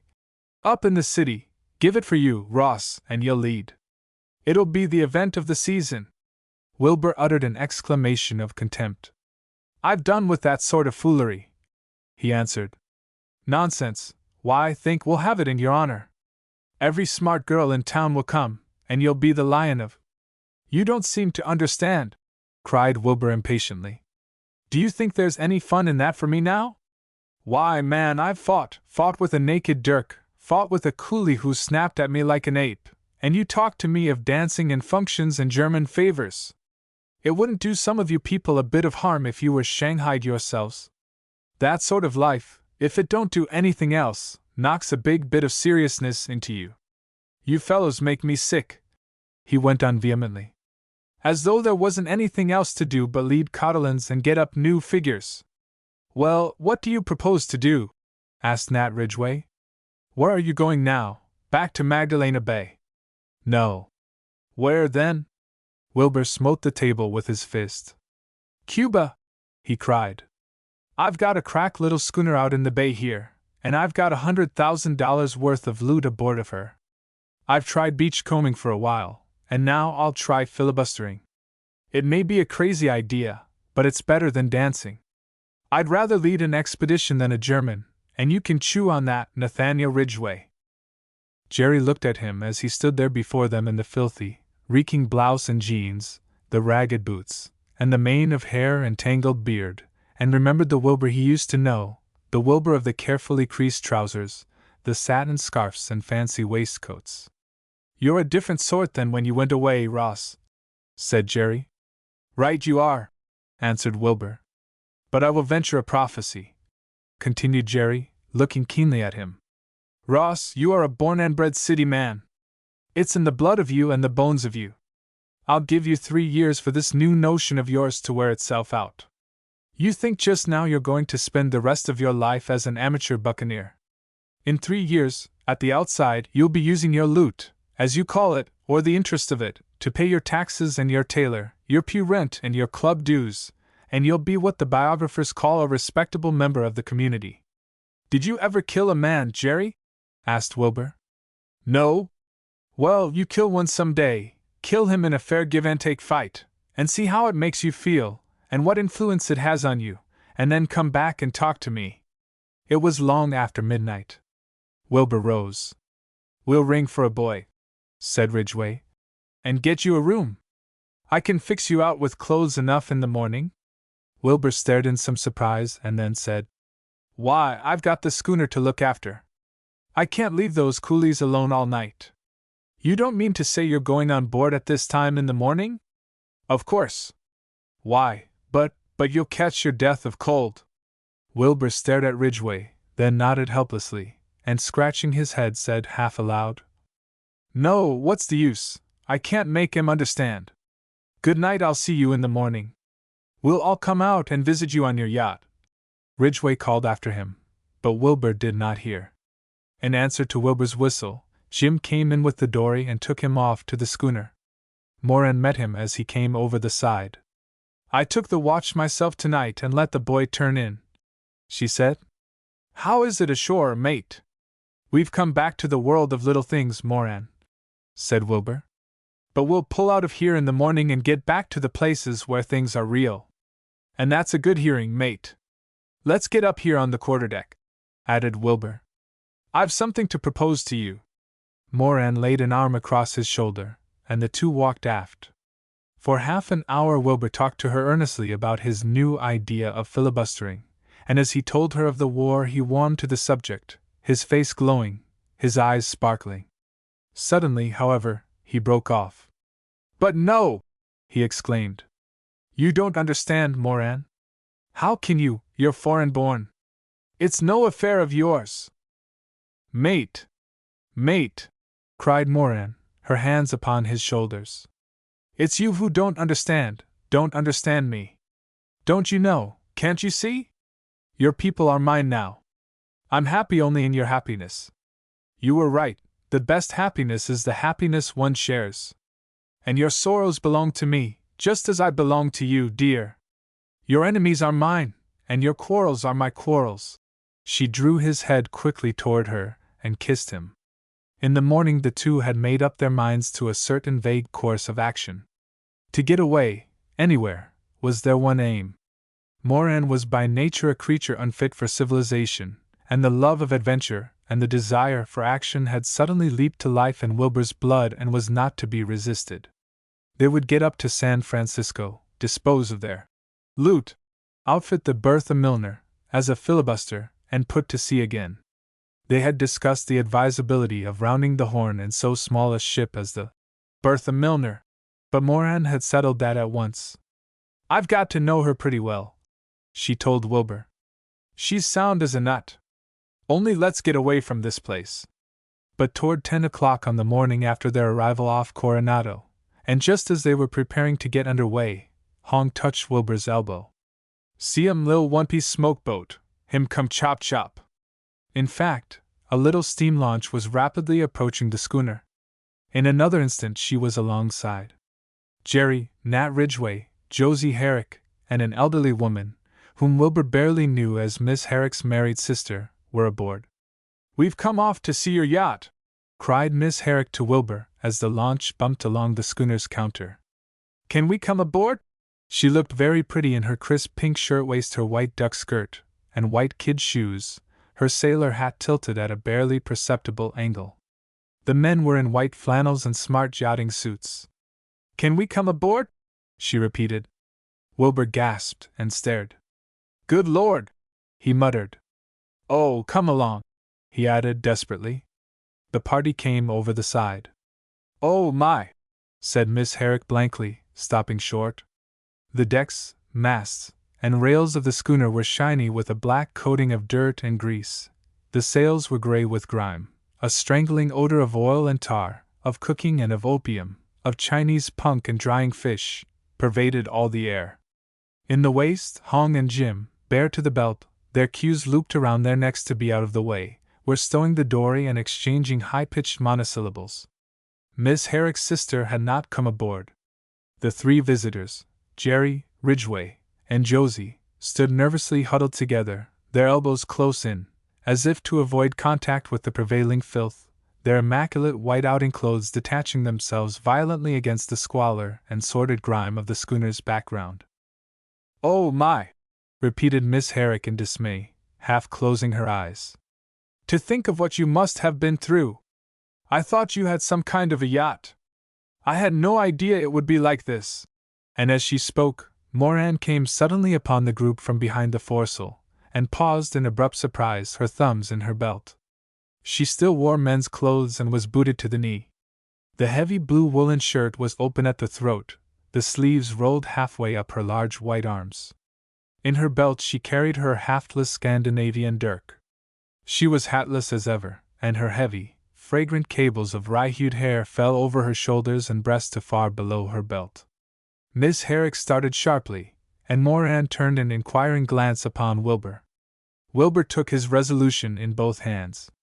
"Miss Herrick," he said, "this is Moran Sternerson." Moran took a step forward, holding out her hand.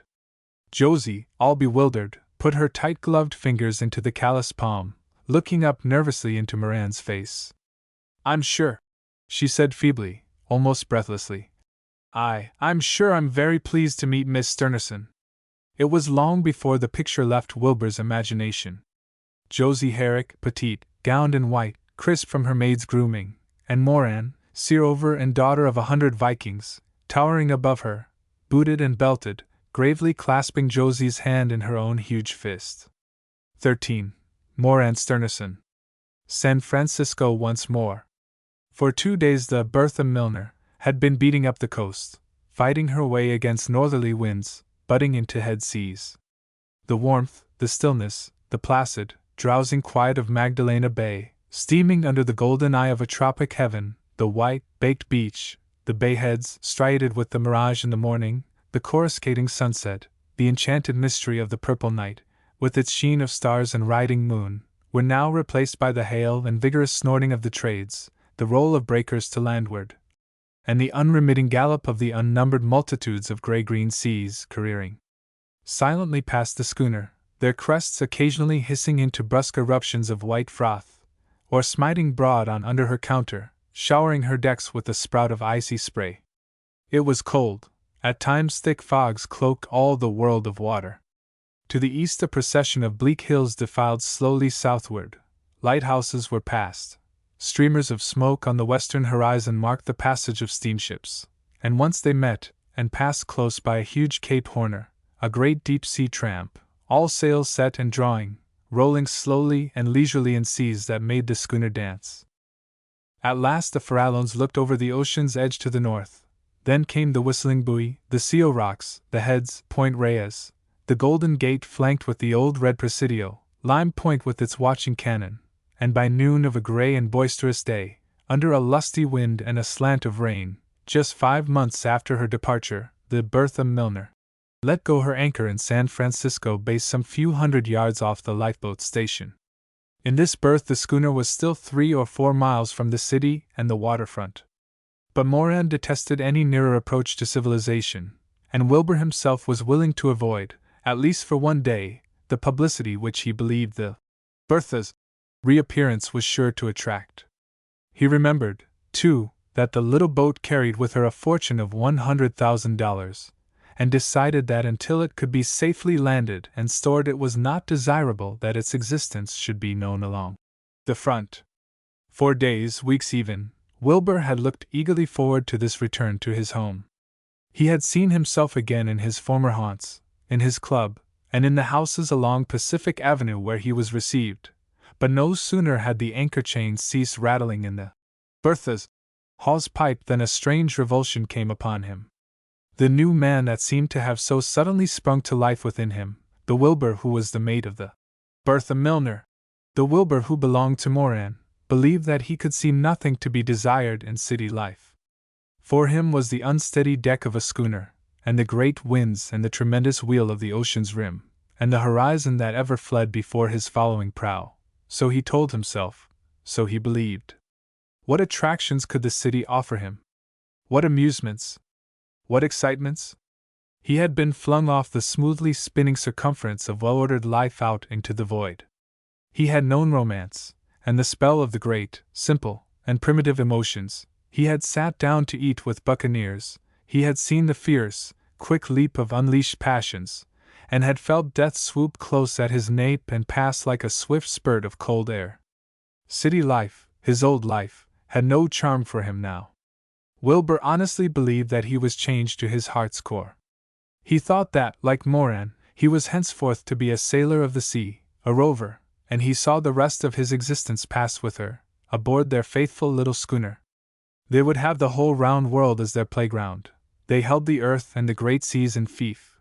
There was no one to let or to hinder. They two belonged to each other. Once outside the heads again, and they swept the land of cities and of little things behind them, and they two were left alone once more, alone in the great world of romance. About an hour after her arrival off the station, while Hong and the hands were furling the jib and foresail and getting the dory over the side, Moran remarked to Wilbur, "It's good we came in when we did, mate. The glass is going down fast, and the wind's breezing up from the west. We're going to have a blow. The tide will be going out in a little while, and we never could have come in against wind and tide." "Moran," said Wilbur, "I'm going ashore, into the station here. There's a telephone line there. See the wires? I can't so much as turn my hand over before I have some shore-going clothes. What do you suppose they would do to me if I appeared on Kearney Street in this outfit? I'll ring up Langley and Michaels, they are the wholesale chemists in town, and have their agent come out here and talk business to us about our ambergris. We've got to pay the men their prize money. Then as soon as we get our own money in hand we can talk about overhauling and outfitting the Bertha." Moran refused to accompany him ashore and into the lifeboat station. Roofed houses were an object of suspicion to her. Already she had begun to be uneasy at the distant sight of the city of San Francisco, Knob, Telegraph, Russian, and Rincon Hills, all swarming with buildings and grooved with streets. Even the landlocked harbor fretted her. Wilbur could see she felt imprisoned, confined. When he had pointed out the Palace Hotel to her, a vast gray cube in the distance, overtopping the surrounding roofs, she had sworn under her breath. "And people can live there, good heavens! Why not rabbit burrows, and be done with it? Mate, how soon can we be out to sea again? I hate this place." Wilbur found the captain of the lifeboat station in the act of sitting down to a dinner of boiled beef and cabbage. He was a strongly built, well-looking man, with the air more of a soldier than a sailor. He had already been studying the schooner through his front window and had recognized her, and at once asked Wilbur news of Captain Kitchell. Wilbur told him as much of his story as was necessary, but from the captain's talk he gathered that the news of his return had long since been wired from Coronado, and that it would be impossible to avoid a 9 days' notoriety. The captain of the station, his name was Hodgson, made Wilbur royally welcome, insisted upon his dining with him, and himself called up Langley and Michaels as soon as the meal was over. It was he who offered the only plausible solution of the mystery of the lifting and shaking of the schooner, and the wrecking of the junk. Though Wilbur was not satisfied with Hodgson's explanation, it was the only one he ever heard. When he had spoken of the matter, Hodgson had nodded his head. "Sulphur bottoms," he said. "Sulphur bottoms? Yes, they're a kind of right whale. They get barnacles and a kind of marine lice on their backs, and come up and scratch themselves against a ship's keel, just like a hog under a fence." When Wilbur's business was done, and he was making ready to return to the schooner, Hodgson remarked suddenly, "Here you've got a strapping fine girl aboard with you. Where did you fall in with her?" And he winked and grinned. Wilbur started as though struck, and took himself hurriedly away, but the man's words had touched off in his brain a veritable mine of conjecture. Moran in Magdalena Bay was consistent, congruous, and fitted into her environment. But how was Wilbur to explain her to San Francisco, and how could his behavior seem else than ridiculous to the men of his club and to the women whose dinner invitations he was wont to receive? They could not understand the change that had been wrought in him. They did not know Moran, the savage, half-tamed Valkyrie, so suddenly become a woman. Hurry as he would, the schooner could not be put to sea again within a fortnight. Even though he elected to live aboard in the meanwhile, the very business of her preparation would call him to the city again and again. Moran could not be kept a secret. As it was, all the world knew of her by now. On the other hand, he could easily understand her position. To her it seemed simplicity itself that they two who loved each other should sail away and pass their lives together upon the sea, as she and her father had done before. Like most men, Wilbur had to walk when he was thinking hard. He sent the dory back to the schooner with word to Moran that he would take a walk around the beach and return in an hour or two. He set off along the shore in the direction of Fort Mason, the old red brick fort at the entrance to the Golden Gate. At this point in the Presidio government reservation, the land is solitary. Wilbur followed the line of the beach to the old fort, and there, on the very threshold of the Western world, at the very outpost of civilization, sat down in the lee of the crumbling fortification, and scene by scene reviewed the extraordinary events of the past 6 months. In front of him ran the narrow channel of the Golden Gate. To his right was the bay and the city, at his left the open Pacific. He saw himself the day of his advent aboard the Bertha, in his top hat and frock coat, saw himself later, breaking down, at the windlass, the Petrel, within hailing distance.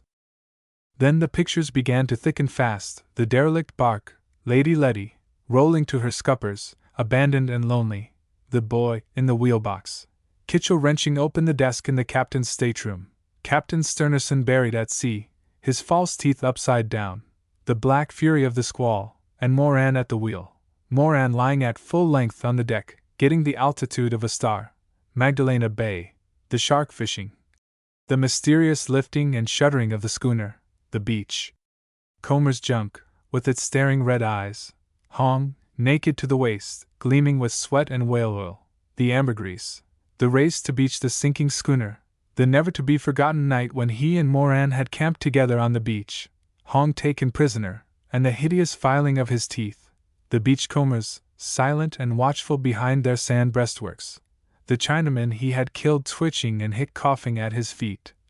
Moran turned berserker, bursting down upon him through a haze of smoke, Charlie dying in the hammock aboard the schooner, ordering his funeral with its 4-piece horse, Coronado, the incongruous scene in the ballroom, and last of all, Josie Herrick in white duck and kid shoes, giving her hand to Moran in her boots and belt, hatless as ever, her sleeves rolled up to above the elbows, her white, strong arm extended, her ruddy face, and pale, milk-blue eyes gravely observant, her heavy braids, yellow as ripening rye, hanging over her shoulder and breast. A sudden explosion of cold wind, striking down blanket-wise and bewildering from out the west, made Wilbur look up quickly. The gray sky seemed scudding along close overhead. The bay, the narrow channel of the Golden Gate, the outside ocean, were all whitening with crests of waves. At his feet the huge green groundswells thundered to the attack of the fort's granite foundations. Through the gate, the bay seemed rushing out to the Pacific. A bewildered gull shot by, tacking and slanting against the gusts that would drive it out to sea. Evidently the storm was not far off.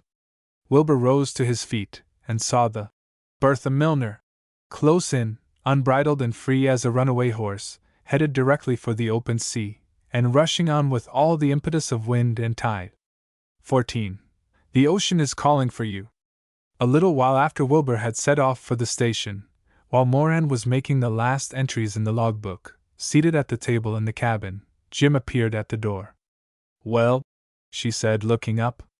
"China boy him want go Asho plenty big, see flen up Chinatown in city." "Shore leave, is it?" said Moran. "You deserted once before without even saying goodbye, and my hand in the fire, you'll come back this time dowdy with opium. Get away with you. We'll have men aboard here in a few days." "Can go?" inquired Jim suavely. "I said so. Report our arrival to your 6 companies." Hong rowed Jim and the coolies ashore, and then returned to the schooner with the dory and streamed her astern. As he passed the cabin door on his way forward, Moran hailed him. "I thought you went ashore?" she cried. "Heap flayed," he answered. "Him other boy go up Chinatown. Him tell Sam Yup. I tink Sam Yup alla same kill Lee me. I no leave him ship 2-3 day. Bimeby I go Alagon. I stay topside ship. You want him cook? I cook plenty fine. Stand watch for you." Indeed, ever since leaving Coronado, the ex-beachcomber had made himself very useful about the schooner, had been, in fact, obsequiousness itself, and seemed to be particularly desirous of gaining the goodwill of the Bertha's officers. He understood pidgin English better than Jim, and spoke it even better than Charlie had done. He acted the part of interpreter between Wilbur and the hands, even turned to in the galley upon occasion, and of his own accord offered to give the vessel a coat of paint above the waterline. Moran turned back to her log, and Hong went forward. Standing on the forward deck, he looked after the Bertha's coolies until they disappeared behind a row of pine trees on the Presidio reservation, going cityward. Wilbur was nowhere in sight. For a long time Hong studied the lifeboat station narrowly, while he made a great show of coiling a length of rope. The station was just out of hailing distance. Nobody seemed stirring. The whole shore and back land thereabout was deserted. The edge of the city was 4 miles distant. Hong returned to the forecastle hatch and went below, groping under his bunk in his ditty box. "Well, what is it?"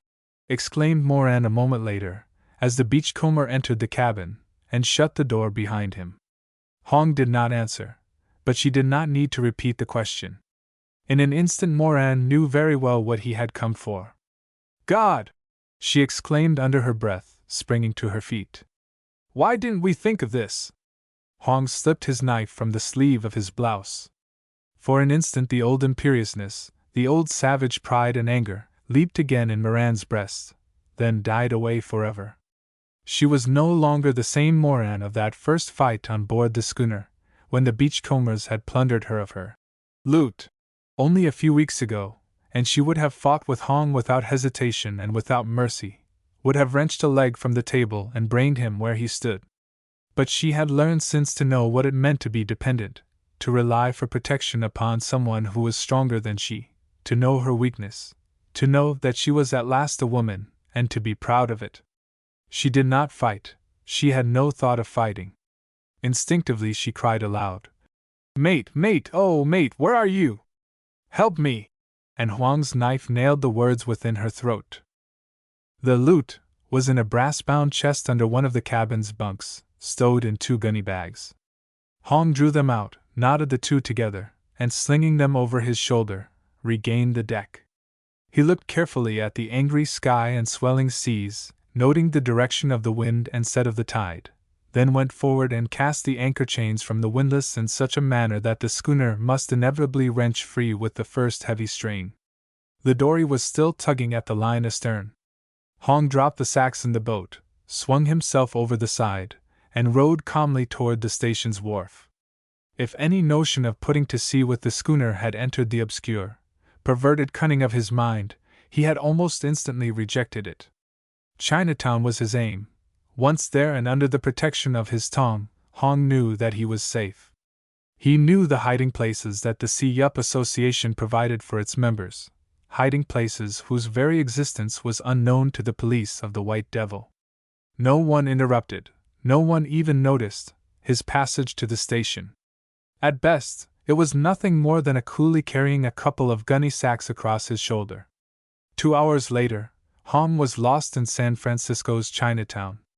At the sight of the schooner sweeping out to sea, Wilbur was for an instant smitten rigid. What had happened? Where was Moran?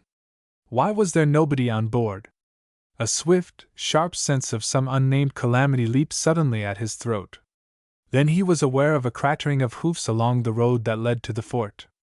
Hodgson threw himself from one of the horses that were used in handling the surf boat, and ran to him hatless and panting. "My God!" he shouted.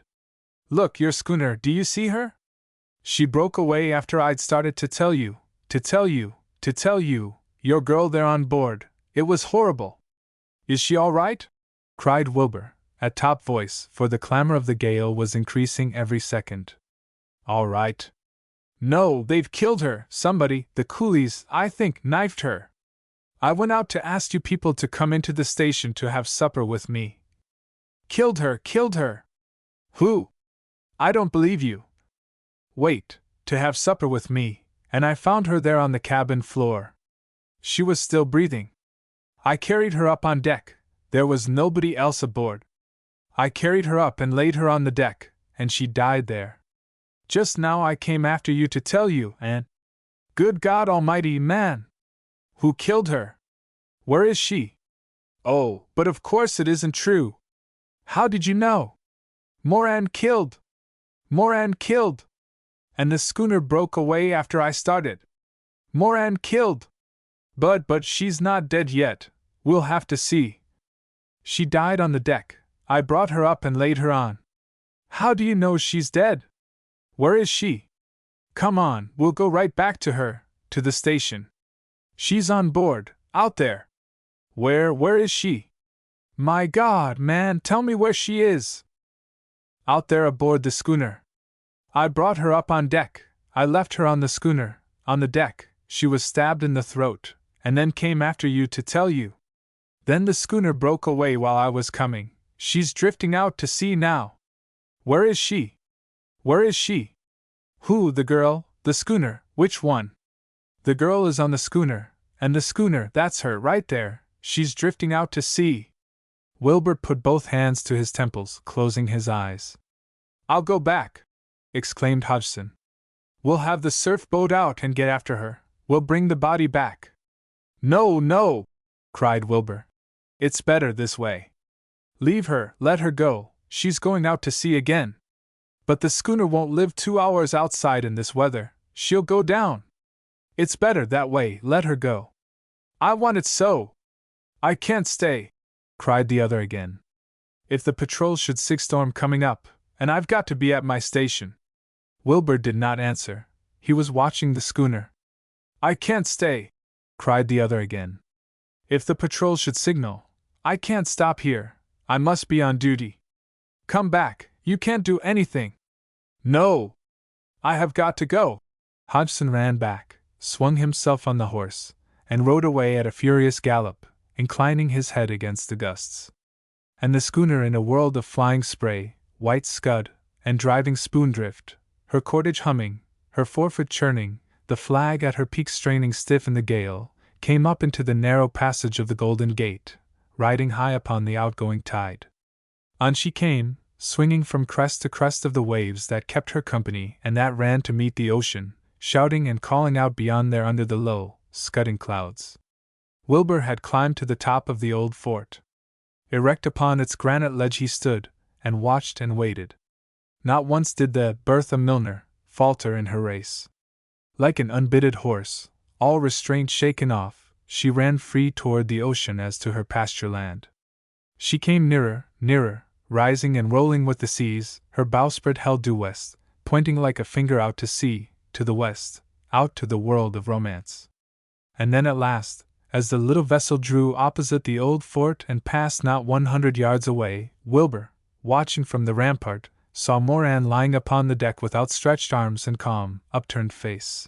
Lying upon the deck of that lonely fleeing schooner as upon a bed of honor, still and calm, her great braids smooth upon her breast, her arms wide, alone with the sea, alone in death as she had been in life. She passed out of his life as she had come into it, alone, upon a derelict ship, abandoned to the sea. She went out with the tide, out with the storms, out to the great gray Pacific that knew her and loved her, and that shouted and called for her, and thundered in the joy of her as she came to meet him like a bride to meet a bridegroom. "Goodbye, Moran!" shouted Wilbur as she passed. "Goodbye, Moran! You were not for me, not for me! The ocean is calling for you, dear, don't you hear him? Don't you hear him? Goodbye, goodbye!" The schooner swept by, shot like an arrow through the swirling currents of the Golden Gate, and dipped and bowed in courtesy to the Pacific that reached toward her his myriad curling fingers. They enfolded her, held her close, and drew her swiftly, swiftly out to the great heaving bosom, tumultuous and beating in its mighty joy, its savage exultation of possession. Wilbur stood watching. The little schooner lessened in the distance, became a shadow and mist and flying spray, a shadow moving upon the face of the great waste of water. Fainter and fainter she grew, vanished, reappeared, was heaved up again, a mere speck upon the western sky, a speck that dwindled and dwindled, then slowly melted away into the gray of the horizon.